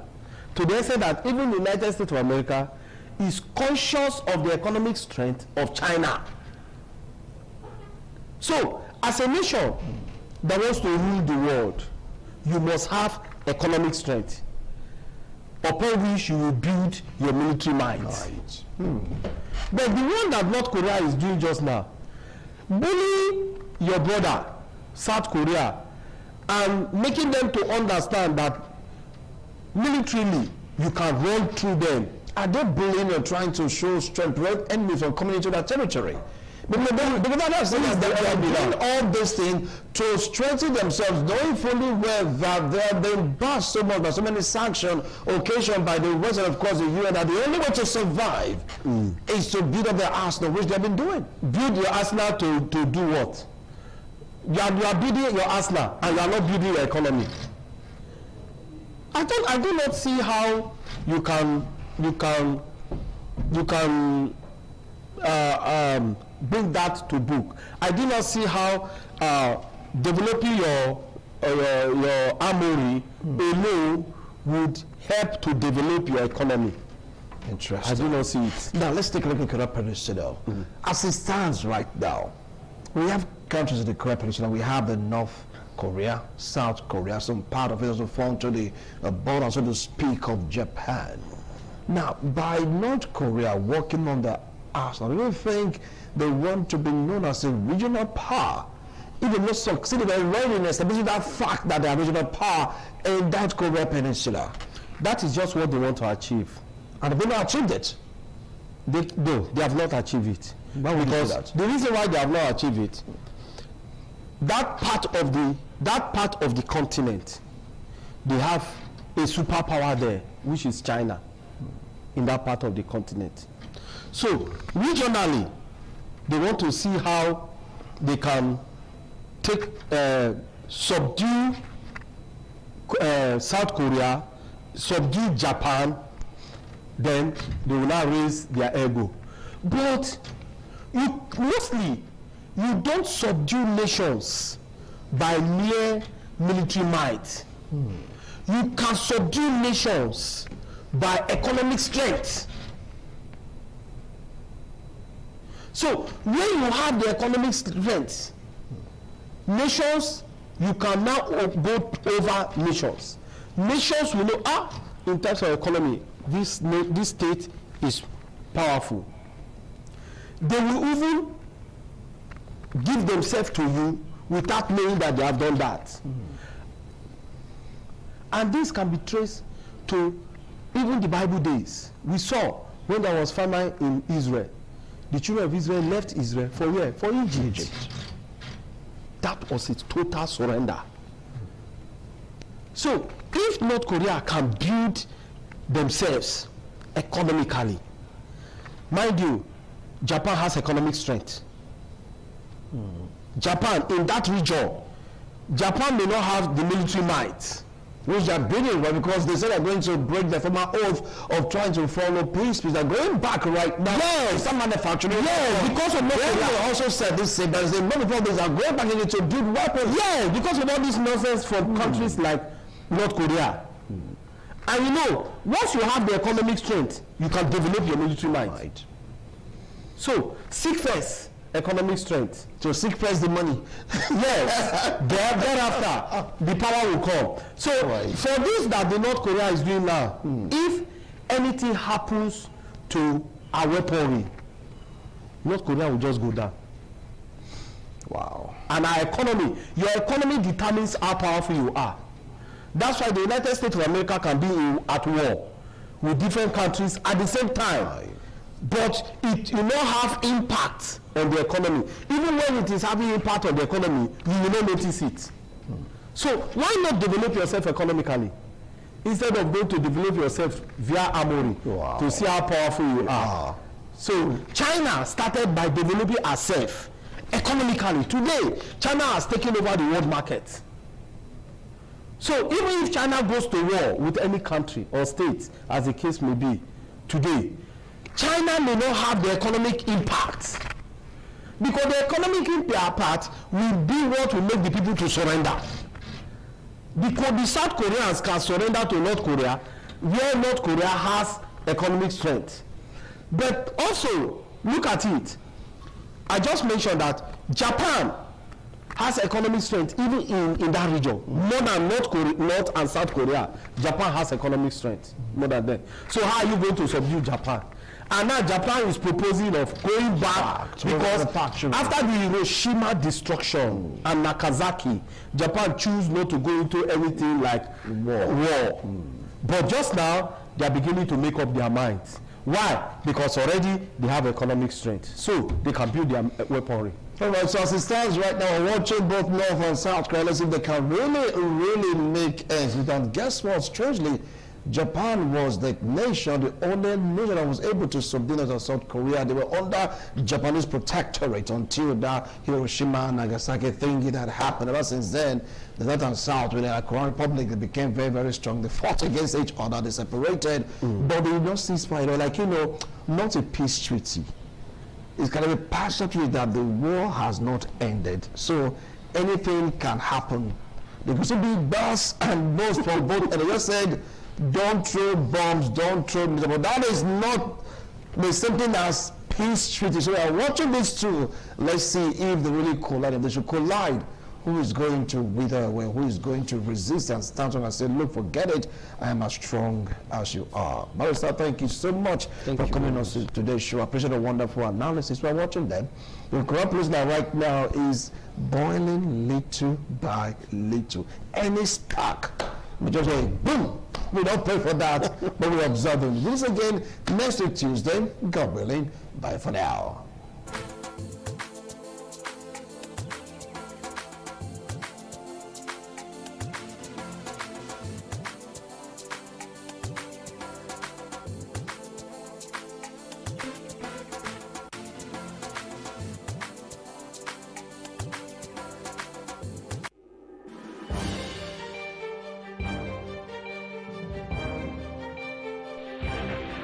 This is ITV.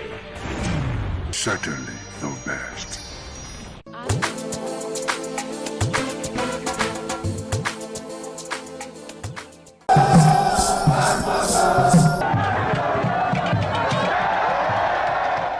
Onwa is rich in culture and traditions.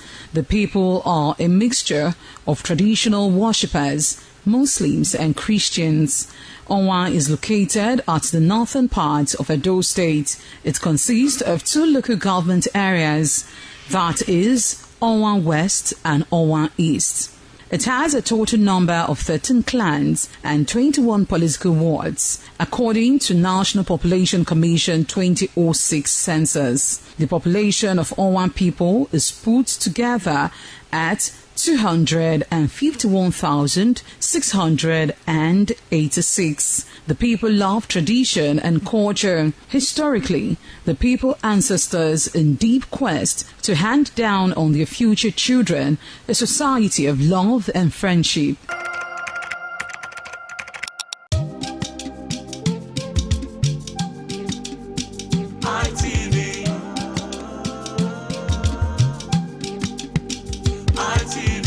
ITV, certainly the best.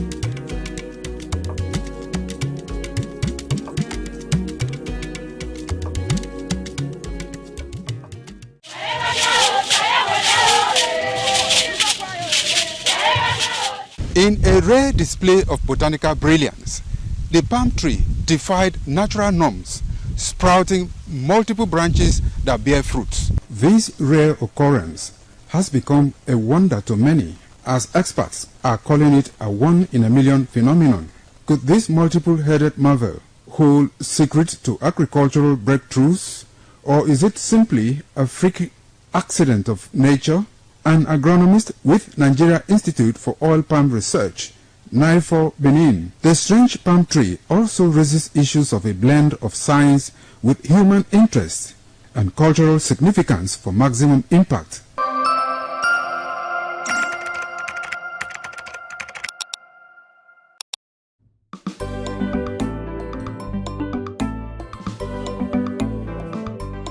Thank you very much for joining us on the program, Healthy Living. What is the kidney? The kidney is an excretory organ in the body, which is for metabolism. Tuberculosis affects many organs in the body, but the common ones it usually affects is the lungs. Epilepsy is a neurological problem.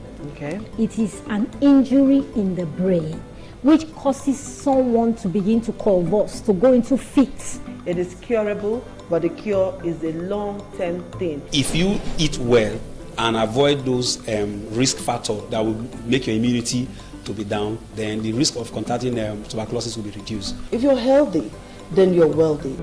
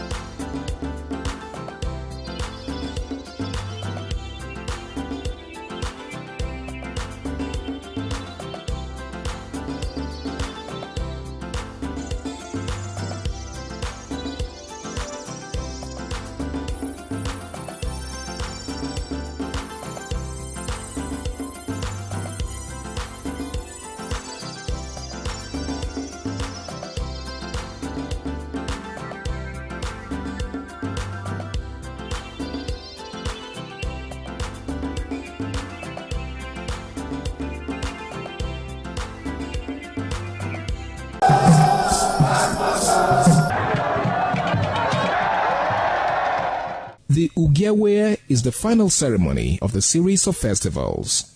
It is one of peace and lightheartedness, following the more solemn of the ritual year. Ugewe is the festival of the Ewe leaves, a symbol of good luck and joy. It is the most popular of all that heralds the dawn of a Benin New Year, new vow, newness of life and freshness of life, and a new hope for the future. In the evening, the Ewe leaves are presented to the Oba of Benin in grand style in a colorful ceremony. The Ihogbe Society, amidst singing and dancing, bring the sacred leaves that symbolize good luck, blessings, peace, and prosperity. Each of the senior members of the Ihogbe proceeds to give the sacred leaves directly to the Oba of Benin, and others put theirs at his feet.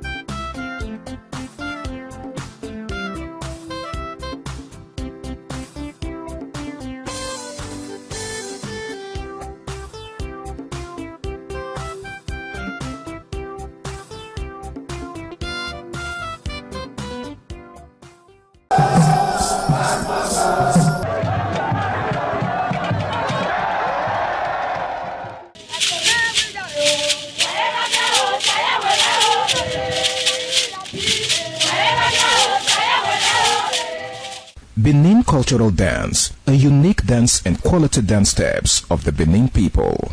This dance is a vibrant mix of traditions, arts and beliefs, deeply rooted in the country's diverse ethnic groups and their rich history. The dance has artistic expressions depicting the people's history. Benin people have been famous for bronze and brass work, some of which is said to date back from the 13th century, especially ivory and wood carving.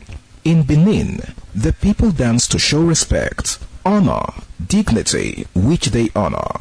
They dance to show royalty, as naids are seen in their numbers around their body depicting the symbol of kingship. ITV, certainly the best.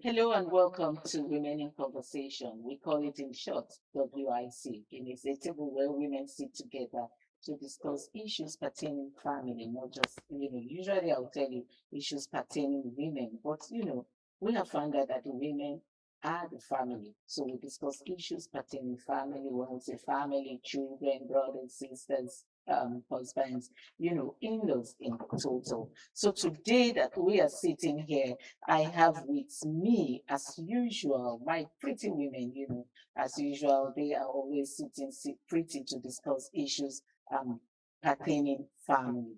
And to my right, I have Mrs. Gift Furera Onuzo. It's a pleasure being here. Morning. Gift, this is your Furera name. Anyway, because I know the meaning, I'll be biting my tongue whenever I want to pronounce it because the meaning is so pretty. The meaning means beautiful flower. Oh my God, beautiful flower. And you are sitting like a very beautiful rose. Thank you. Thank you for joining us Thank you. this day. And then we have Mrs. Oluwatoyin Sani. Mrs. Oluwatoyin Sani, I know why I paused there when I said Mrs. But it's all good and well. She is the founder of House of Refuge Foundation. Mrs. Oluwatoyin Sani is always pretty. I have told her we have to go around Miss Nigeria so that she can represent us in the contest. Thank you for the compliment. I'm glad to be here too. You are pretty too. Thank you. And we have a first timer here. Would we say the first timer joining us? She is Miss Bola Ige. Not the Bola Ige you think, but she is Miss Bola Ige Oyebade. Yeah. Oyebade. She's an artist. She's going to be singing for us before we leave this table today. And she's also a real estate consultant. Did I tell you that Chief Gift is also an executive chef who had promised us some food before we leave this table today? You're all welcome to the table this morning. Thank you. Good to be Okay, so we're going to be talking on, can love alone sustain marriage? That's the topic of what we're going to be talking on today. Can love alone sustain marriage? Should I start with you, Tony? If I'm to answer that question properly, it is yes and no. Yes, in the sense that love is the foundation of all marriages. That's the foundation. Apart from the physical attraction, emotional connection, and everything, we bring out the love. And that genuine love comes with trust. And it's as if you are okay with every condition that you meet in that marriage. You'll be glad, you'll be happy because you are doing what you're happy doing. You are with somebody that is making you happy. So it sustains marriage, but to some extent, that is a marriage where there's provisions, where there's vision and provision, where there's trust and friendship. But when there is love and we are hungry, something will happen to him. So you're saying love cannot hold hunger? To some extent, when it gets to a point that we love ourselves, but we can't afford rent, but we can't pay children's school fees, and we are hungry, something has to be done. Love can't go beyond that level. But love can start from Genesis to Revelation if there is provision, trust, and friendship. Love will balance to sustain the marriage. But it can never sustain the marriage alone without those subordinates. I see. I understand what you're going to, what you're saying. You know, some people will tell you that they can't love in an empty stomach. I mean, you hear them say, I can't be hungry and I'm loving you. So that's where Tony is going. So what's your own take? Can love alone sustain marriage? Well, love is a good thing, like the Bible said. But it can't sustain marriage.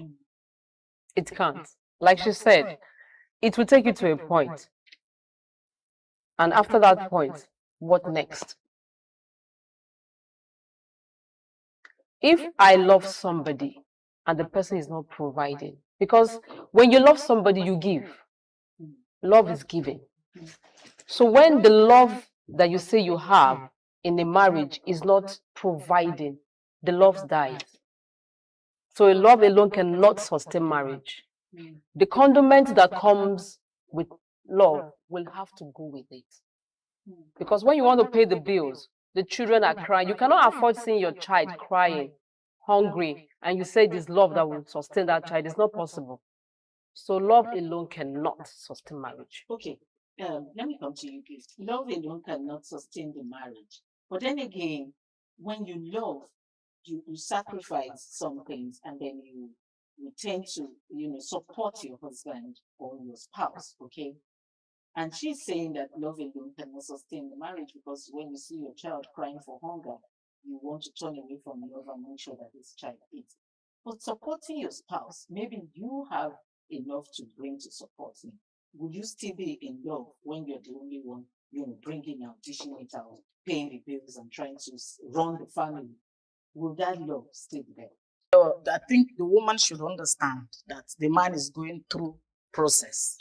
But it's going to be bad when the man now eventually just relax because the woman is providing and he doesn't want to do anything. He doesn't want to help, especially when she comes back, he's with remote watching TV. Then when she comes back, she's still the person that will still enter the kitchen, do some chores in the house again. While he's still with his remote. I mean, they at that point, the love dies. The love begins to die because hurt will come in, resentment will come in. You understand? So that is why I said it's either yes or no. Okay, yeah. Okay, we have had a situation. Let me give you a scenario that I saw some time ago. I was called into this. So the man is a pastor, okay, and the woman works with the federal government.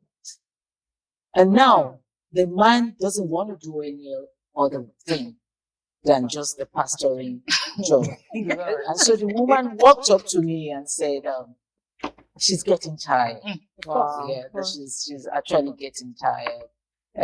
That she has tried to set him up with different things, but he just keeps saying, I'm a pastor, I'm a pastor, I'm a pastor, I'm a pastor, full-time pastor, you're right. And so she called my attention to say that she was getting tired and all that. So I walked up to the man because I have been called. I said, because actually the lady happens to be a relation. So I said, this is what your wife said and that's what your wife said. Why don't you want to do anything? She has tried to set you up and all of that. And he said his time is committed to God's work. In this situation, what do you do, Tony? I'm calling him all this time.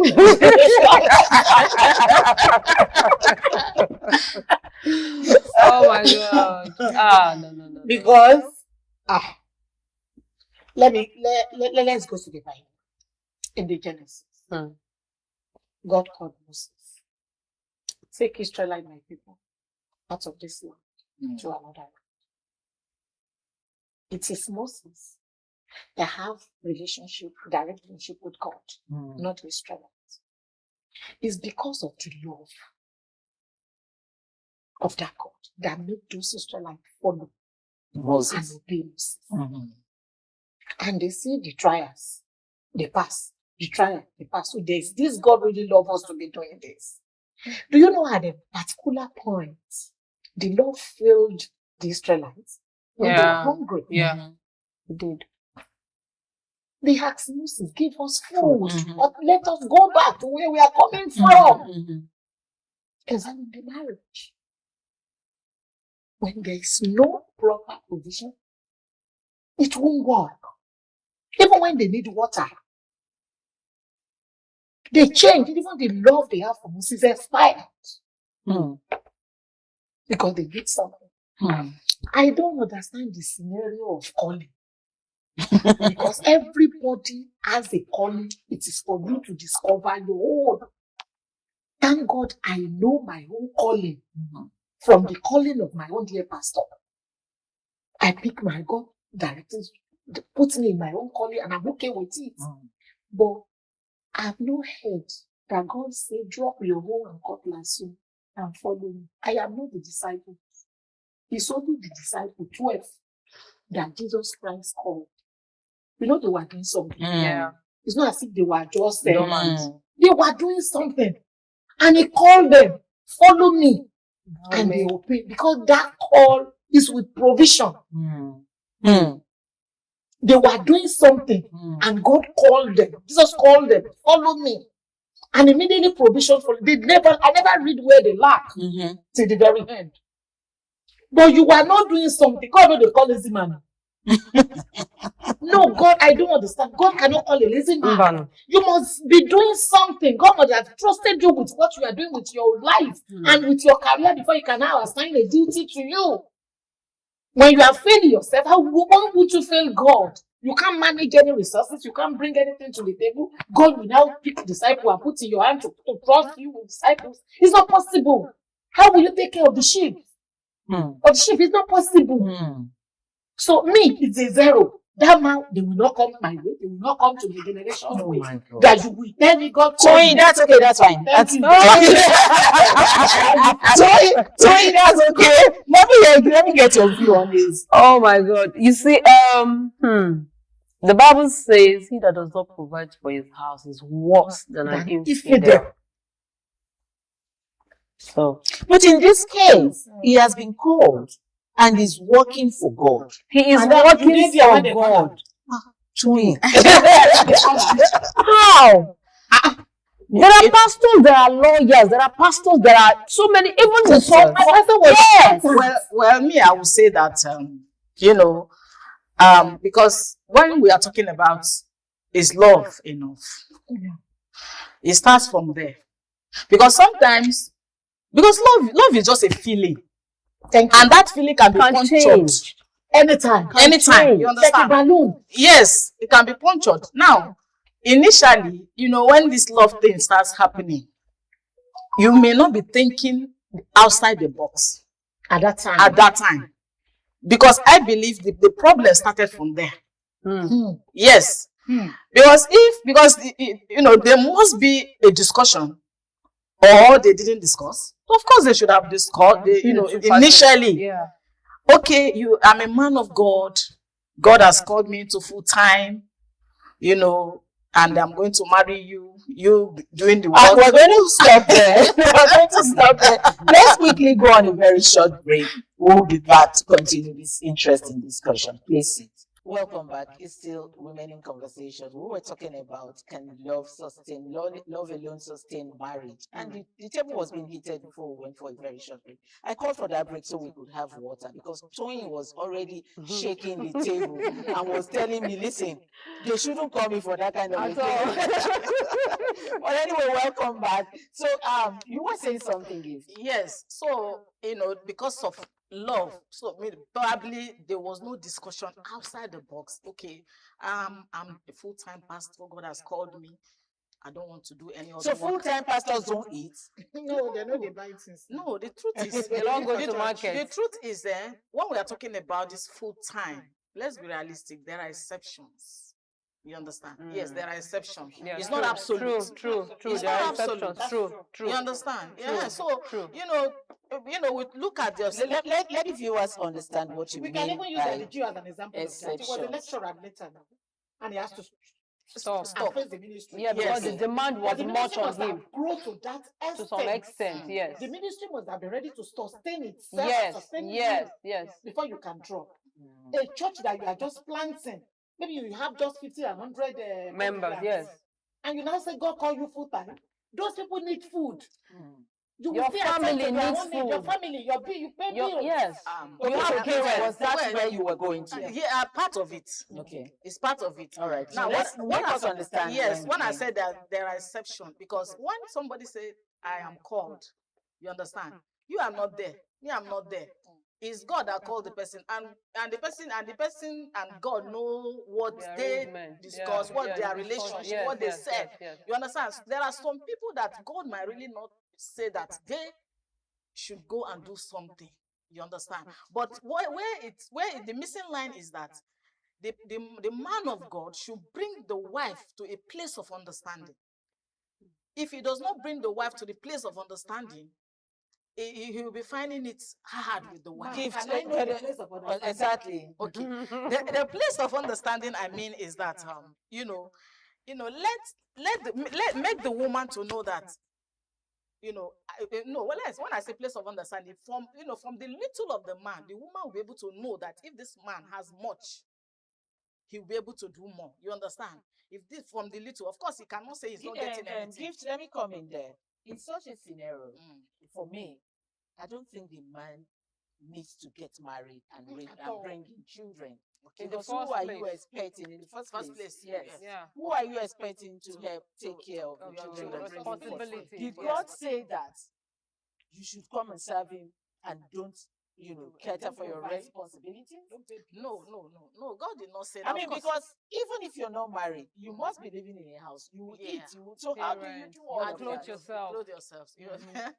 Yeah, just like she said that it is only the 12 apostles that God permitted to do that. To leave whatever they were doing and to come. come. But do you know that? And I will make you fishers of men because they were doing something. But let me tell you, the truth is that as a man of God that is called, as in quote, called, because there are people who call themselves, but there are people who call themselves, but if you are actually called, you are called with your provision. You are called with your provision. God will meet that need. You understand? But but somehow there are ones who call themselves, and there are ones that are hiding under that God has called them. You understand? And if they hide, of course, they become lazy, and then they tend not to. Let's leave this argument because truly, Toyin is not agreeing with what you are saying. Okay. She's nodding her head already. She's not agreeing with what you're saying All right. because a man of God is also a human being who has to face the normal life that hurdles, we yes. all live. Yes. He has to eat even if he's not married. He has 8 families he has to take care of, and take care of himself. He has siblings that he has to take care of. But let me ask this question. We're talking if love alone can sustain a marriage. Yes. Okay. For love, who do you think sacrifice more in marriage, the men or the women? A very big topic. Let me start with you, Bolaige. It's obvious. There is a woman that sacrifices more. Is the woman that sacrifices more in the marriage, because what she does, she take care of the man, she take care of the children when they start coming in, she take care of herself. Now the extended families are in there too. They'll be expecting so much from her, not minding what she herself is facing. She might be going through so many things and nobody cares to know. And she might not want to say it because I don't want my families to or my husband's family to like maybe have the bad impression about me. So she keeps swallowing everything. So she keeps bearing. Yeah, she keeps bearing. She wouldn't want to fall. I mean, look the weak part, especially when it comes to her children. She wants to show them that I am strong, no matter what. She wants to be out there for them, and she is the pillar of the house somehow. Not just somehow, she is even the pillar of the house. Yeah, the husband is the head. She is the pillar of the house, because whatever she is the neck of the head. Yes, She's the engine of the house. she is, because whatever she runs in the house is what stands. The husband just goes outside. Some men don't even care what happens in the house. She goes out. They go out, bring in the thing that they want to bring in for the house to. I have given it to you. If So not, she's the master she's planner. Yeah, she just do it and whatever have I not provided. Some men are like, I provide for you, so what else do you want? You know, so she is the one that sacrifices the more in the house. The woman bears so much. Is it the childbearing? Is it the labor? Is it the menstrual wahala thing that women go through? Menopause, you just name it. And Is nobody it the prayer? cares. You're not Is it talking about the prayer aspect. Exactly. You know, they are always So 24 hours on their they knees. don't. In fact, the woman wants my children. The man will just be there doing whatever he's doing outside, and my wife is there. Okay, let me hear your view. You know, who sacrifices I'm more? not going to agree with that 100%, because this thing we are talking, it depends on the kind of partner that God bless you with. Where I will agree with you is in a situation where the husband is working and the wife is working. They are both going out to provide for the family. And when we now come back, the house chore and everything is going to now fall on the women. In that aspect, there's no two way about it. The woman is doing the sacrifice. Major. But in a situation where my gender will be at all, painting nails, washing dishes, checking out the program, there is a cook, there's house help, there's a nanny, there's a driver.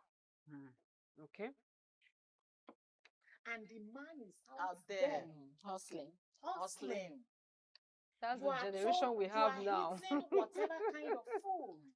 And with all those provisions, you didn't even remember to give him breakfast before he left the house. And it's going, some men might not even eat till around 3, 4. And you are the one providing for all days. In that scenario, it's not the woman. Yeah, true. Don't be selfish in this aspect. True. So that it was my thoughts. depends. It's my thoughts. It depends. We have some women that they don't even know how much the husband is giving to their own family, to our own family. It's true. The husband is bearing the responsibility of his own family and the wife's family. We have some women like that. I know them. They have the time when they will go to spa, when they will go to cinema, when they will go to shopping, when they are all that is what they are planning. And they will go for holiday. Those people, are you telling me? So, but like it says, it's soft life. It's called soft life. Yes. We have a lot of women in that category now. Of course. Yes, of course. But we have a lot too that they wake up in the morning. The wife wake up 3 a.m., prepare the children, prepare herself, prepare even the man. True. And the honorable man will just wake up to the bathroom, go and wait in the dining for the breakfast, and they go pressing on. I'm waiting for you.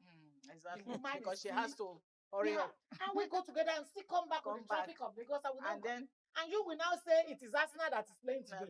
It is Liverpool. Exactly. While I'm in the kitchen and hope work of the children. Another thing, in that aspect, I give it to women, I give it to my gender. God bless all those women in that category. And to my other people too, in the same other category, that it is nail, eyeshadow, the screen, the everything. I give it to you too, but you are not doing too well in the marriage. We can compare you to those that need special, called the special award. They are doing well. For all the responsible men that are doing their duty, I give it to you, sir. And we have a lot of men too, that when they fold leg like this, they talk about the league. The women are providing financially, emotionally, mentally, in fact, spiritually. everything, even for the children, upkeep and upbringing. everything. I give it to those women. So it Happens. is Two ways. It is two ways, of course. It is So two ways. do you agree with her? Yes, I agree with her You totally. agree That's with my her? thought too. Yes, I agree with. Okay, what so she there's said. a story making headlines on the social media where a woman came and was asking questions. Should she divorce her husband? We're talking about who sacrifices more in the marriage. Is it the men or the women? And so she said her husband during the Ileya bought his own family rams, 2 rams, and never gave her anything to give to her family or bought her family ram. In this situation, do you think the woman in that marriage is sacrificing in a negative aspect? Toyin. No, Toyin. but let's be very Toyin. realistic. Yes. Let's be very realistic here. Ileya, let me assume you are the husband. Okay. Ileya, your family. Ileya, my family. You bought ram for your family. True. It is my responsibility to buy for my family too. You don't think it's the man's responsibility? Why? It is when the man chooses to. And it depends on the relationship and That how they what you are are contributing to that marriage. If a woman is a good woman and you are contributing well, you don't even need to ask him in that period. And it depends on the kind of family that the husband that the in-law is to. If the in-law I actually disagree to a point. No, it's possible. Yes, I disagree to some points. No, it's possible you disagree. But my point is, see, it's a good thing that we all have expectation from all the spouses. Good. But do you know it's killing them gradually? Let me Toyin, hold on. Toyin, let me come in. Let me ask you a personal and private question. Thank you. Now, if your daughter gets married, and let's assume Christmas, has her husband, yes, she's working. It doesn't mean that she's not working, she can't afford it. It's the respect that the man, her husband, has for you as her in-law. Now, this is Christmas. He has bought his parents, let's assume, goats. And his wife is seeing it. And nothing is extended to the mother. Not that she can't afford it, but that she was expecting that. It depends on the kind of relationship that is between them. I'm telling you, there are some family, the in-law do not deserve a loaf of bread. Because when they were going, you have even used your mouth to run the man down, the guy down. You never think that guy, I'm talking from amount to something. Experience. Yes. You never think that the guy can turn to anything in life. And no matter how this guy tried, you keep using your mouth to bring him down, bad-mouthing him, bringing his ego and everything down. If you are a good wife and your family is good, as the husband is doing his own, he's doing your own without being asked. He doesn't even need to ask. Because he's into the both families now. Yes. He will do it gladly. If you have, it is the woman that is ranting. If we have a time to interview the man will tell you that I did it and I do it for this very reasons. Yeah. But in a good way. Gifts. Let's round off with gifts. All right. Okay. Yeah, my idea and my thoughts, for the reason why, for the purpose of, or will I say, for the reason he bought 2 rams, to his own family, and didn't buy for his wife's family, is the reason why they are rancouring against him. That is it. It's the reason why, because this thing, we are talking about sacrifice. Even if they are bad-mouthing him, they don't like him, I mean, you don't pay evil for evil. For the fact that you are marrying their daughter, and probably she had children for you, even if you are not doing it for her, what about for your children? You understand? So, and 2, instead of like, okay, let me buy 1 and take 1, if it is for the money that is not, let me take 1 and then take 1 here. But doing it not at all. I don't think he even wants the marriage as for the man, because he knows that. Judge we outside. Because we never knew whether this man bought last year and it was chaotic, or bought for an ingrate family. Okay, that will come in again. But both answers actually make sense to me. They both make sense to me. I have seen a husband too who went to marry a girl in the family when he had nothing. They kept bad mouthing. In fact, the girl cannot even speak where families are talking until the man grew to something. And when he grew to something, he refused to look at that family. You know, even when the wife would cry and say, just give my mother, I said, I will give later. And later talking. I really didn't want it to get ended because I also had a lot of questions that I would have loved to ask my women here. Of course, with Toyin will always shake this table. Toyin will always shake this table. Anyway, we've come to the end of today's program, and we hope to see you next time. Join us when we come back again for Women in Conversation. I'm Patricia Oyederos. Thank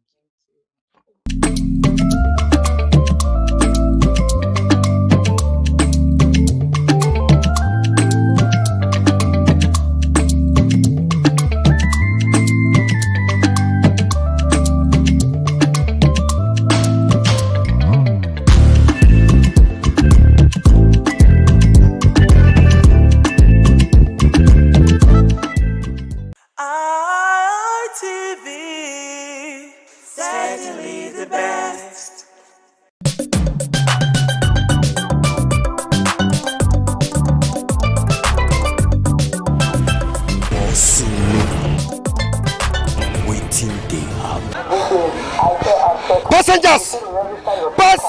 Passengers!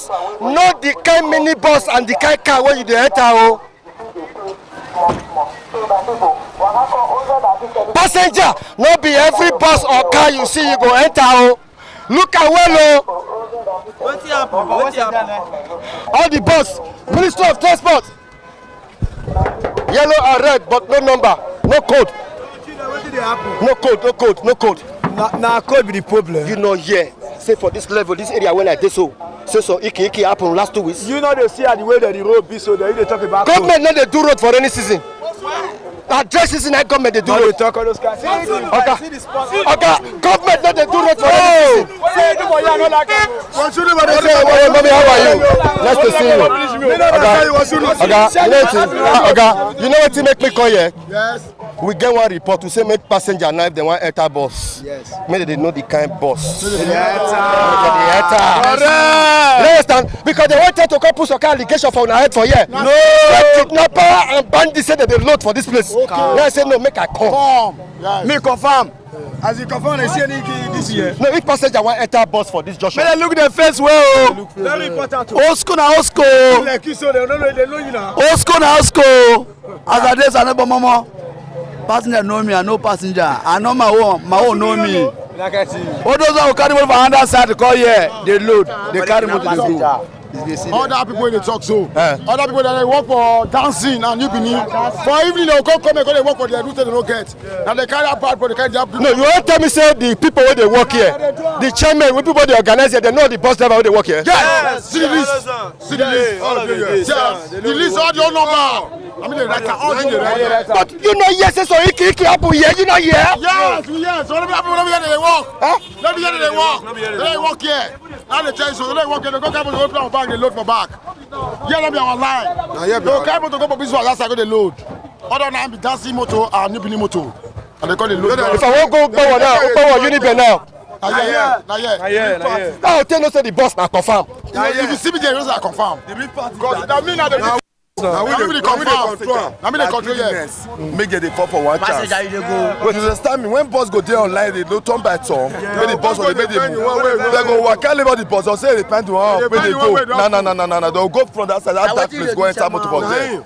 And maybe motor when they enter, only 2 people they inside. Other 2 people not thief. Doesn't they go to enter? They'll go up there for that. So if passengers see say one bus they load, they enter here and are genuine. No, if passengers see where they load. Make them make sure say they food that bus and enter the next bus. They go front, so they want to go enter the one. Maybe say if they blow, they go for this area here. It don't concern us. Yes, no. I true that. We dey agree. It don't tell. Respect, greetings.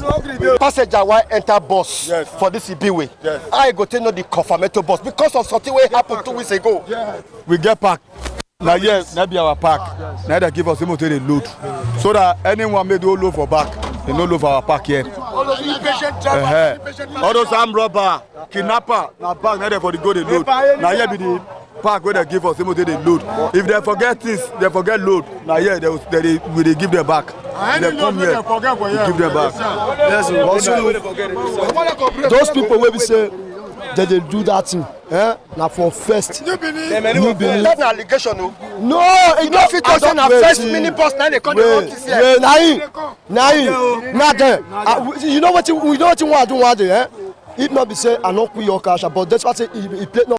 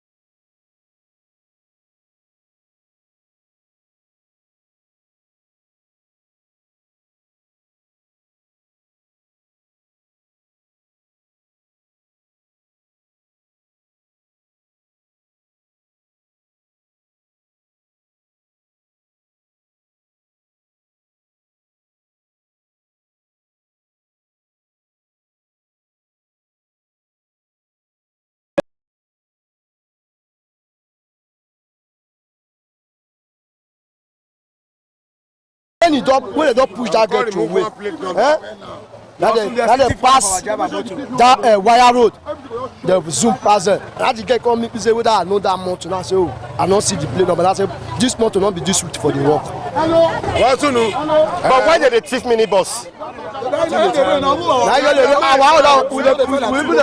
Minibus,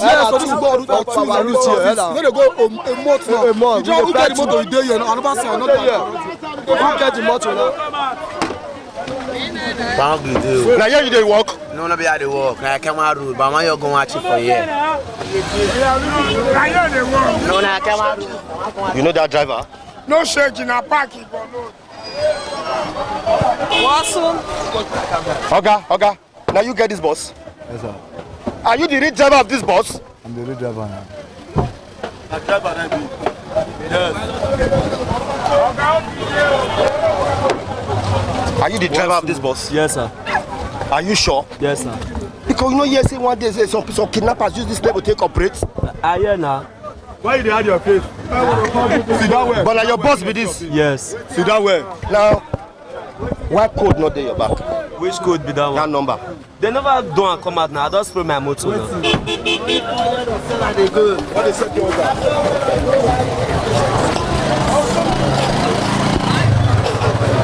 Okay. Now they pursue all of them. Now they pursue all of them. They not fit park here. No. Who park here? No way to go see now. Don't say Martin, no way to go see. Who knows say get time make up time here? Don't be talking about man make up put on. You go no say. Mini bus not fit load for you. You want that? You want that now? Why you go no say yes eh? Kaki not be leather. Make up pack on. Dirty. Dirty. Dirty.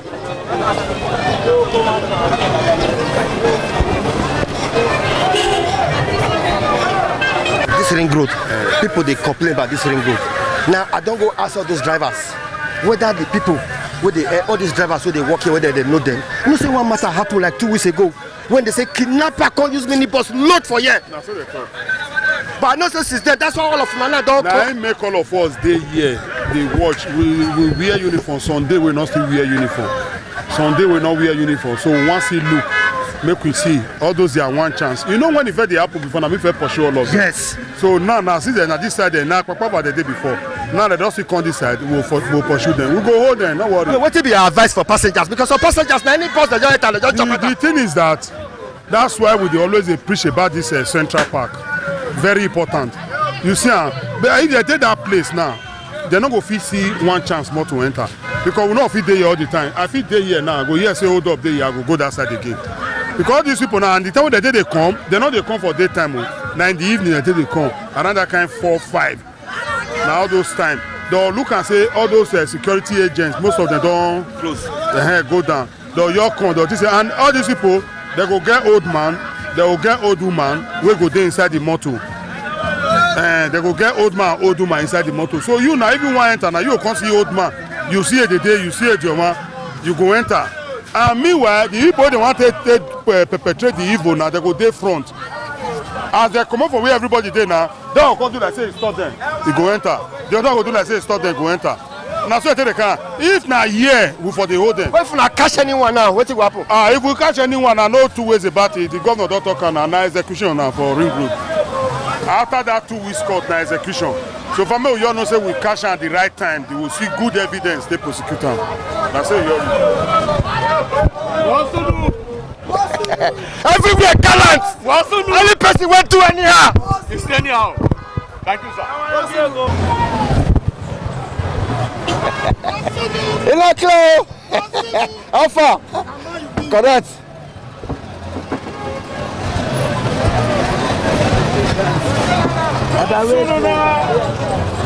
I don't suffer, not be small. Or say, I get sense. Poverty no good at all. Oh. Now you make I join this business. However, Mona relax, no small, they'll soup you that finish. Mona relax, they'll soup you that finish. I don't suffer, not be small. I guess. Poverty not good at all. Oh. Now you make I join this business. Ewasunu. 2,000.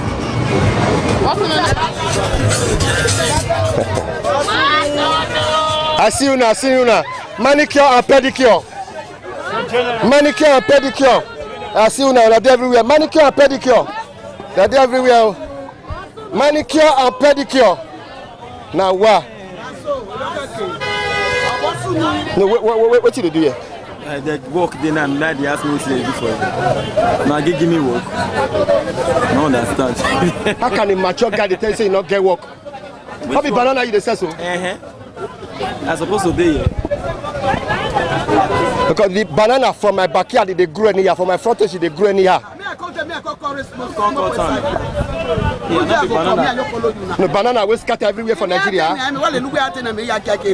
You cannot work on the price. I mean, you not call they insult me. From my backyard, they grow every 3 months. Now it they come out. 3 months don't reach now. Now tomorrow be the 3 months. No, you go.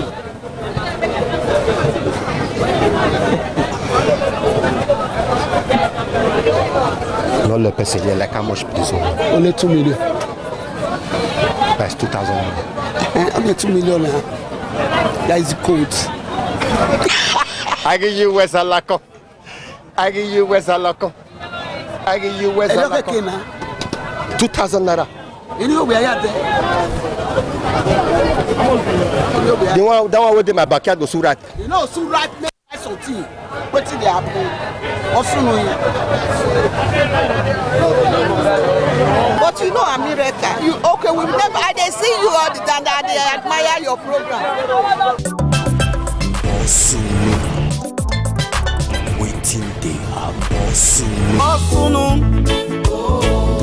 Now waiting they happen.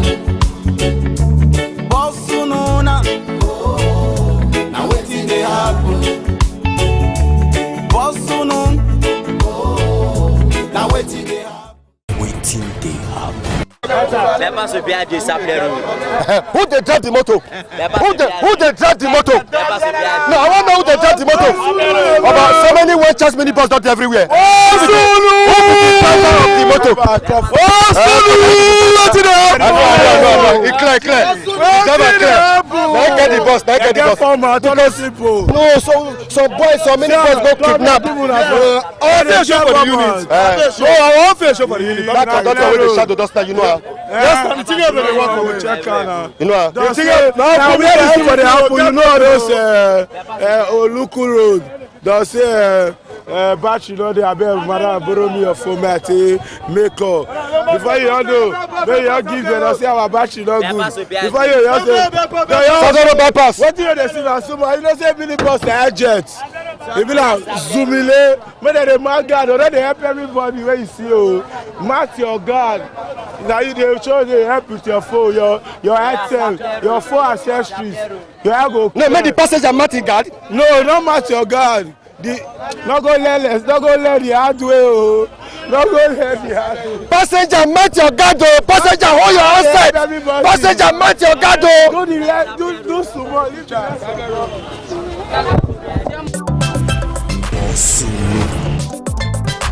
Waiting they happen. So far not be small. Or per se, I guess sense. Poverty not good at all. Oh. Are you the driver of this bus? No, I'm the conductor. Passenger, hold your guard. Passenger, hold your guard. With this man when I see for this bus, my mind don't call down. Okay.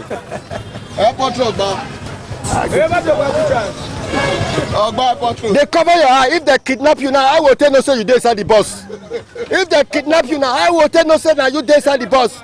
Passenger, hold yourself. Oh.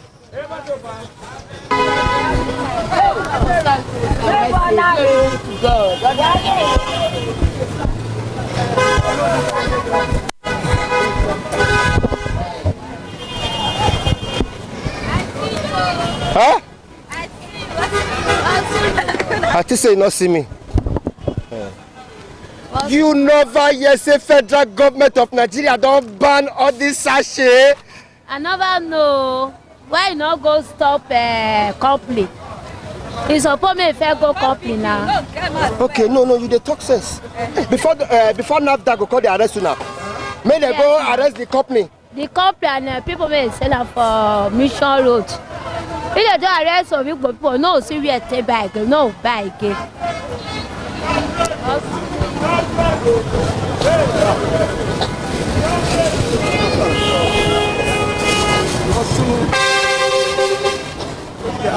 You never hear say federal government don't give NAFDAC power. Any man, any woman, where they sell this sachet drink, make them arrest them. No, I never hear. I never hear. Now first time when I hear them for your mouth. Okay, it's not the first time when you hear them for my mouth. Truth, I never hear them. Say they don't ban all this drink that they put for sachet. I never hear them. Truth, I don't feel like give you. I never hear them. And where you they buy and they see they sell them? They sell. Mission Road they sell am. They sell am. The Mission Road and company they sell them. If they arrest, they stop a company. All these are real People tell us say they don't ban them, but they don't tell us. Me no know. Now first time. No. If we go stop her, No. we go stop her. No, Nigerians they drink all this sachet where? We don't know. You know fit also you don't know. Sorry, let me pick up my guy. So you don't know say If they stop company, or you go start to the buy for company. And some people they sell am, we go they still sell for us. They don't fit they don't sell for us. If some people go company say they want buy, company of it say no sell for them. If they stop company, or you go start to the buy for company. That we now will still start to the follow people they sell for me. waiting these people when they sell them to the consumers they talk say if true federal government and NAFDAC ready, make the federal hold the company where they produce all these sachets. And the person wey suppose more arrest don't be we. Now company and the people shop. Now we define. How we go take 6 months to chop. Now we just define. So if they go tell them say make they not do am again, we ourselves will not go say. We'll find another thing we go do. Because this one now one that come 1 + 1 and 2. Now we say they manage, say they survive.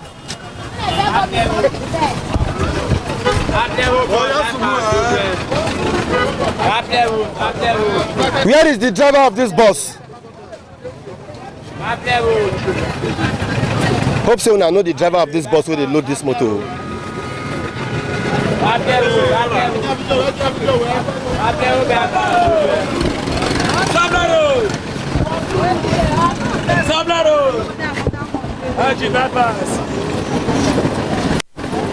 Now people tell they enter one chance, so you say you don't go. Passenger go enter, they go jump enter, they go enter one chance. They don't go no say na kidnapper bus, they don't enter. Why? Oga, respect boss. Are you the driver of this bus? Yes, sir.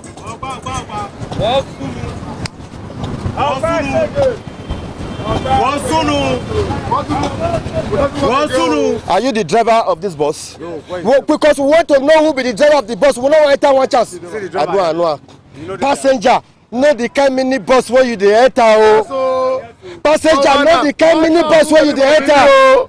Don't be loud, Oga. One chance, 1 kilo. Don't stop for don't say one chance. Okay, along. Not be park. And that along, then they give them, collect their purse, collect their phone. But if you enter for park, we'll give you what you lost.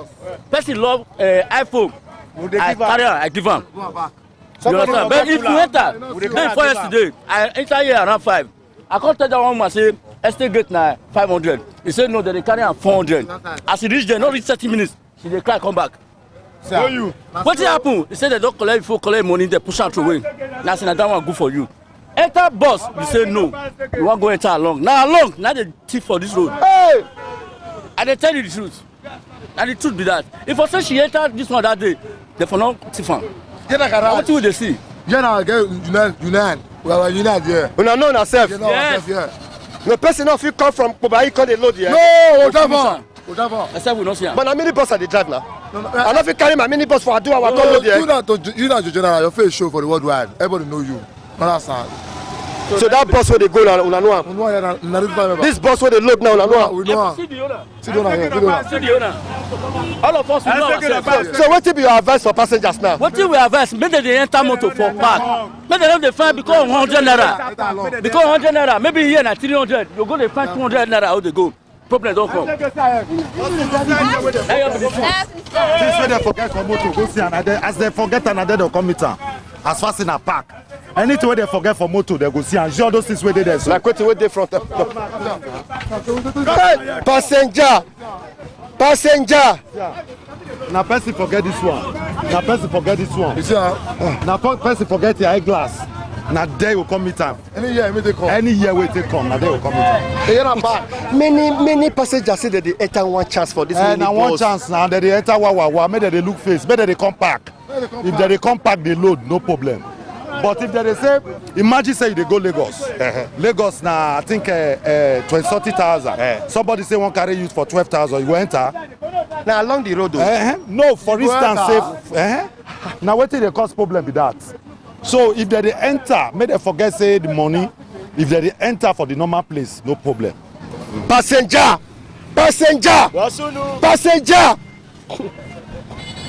How are you? Passenger. How are you? I greet you, sir. How business now? Fine. People they buy them. They buy them. Small. No say they wasn't a food they want. The food. They say they never chop the food. They say they want buy perfume. Now man, I call they patronize. If not, they not go buy. You can't give them some ladies. I tell you. You talk, preach. Say good me body they sent. Yes. Go say but never. Say money not reach to buy food for Bele. What they want use perfume? Do I go they beg them? Oga was soon not be smart you. But if you get opportunity to make you take get work way better pass this one. Well, Baba God don't do well. Now you leader. Nah.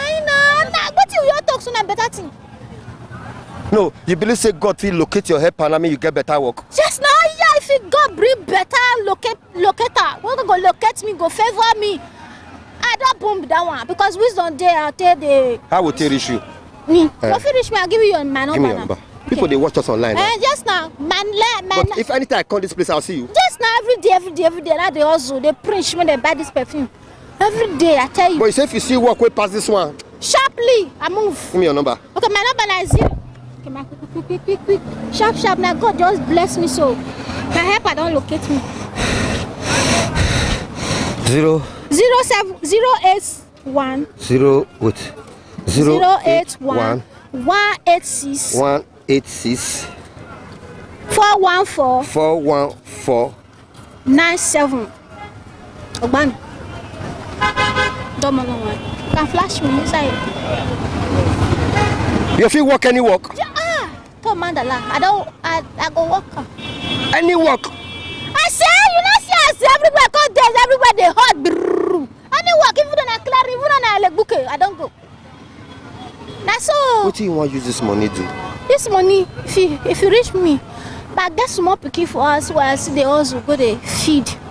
Money your corner, open business, also they. I be tell you, only say I don't see money to open shop. Now I come there also like this. I learn and work. Start this your number. Learn hand work. Yes now. I like machine. You like me? You get machine, Abi? Yes now. Machine. Hey, what be your name? My name is Faith. Oh, Nyeme. What you doing? We do pataki. Faith, right? Faith perfume. So you believe say through this talk when me talk, so God will locate your helper for work. In fact, God already locates me. As I always say, so God already locates me. Any work you work. Yes. I don't go. Even though anyone will just give me now, I clean you and I sweep you, I don't go. But in fact, as me and you they talk, so God don't locate me. I thank God, and I thank God where I thank RTV. God go bless RTV. God go bless RTV. Nobody go feel bringing that TV down in Jesus' name. So you believe as you see me so? Every your mother don't show. I tell you, God don't bless. When I come here online, more come out for streets. Amen. She say any work she go work. Yes. Come on. I don't suffer, not be small. Upon say I get sense.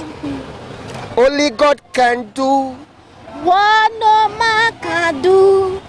Unchangeable. Unchangeable God. Reliable God. Only God can do. Only God can do what no man can do. God will locate you. Will locate you. Hey, wait. happen soon. Oh, now wetin dey happen? Bosununa. Oh, now wetin dey happen? Bosunun.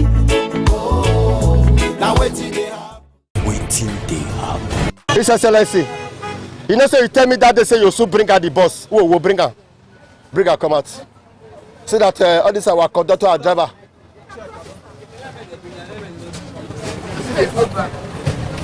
One of the biggest problems when Nigerians they face na transportation. Transportation don't chop their salary. Transportation don't chop 60 to 70% of their salary. His Excellency, that new bus where you want bring so now free we go take enter. Amen. Who say amen? Amen. Amen. I said the new bus will come now bring come and now free we go take enter. Amen. Till election day. Amen. His Excellency, they say amen. No. That new bus where you want bring come and so now free we go take enter. Amen. Till January 16. That bus, may I tell you the name? No. The name of the bus is Akpako bus. You know, say before we get comrade bus, this one is Akpako. May I ask you a question? Why is it that waiting people talk, waiting we talk for our mouth, you don't they chat for TV? Why? No, this one where you talk so. Why don't they chat for TV? No, why? this one where you talk so, I must bring her come out. Why don't they chat for TV? I must bring her come out. People go talk waiting there, but no, we don't say for news. You know, look at her off. Why? Why no do like why they do like that? They go come out with person talk. You don't think you made the woman here to government. Why they go cut her off? Wait till they talk so we go show am o. Show am, I got it, show am. Una go wait till no talk, don't go come out for TV now. You bring the one where they sweet to people here. No, sweet you government. dey blame television station for Nigeria. Yes, I'm blaming you for not up. Yes, I dey blame una. Una dey do here. Television station. Yes. No, they said the needful. I got up that thing, you know, that thing go over up. No, show the way people can see. Make this to the government. It is wrong. If you not try, they go know what they talk about. No fear on their head. No good. Una be our eye, be our representative for that place. Now go talk about the important, cut and off. Can't the one way we put for people here. No good. No good. I can't kill myself. Kill yourself. I can't kill myself. Oh.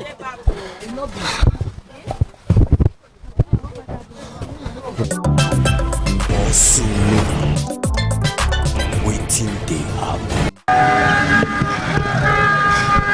Okay, we're there for Benin City, Edo State, South Nigeria. And we're there for King Square. Hey, you know what happen? I beg, I'm waiting at the top of this country now, man. We all know. I want to know what did they happen for okay, what's your problem? What's your problem? Yeah, the problem now, what did they happen for this country now? I want to know. How much you take that for today? For now, 1,350 for this country now. Me, I don't tell you. I don't tell you. No. I won't go Libya. This Libya now, I won't go now. I want to leave this country. When people they talk, say, Makuna Wakana, you say you want to go Libya. I say I won't go Libya. This country don't tire me. It don't tire me. From that, tomorrow now, I go Libya. Tomorrow, I go Libya. Because I don't know as this country they be now. Every day, things are there. Every day. You know, yesterday, use this kind of bus do kidnapping yesterday. For which state? You get a distributor number.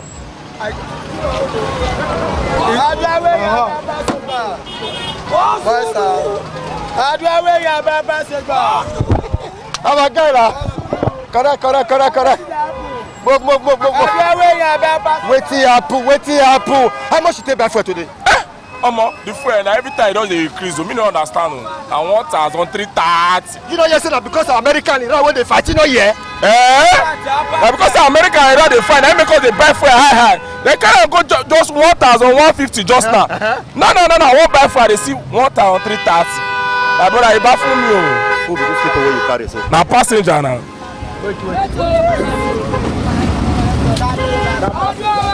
But they get mark for face. Are you a passenger? 1,000, 3,000.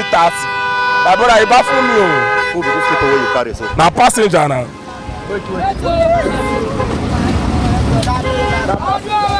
But they get mark for face. Are you a passenger?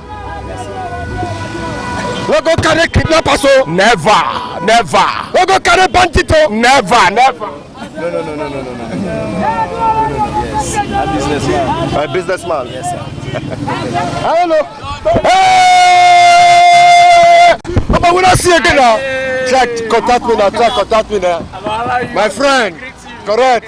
You're not a barrister. Correct, my guy. You enter now? I've been a fit.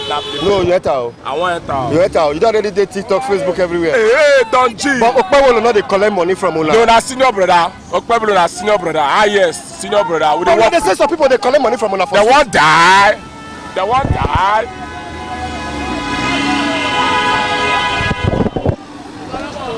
Hey, all this guy na street. See ya. Na street they do. Don't G, Abdullah. Osunu, now wetin dey happen? Osunu na, now wetin dey happen?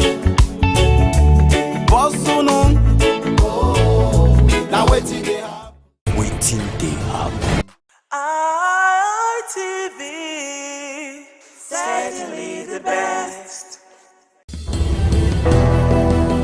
Hello viewers, welcome to Viewpoint on ITV. I am Caroline Okonji. Let's talk about youth in politics. Are youth now being considered as campaign tools, or they are real decision makers when it comes to election? Because during campaigns they are seen everywhere, during rally they are seen, even on the posters they are seen, on social media, off social media, on social media they are tweeting, off social media they are still talking about it, and not just talking about it, but rather they want to be part of the political space. They want to get involved in politics. They want to occupy some vital positions. As they say, youth are the leaders of tomorrow. But it seems that the leaders of tomorrow want to take the future now. So let's go talk to persons and hear what they have to say about youth in politics. Are they campaign tools, or they are real decision makers? I am Caroline Okonji on Viewpoint. I think youth should be given a chance. Unlike before, when there was apathy to youth in politics, where it was perceived that only those who have supposedly washed their hands very clean are the ones that should participate in the political space. But right now, there's a paradigm shift. There's a hunger for youth involvement.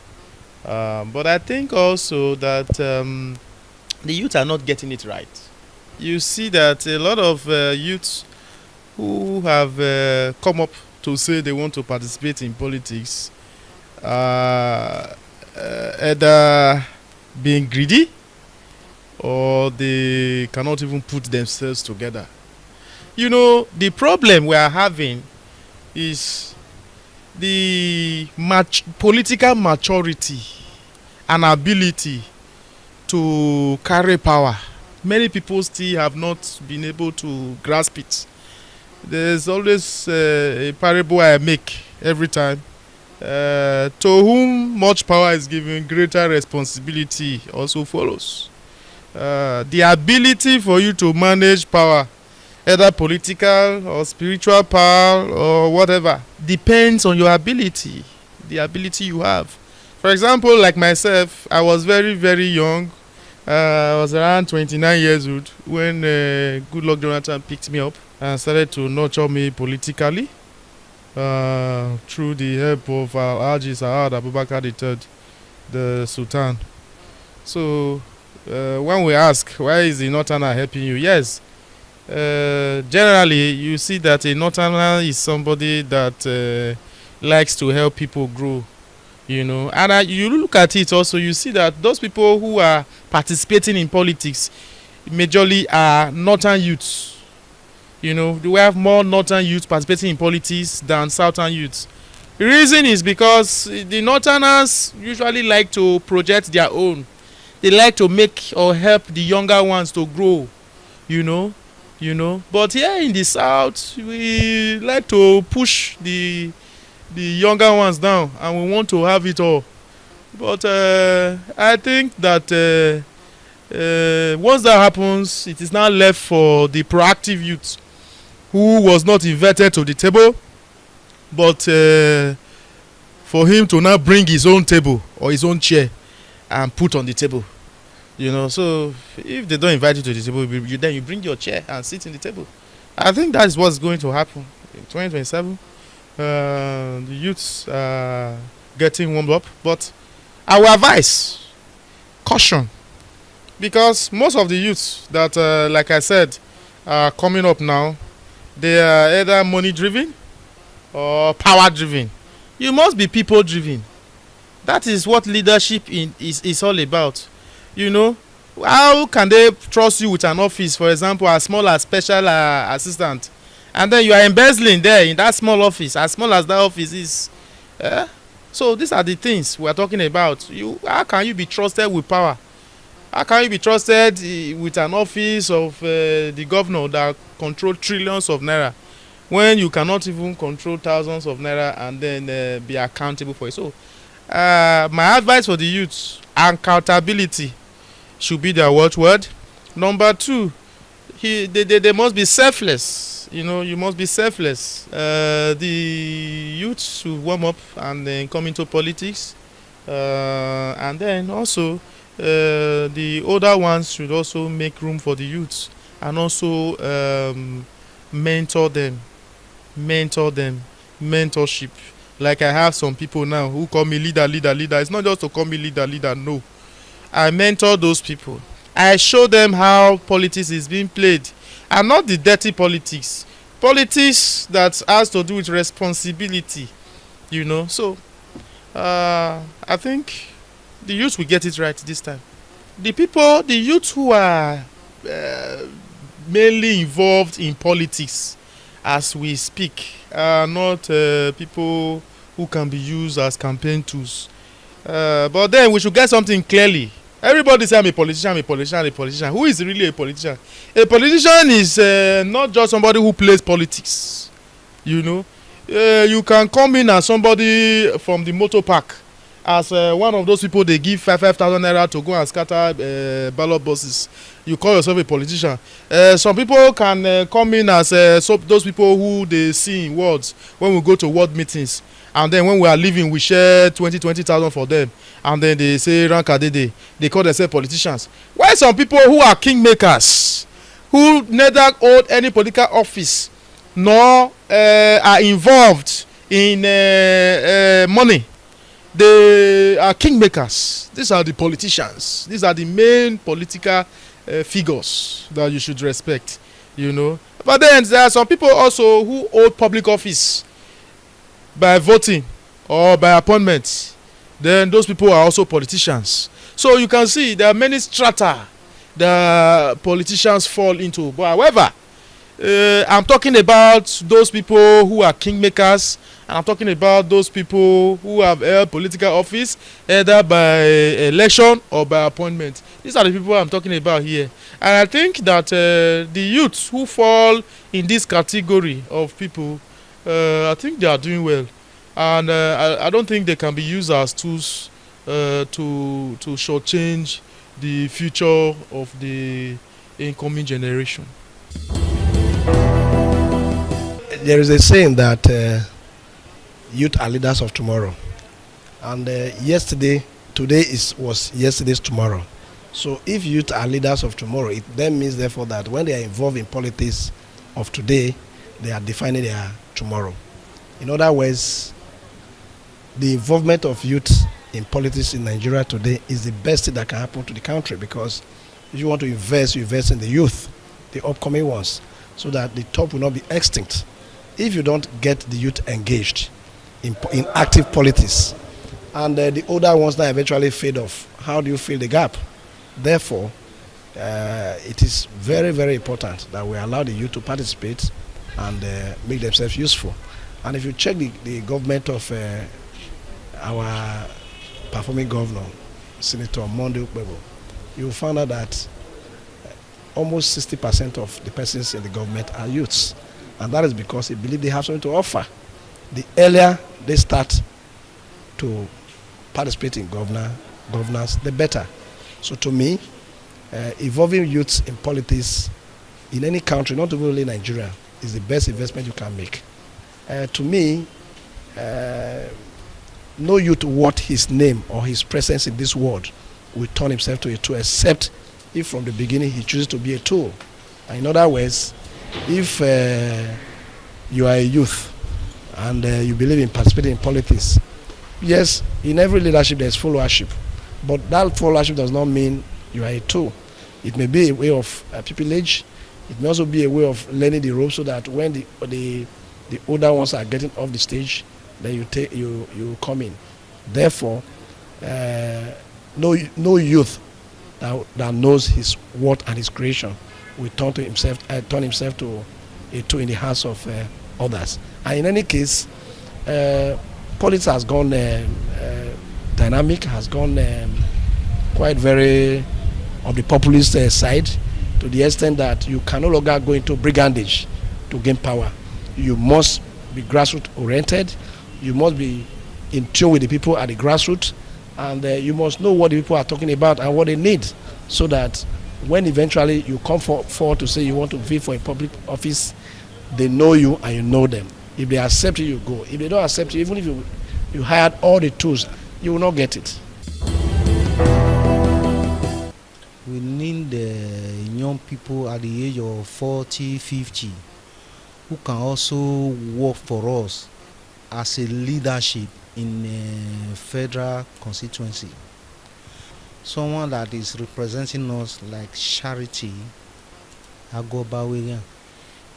He is the one that also came here before to renovate our 6 classroom from primary school. He did it, and he also gave us a borehole. Someone like that, if he's going to a power, we can still support him. We want young people, we want them to be in politics so that they can also support their own community where they came from. Because if we have 1 or 2, 3, they see councillor, then see other House of Assembly, House of Rep, we have them chairman in Ovia. If we have a young man that can also be there, they can take care of the community or the various community they came from. They want to do something for community. We have to be happy with the leader of the community. They should give young people chance. They can rule, can also honor us, do things for us, what we want. By the time we announce, see what we want, they can also stand and say, okay, this thing that we measure, they will do it for us. We have to be happy with them if they can be able to come out. If you watch the trend, youth are getting more involved in politics, especially this era of social media and all the rest. Before now, let's go to councillor, from councillor to chairmanship, local government elections. Before now, most of the councillors are our father's age mates, local government chairmen, even the houses of assembly. But if you go through it now, you'll find out that from the councillors to the local government chairmen, and most especially the houses of assembly, they are occupied by youth, vibrant youth, young men, because the consciousness is building up gradually. We are not where we want to be. We have not gotten there, but I don't think we are where we were before now. So it's a gradual thing. We're getting there, we're moving, and eventually we'll get there. We're moving gradually. Youth are getting more involved in politics, and like I said, most of them are being used as campaign tools. But the era of where the old ones occupy the offices, rotate themselves in the offices, is gradually coming to an end. And in our time, it will come to an end. So I don't want to peg it with age, limit. When you are still vibrant, when you are still, it's advisable you get in at a young age, because if you say politics is dirty, the dirty men will decide even the food you eat at home. They'll decide your life. They'll decide how you walk on the street and all of that. So get involved and be a policy maker rather than waiting for them to make decisions, and you don't have choice but to obey. So I don't have a particular age limit. When this bill came to be not too young to rule, it was applauded. I applauded it, but I added that if they had only added a little clause, because yes, not too young to rule, but financially our elections are too expensive. They're too expensive, and it makes it difficult for young men like us to fully participate in it. So I think we'll get to a place where it will be effective, whereby the money you use in campaign can also be controlled. Now they started controlling the age limit.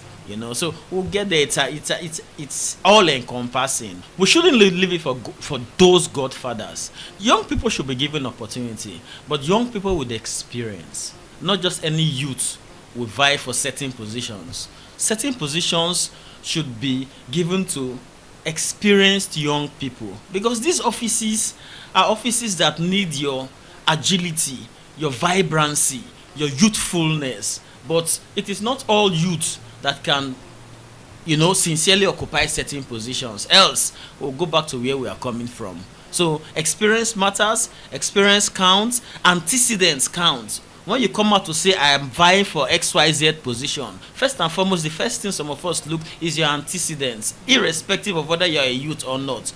What have you done in the past? Have you been there? Are you able? Can you handle XYZ? So it's not just being young and vibrant. We should add experience to it. If I want to take it globally, if you look at Africa or even West Africa, you've seen youths emerging as president of a whole country. And like you said, coming to Nigeria 2027, the youth has always formed the infantry of any elections. And they are the ones that defend the vote, they are the ones that stay on the elections, they are the ones that does all the mobilization, and at the end, they stay behind without coming out for elected positions. So in the recent times, we've seen an avalanche of youths coming out to seek elected positions. And like in Edo State, it has never been like this before. His Excellency, Distinguished Senator Monday Okpebholo, has provided the greatest platform for youths to take up leadership positions. If you look at the last recently concluded Edo State local government elections, 2/3 of all the chairmanship positions that was won by my party were all youths. And that was not just an election. It demonstrated the fact that the youth have now seen it as a platform whereby they need to exhibit all their skills and also exhibit what they know that will be there to serve that youth populations. As they will say, it is he that wears the shoes that know where it pitches hard. As a youth, when you are at the aim of leadership, you know how to drive youth policies because you are in that constituency. So it's going to continue like that, whether as a lady or as a guy or as a man or a woman. The idea now is that every youth wants to be on the driving seat. So even on the social media, even right in every platform, the majority of participants are youth. And it also reflects in the populations. We have over 60-70% of Nigerian population. So why do we need even to now leave the central power to our leaders? So we are ready, and the youth are taking that advantage. Initially, they were used as campaign tools, and that is the clothes that they've dropped now, that they don't want to be seen anymore as thugs or ballot snatchers. They now want to be the person on the ballot. They now want to be those that you are now going to be voting for.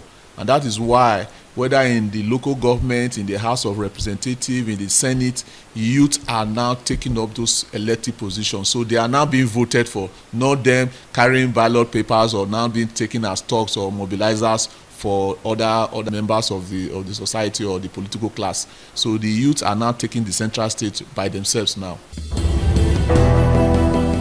My point of view, it has been very clear from day one and still remain the way it is till tomorrow, is that it is very important and imperative for youth, a lot of youth, to participate in politics. Because politics is a way of life. Once you allow the mediocres to be in the aim of affair, they will make laws that will govern you. But thank God for the executive governor of Edo State, today Senator Monday Okpebholo. He has been doing very well in the area of appointing a lot of youth into various positions. E.g., for example, when you look at the chairmanship in the 18 local government across Edo State, most of them are all youths. They are less than 45 years old. When you look at his commissioners, he has one of the youngest commissioners in this country. We have a commissioner of less than 40 years old, commissioner of power, very young. Another commissioner, special advisor. Virtually, this administration, let me talk about the administration that I am part of as a serving councillor. I am still a youth compared to those olden days where you find a councillor 70 years, 60 years. But today, the paradigm shift have changed. The youths are now almost in charge of almost all the sectors in politics. When you go to the party structures, you see a lot of youths, but I see a few elders, and we like them so that they can put us to touch whenever we are going out of our way, because experience counts in everything you do. So, but basically, it is very important and imperative that the youth, more youth, should come out and join politics. As 2027 draws closer, we find that you take statistics that majority of those that will come out to vote, they are youths. And the last INEC registration in Edo State, over 70% of them that came out to registers, they are all youths. So it's very encouraging, and we are very happy for that development. So far so good. We can be able to encourage our youth who is buoyant so that they can hold a position and have the people mind to do something right for the people. I want to let people know that they should give them their opportunity so that they can be in power, so that they can know what to do. It's not for the old people. What the youth can think, the old people cannot think it. I'm using this medium to let the government know that the youth are there to serve the country, to serve the community. And at the same time, they should stop using the youth. They cannot start using our youth. At the end of the day, we dump in them. We want them to, they have to be fixed, so that at the end of the day, they can represent the community, so that they can have whatever they have in their mind, so that they can use it for the community, so that we can have a better development in our community. We need the youth this time around, so that they can know what we are missing it, so that they can know what they can do. I know that without a youth, the country can never be stand. That's why we need the youth. They have the capacity, they have the knowledge, they have the wisdom to fix so many things. We don't want the politicians to use our youth without giving them position. That is where we stand for. Like Dennis Idahosa is representing us, and he's a young person. See what he has done for us. He's the one that brought street lights for us in this community. Let them give young people opportunity so that they can be able to help us to fight. They know what the people want. They should be allowing young people to be in position so that things like this can be happen in our country. A lot of our respondents talked about the fact that it is important that youth get into politics, and you as a young person who wants to occupy a political position, you must be ready to do so. If you must be a good politician, you must have to start now, and for the youths to be able to secure and occupy those vital political positions that they are eager and willing to occupy, they have to start political activities now. And occupying a political position, it is not by sentiment, it is not by what I want to do or what I want to say. You must be practical, you must be articulated, you must be accountable, you must be fair in your judgment, and you must be able to know how to manage funds in order for you to be able to occupy a political position.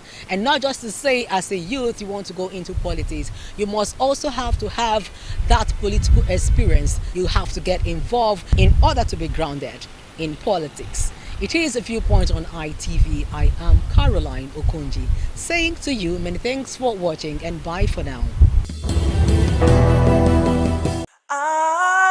ITV, certainly the best.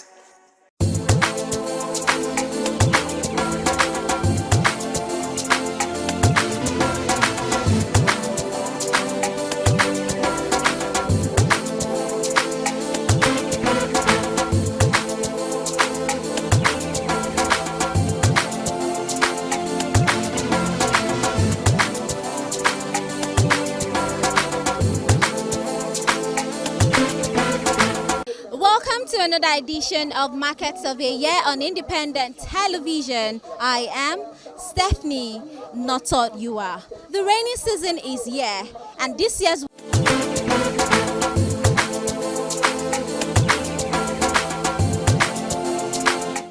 business business are. On this edition of Market Survey, we're currently at the market to get to know if the rainfall, or rather the weather, is affecting trade and affecting customer turnout. We're also here to know the measures that traders are putting in place just to ensure that they stay afloat during this weather. I am Stephanie Notario, and I'm going to be taking you around the market to get to understand how they cope during this weather. It is Market Survey. Don't go nowhere.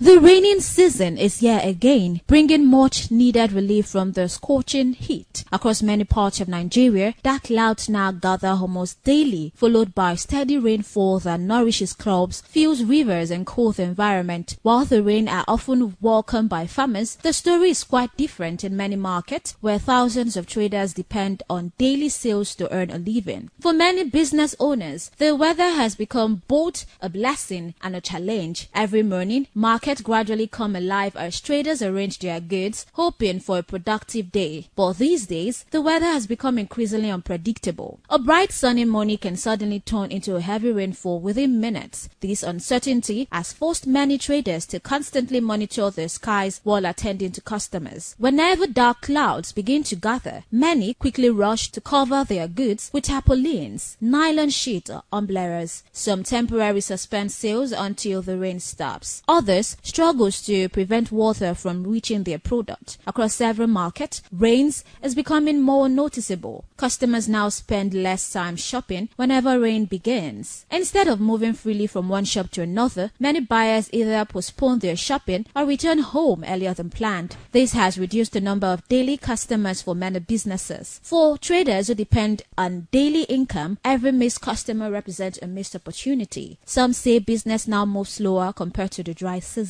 The situation is even more difficult for traders selling items that are easily damaged by water. Clothing, shoes, bag, books, electronics and household items requires extra protection from moisture. Even a small amount of rainfall can damage product and result in financial losses. Food sellers are also feeling the effect. Fresh vegetables, tomatoes, pepper, fruit and other perishables spoil faster when customers stay away because of bad weather. Some traders are forced to reduce prices before the product goes badly completely. Others simply count their losses at the end of the day. The rainfall also affects transportation. Flooded roads and traffic congestion often delays the arrival of goods to the market. Some delivery vehicles spend several hours navigating flooded streets. In some community, roads become almost impassable after every rainfall. These transportation challenges increase the living cost of moving goods from farms and warehouse to market store. In addition to delayed deliveries, transport fares have also increased in some areas during period of heavy rainfall. Both traders and customers sometimes pay more just to move from one place to another. This additional expense reduces profit for traders while making shopping more expensive for consumers. For roadside traders, the challenge is even greater. Many operate under makeshift shade or umbrellas that offers little protection during heavy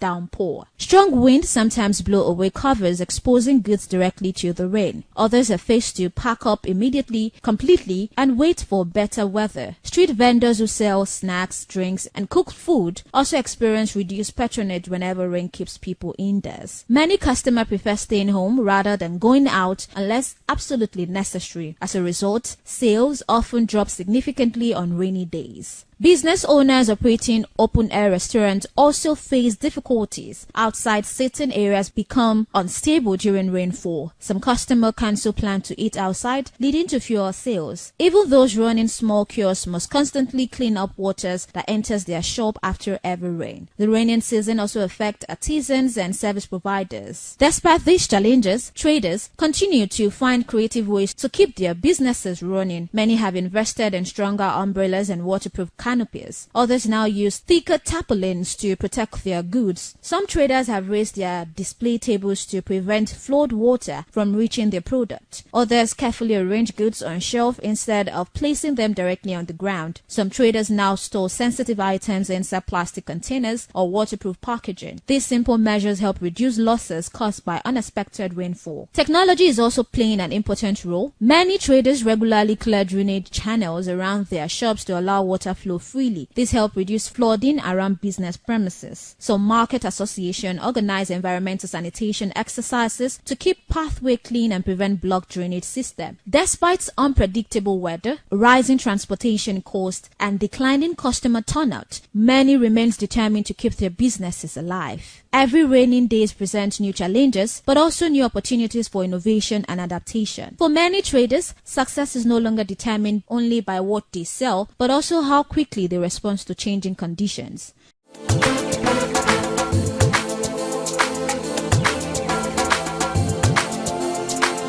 In as much as the weather is favorable for farmers, when it comes to businesses and traders, it is a big concern as the weather is obstructing sales and, of course, making most of the goods perishable. It is Market Survey on Independent Television. I'm taking you through the market to know how the weather is affecting traders, affecting businesses, and also measures that they are putting in place to stay afloat while still in the raining season. I am Stephanie Notoriua, and this is Market Survey on Independent Television. Don't go nowhere.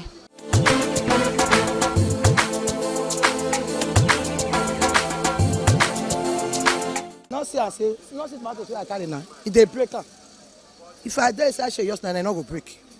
As you be now, if they break, I want to stop. Want to pursue us. See me now. Want to don't touch my leg this morning. So me okay to do one. And then number two, they don't they work for here again. Everything they work for here now, they can't go government house. It's not supposed to be like that. I am not see Joe.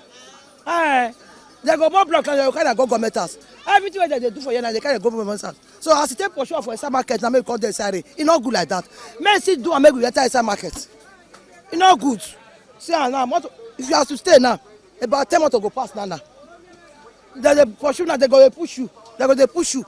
So market where we they say now, no money, no market, nothing. How na they keep una goods if rain, if una want come off for us, mean for not destroy. Not say as we talk with that now, because of the rain.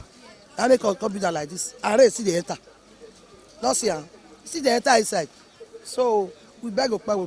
May let us enter inside. We will fair pursue come out. So the one way see pursue come out, I go leave them. We will fair pursue come out, make we enter.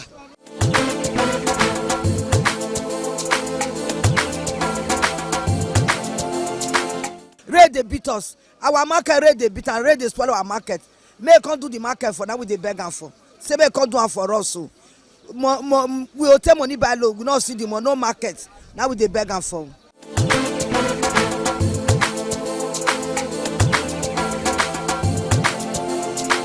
Ekina, iya bone, okpebo, ogwene dadoga adie chedi no kekpa. Ni angwia eri anya doga number.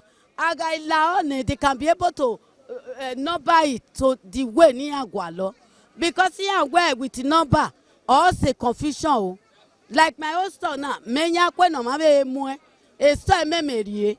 Since 3 years or 8 years now, we have been suffering. Ni allow they should hasten it up. Ni mame cannot lie. Ugwekyo. Oni me oni tame. Okpewo.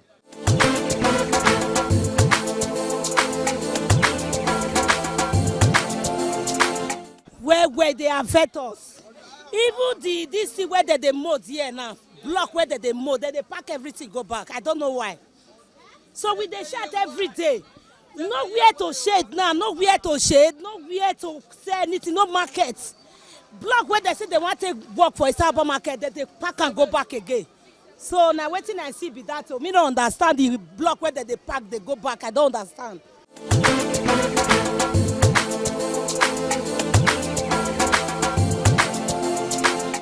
The rain they affect us well, both rain and sun.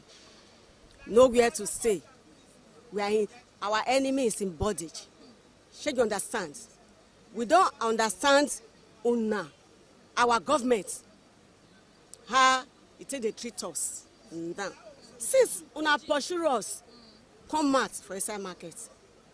We don't know how things be now. You no get head, you no get thing. Shall you understand? For many months now, our enemy is suffering. Shall you understand? Shall you look at us everywhere be? They not build markets. You understand? They go use motor, trailer pack block come. They go push. They go bring cement. They go dey pack them comot. They did pity for us. Instead, make them do am. Make we comot for this bondage. No. Is that good? That na see finish. Shall you understand? Abemuna help us beg Okpebodo. Make pity for us. We are all human beings. We know say he try. He try. But we don't know how it be now. We are suffering. Heavy rain is coming. This is the season. You understand? Now beg with a beggar.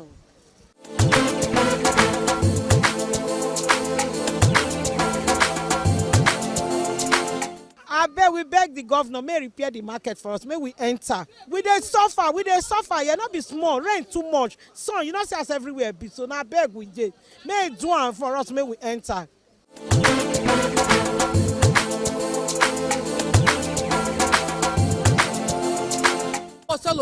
Say the market we don't know as he want do us. They never work anything. That's also block the mold block the carry come out. They don't do anything for them.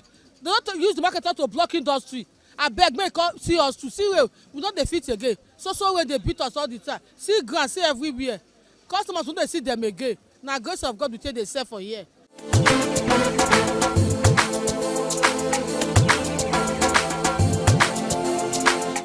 As climate patterns continue to evolve, businesses may increasingly need to invest in better infrastructure, improved drainage, waterproof storage facilities, and digital marketing to remain competitive. The rainy season may test the strength of businesses, but it also highlights the determination, creativity, and resilience of traders who continue working every day despite difficult conditions. Market remains the heartbeat of every community. Rain may slow business activities, but it has not stopped the determination of traders who continue opening their shops each day with hopes that better sales lie ahead. From flooded road and declining customer turnout to damaged goods and rising transportation costs, the challenges are real. Yet, despite these obstacles, traders continue to adapt. They are embracing new ideas, protecting their goods with better storage method, making use of digital platforms to reach customers, adjusting their business hours, and finding creative ways to remain relevant in the ever-changing business environment. Their resilience reminds us that behind every market store is a person working hard to provide for a family, educate children, pay bills, and contribute to the local economy. Every purchase made in our market supports not just the business, but also the livelihood of countless individuals whose daily survivors depend on trade. The current weather condition also serve as a reminder of the importance of proper urban planning and environmental responsibility, keeping drainage system free from waste, maintaining clean market environment, and improving road infrastructure are collective responsibilities that can help reduce the impact of flooding on businesses and communities. For consumers, a little patience and understanding can also make a difference. While rainfall may delay deliveries or affect the availability of certain products, supporting local traders during this difficult period helps sustain businesses that form the backbone of our economy. As weather patterns continue to change, adaptability will remain one of the greatest tools for business survival. Those who plan ahead, embrace innovation, and remain flexible are more likely to overcome seasonal challenges and continue serving their customer effectively. Rain may interrupt businesses for a few hours, but it has not diminished the determination of traders who continue to open their shops each day with renewed hope that better opportunities lie ahead. Their resilience is a testament to the enduring spirit of enterprise that keep our market vibrant even in the face of adversity. And on that note, we've given you a better understanding of how the current rainfall is shaping business activities, remarkable effort traders are making to keep commerce alive. We've come to the end of today's edition on Market Surveyor on Independent Television.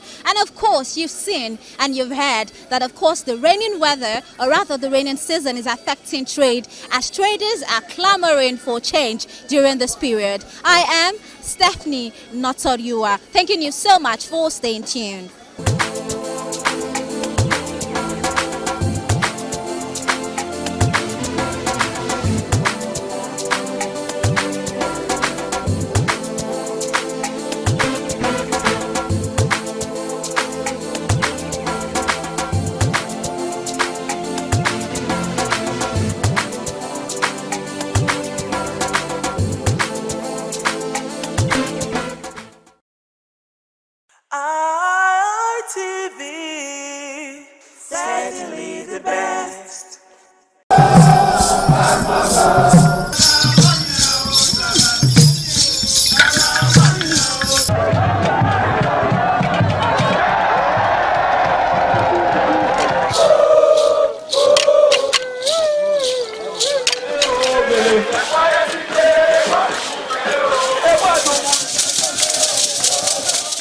The Ugiawe is the final ceremony of the series of festivals. It is one of peace and lightheartedness, following the more solemn of the ritual year. Ugiawe is the festival of the Ewe leaves, a symbol of good luck and joy. It is the most popular of all that heralds the dawn of a Benin New Year, new vow, newness of life and freshness of life, and a new hope for the future. In the evening, the Ewe leaves are presented to the Oba of Benin in grand style in a colorful ceremony. The Ihogbe Society, amidst singing and dancing, bring the sacred leaves that symbolize good luck, blessings, peace, and prosperity. Each of the senior members of the Ihogbe proceeds to give the sacred leaves directly to the Oba of Benin, and others put theirs at his feet.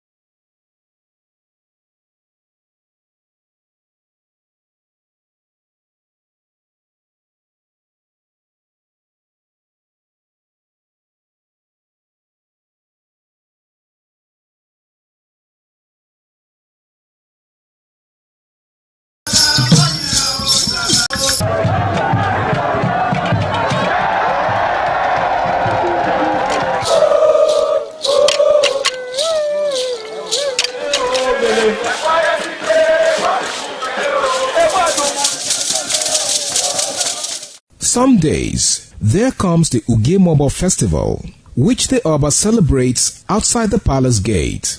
A pavilion is built of red cloth where rites are performed to drive away all evil spirits still unsatisfied by the year's sacrifices.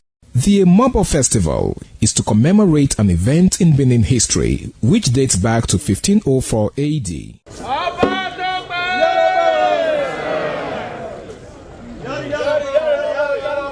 Yari yari, Ọba Tope.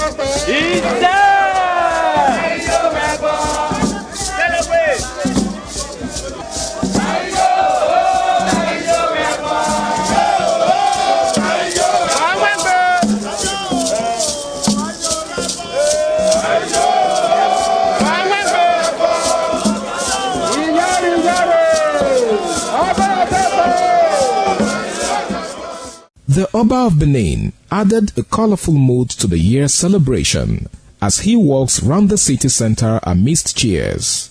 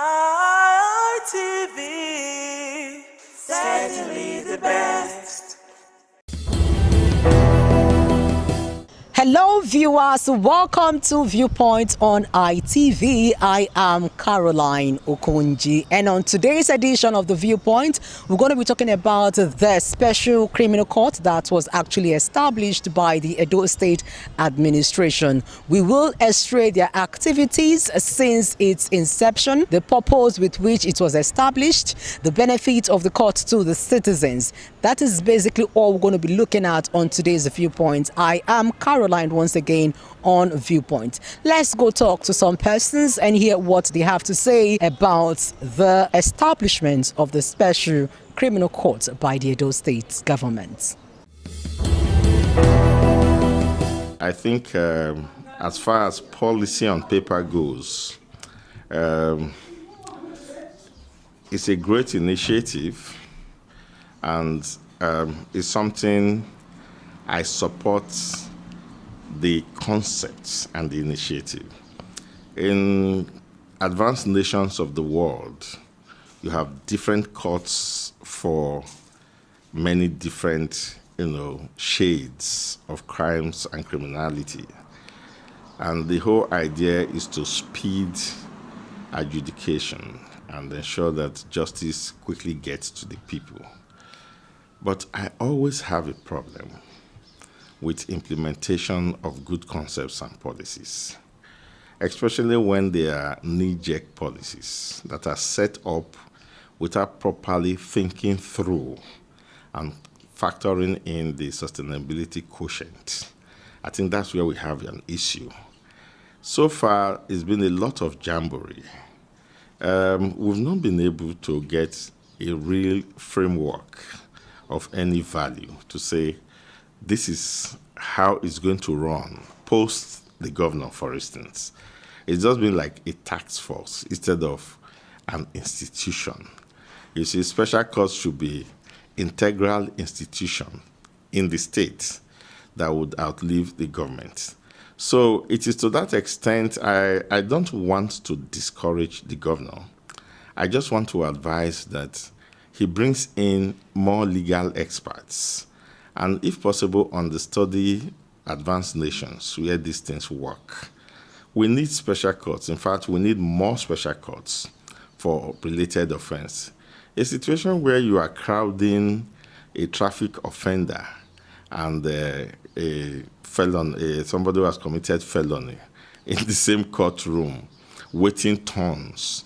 You have people who committed traffic offense who have been in police custody for months for mere traffic offense, just because the courts are crowded, and the judge will keep telling you that he hasn't had time for that case yet and all that. Does not go well for us. But if you are going to have to change a system, you don't replace it with another redundancy. You replace it with a functionality that will let people see the value of what you have done. That's on one part. On the part of the kind of punishment that is, proposed, the capital punishment that is proposed, for instance, for kidnappers, I can also understand the exigency of trying to remedy such a, wicked society vice that we have suddenly found, among ourselves in Nigeria. You will recall that until recently, we didn't even have any laws on terrorism and kidnapping in the entire country.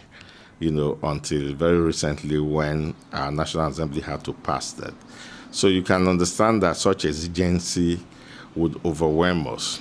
But I think that beyond the, as they say it, scratching of our body, according to the offense, by African mythology, beyond that emotional and reaction from passion, which in this place I have not condemned, I think it's okay. But I think we should begin to think of how to convert our, resources, who have been able to convert their human resources to crime and to criminality. I think we should be able to reconvert them to economic uses. So I think that we should turn our criminals to production centers or productive elements, and that is achievable. Much of the waste in government and ostentation, because you see, in dealing with crime, people just look at the crime, but there are ancillary reasons that act as catalysts to crime. If you continue to flaunt your ill-gotten wealth, especially public funds, in the face of young men who have left school and are not getting jobs, it's an incentive to crime. And when you don't deal with those ancillary symptoms, then you are not going to be able to control crime in society. So if government will cut down its expenditure and its ostentation, I mean, some of the local government chairmen that were imposed by the governor as soon as he came in, the governor went to the market and bought them, SUVs that many would never have dreamt of driving. And better boys on the streets who did better in school and so on and so forth, who did not do those dirty things that they did to become so-called local government chairmen, are still looking for a job. What kind of reaction do you think that such youths are going to react to such situations? So, point I'm making is that if we cut down all of those kind of ostentation and waste by government and channel that money, we could actually be able to put off enough programs and correctional centers where we can, if we arrest these boys as kidnappers, cultists, and whatever, we try and see how we can, persuade them, educate them, retrain them, reorient them against the life they've chosen, and see how we can reintegrate them to a productive society.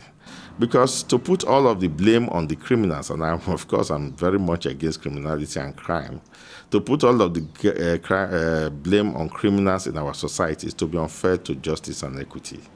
There is too much incentive for crime in the society. So we have to, think through and look beyond these first-hand emotional reactions and say, look, how do we really deal with crime in this society? Let us, first of all, incentivize, crime by spreading our common patrimony to ensure that the society takes care. It is only those who refuse that care. If you go to America and Britain, it is those who refuse to work. The system has provided structure to support their population. It is those who cannot apply themselves that go into crime. So we have not been able to provide any support structure, and we cannot tell that our boys have not applied themselves meaningfully.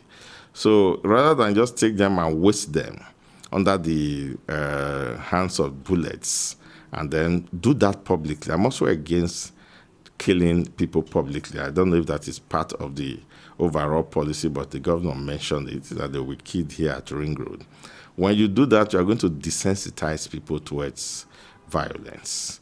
People must be allowed to maintain that sensitivity towards violence.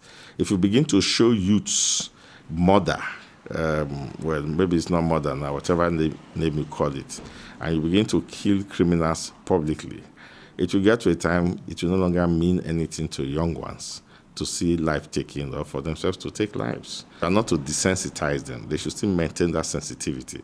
The firing squad should be done behind closed doors. I am for execution, but after they have refused reorientation. The courts that had been set up to try kidnapping and cultism is not different from any regular criminal court. It's a criminal court. And so the rules of court that pertains to the criminal justice system we apply to these particular courts. We already have criminal courts, and we have the Administration of Criminal Justice Act, and we also have rules of courts that govern the criminal courts. So it will follow the same pattern. It's not the governor's courts. Speedy trial there will be speedy trial because they really don't have many cases now like any other regular criminal courts. So when kidnapping cases come to them and they have gone through the DPP gamut of proof, check whether there's a prima facie case for them to be prosecuted, it will still go through the DPP, the Director of Public Prosecution's Office in the Ministry of Justice, before the Ministry of Justice legal officer, State Council will be the ones to prosecute those cases. And also, we also need the cooperation of lawyers lawyers from the DPP's office and private practitioners to ensure that there's speedy trial. Because most of the time, it's not the courts that are responsible for civil trials. Lawyers are key persons that are responsible for slow movement of cases in courts. They come with frivolous adjournments, and most of the time the court will just have to indulge them, because without the lawyers, the judge cannot just go and give a judgment just like that. So the problem is the lawyers, and so NBA should advise lawyers not to come with frivolous adjournments, frivolous reasons why their cases should not go on. And the same thing with the government lawyers, the DPP's office. And so the judges are always present in court. If you go to court, there's no day that the judges do not come to court. It's only on few reasons, maybe on the head grounds. But the problem is the lawyers. So we look at it like this, that the judges' courts are available to receive information from the Ministry of Justice saying that this person has committed a crime, and it is right for the lawyers to ensure speedy trials because the judges are always available. And so when these judges have heard this case, they will naturally give judgments. And so we expect speedy trials and lawyers to ensure that they do not be a cog in the wheels of justice. Assessing the special court, to me, is still is still at its fan stage, being that it was just created a couple of weeks ago. One cannot give a definitive assessment, but giving a preliminary assessment of what it has achieved so far or what it tends to achieve, I could say the state governments have done well, and for the chief judge of Edo State to had swiftly set up the court. And we saw recently that the alleged kidnappers that were arrested were tried in that special court. I would say kudos to the Edo State government. One cannot say whether it has achieved its aim, but the process is on. Like I said previously, that the court has its own procedural processes. What we saw in the last sitting of that special court, that the alleged kidnappers was before the court and they all pleaded not guilty, despite the fact that they had previously confessed to the crime, even on media. But they have the right to either plead guilty or accept the crime as being alleged.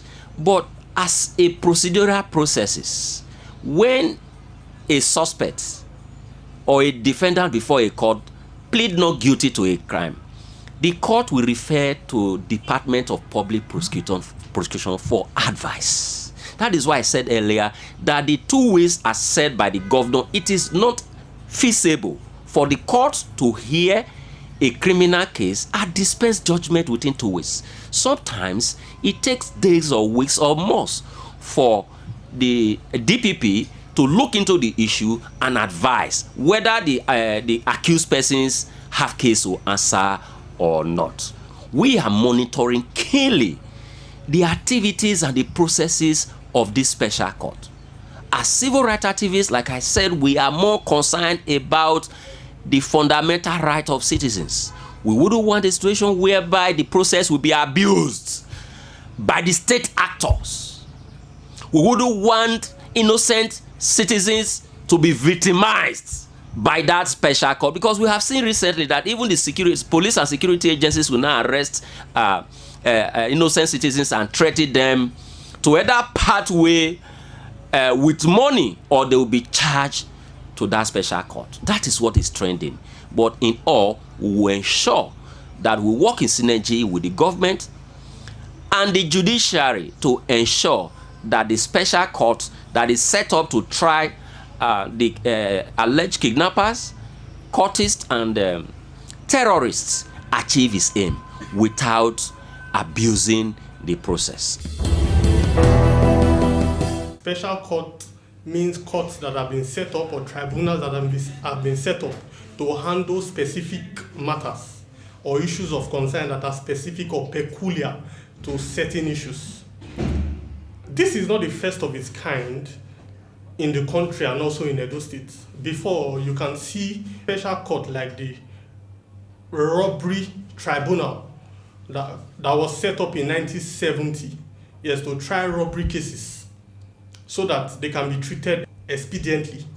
So the special court is a step in the right direction. Now, these courts have been constituted by Edo State to fight robbery, cultism, and kidnapping. Yes, and these are peculiar matters. Now, a leader is not someone that has the highest qualifications, but however, somebody that can identify a problem relating to a particular set of people and also do everything possible to solve it. Security issue has been a major problem in Edo State from time immemorial. There are a lot of places I can mention in Benin where this issue of cultism and kidnapping were very rampant until our governor in his magnanimity decided to set up this court, which was approved by the Chief Justice of Edo State, Honorable Chief Justice Daniel Okumbowa. Now, this court is situated at the High Court of Benin, and this court is just like every other normal court. But what is the difference? Just like you have the Election Petition Tribunal, that where matters or electoral matters are treated very quickly, expediently, with full speed, so as to be able to get the results on time. That is the same thing that is also ongoing in this special court, so that issues of cultism and kidnapping can be treated with enough speed, and the perpetrators of this act can be brought to book. This court can handle matters, let's say, in 6 months, 3 months, depends on the factors that are involved, and judgment will be given. The judges that are sitting over this court are judges that have been carefully chosen, who have a lot of experience in cultism and kidnapping and matters that are related thereto. So this court is something that is applaudable. And on the issue whether this court can actually be abused later on, it is simple.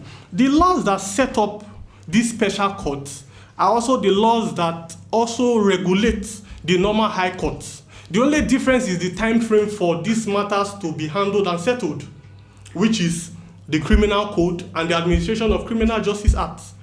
Now, this court also runs with the rule of natural justice, equity, and good conscience.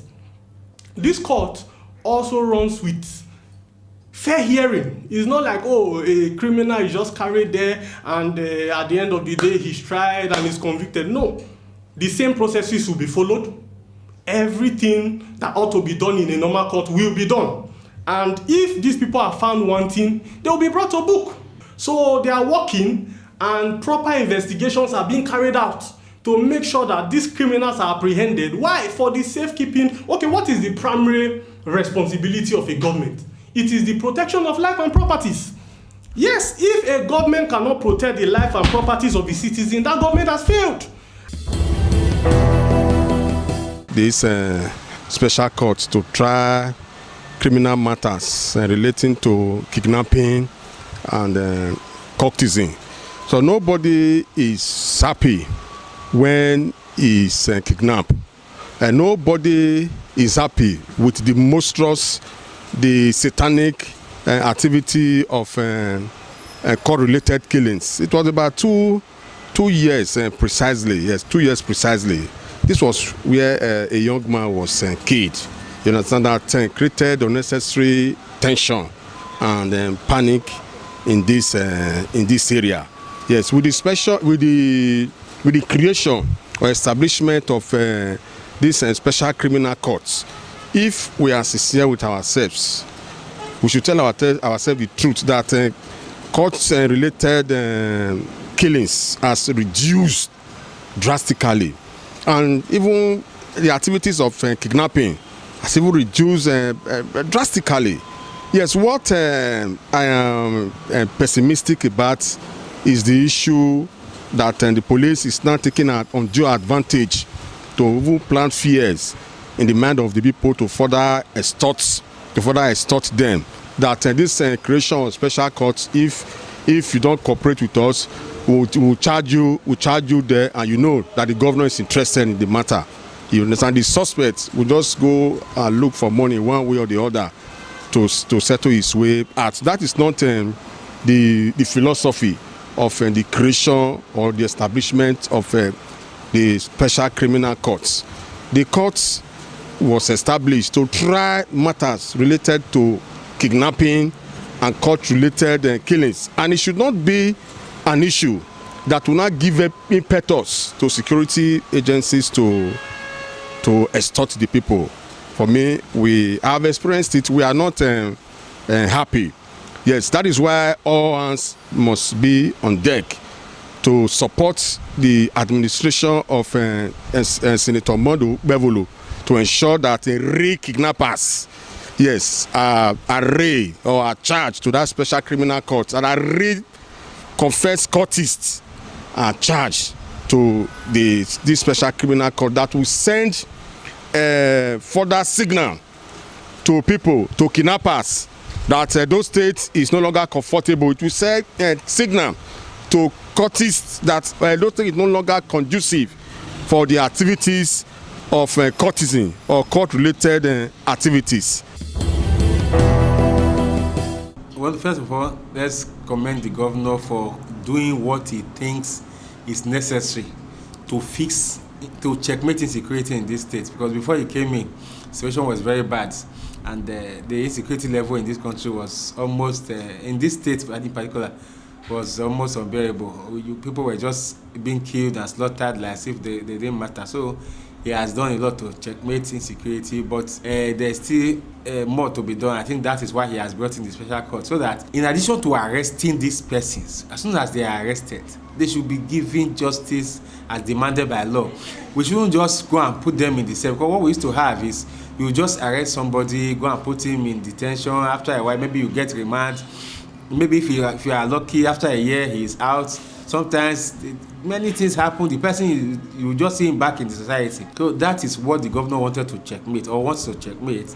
That's why he has brought in this special court, so that it will not just be a case of we arrested them, whoa, we stopped them yesterday. It will be a case of we put an end to it. That is why he brought in this special court. And one way to do it is by giving swift justice. That's where the special court now come in. The special court is a court that it does not listen to adjournments anyhow. You come to court today, the next time you are coming is October, the next one will be March next year. So that has aided the injustice in this country. I also helped a lot of accused persons to get away with criminality. You are doing a criminal case. There's one criminal case I am doing now. It's 4 years, exactly 4 years. So it doesn't make sense. And criminal matters should not be delayed that much.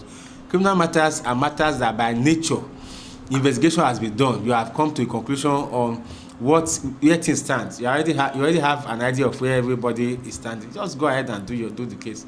Now the question is, what has been the impact of the special court? I would say it has helped, and I will tell you why I say it has helped. We were here when they did the July 7/7. We used to know what 7/7 used to be in this state. This state particularly, they used to see those days as special days that people can do and undo, anything can go on. But it's no longer so. Now everybody is now, even the man who is the courtist will now tell you, come, I'll not be courtist too. He is avoiding the special court. He knows that if he's arrested today, tomorrow morning, he can be in court for trial. So he's avoiding it.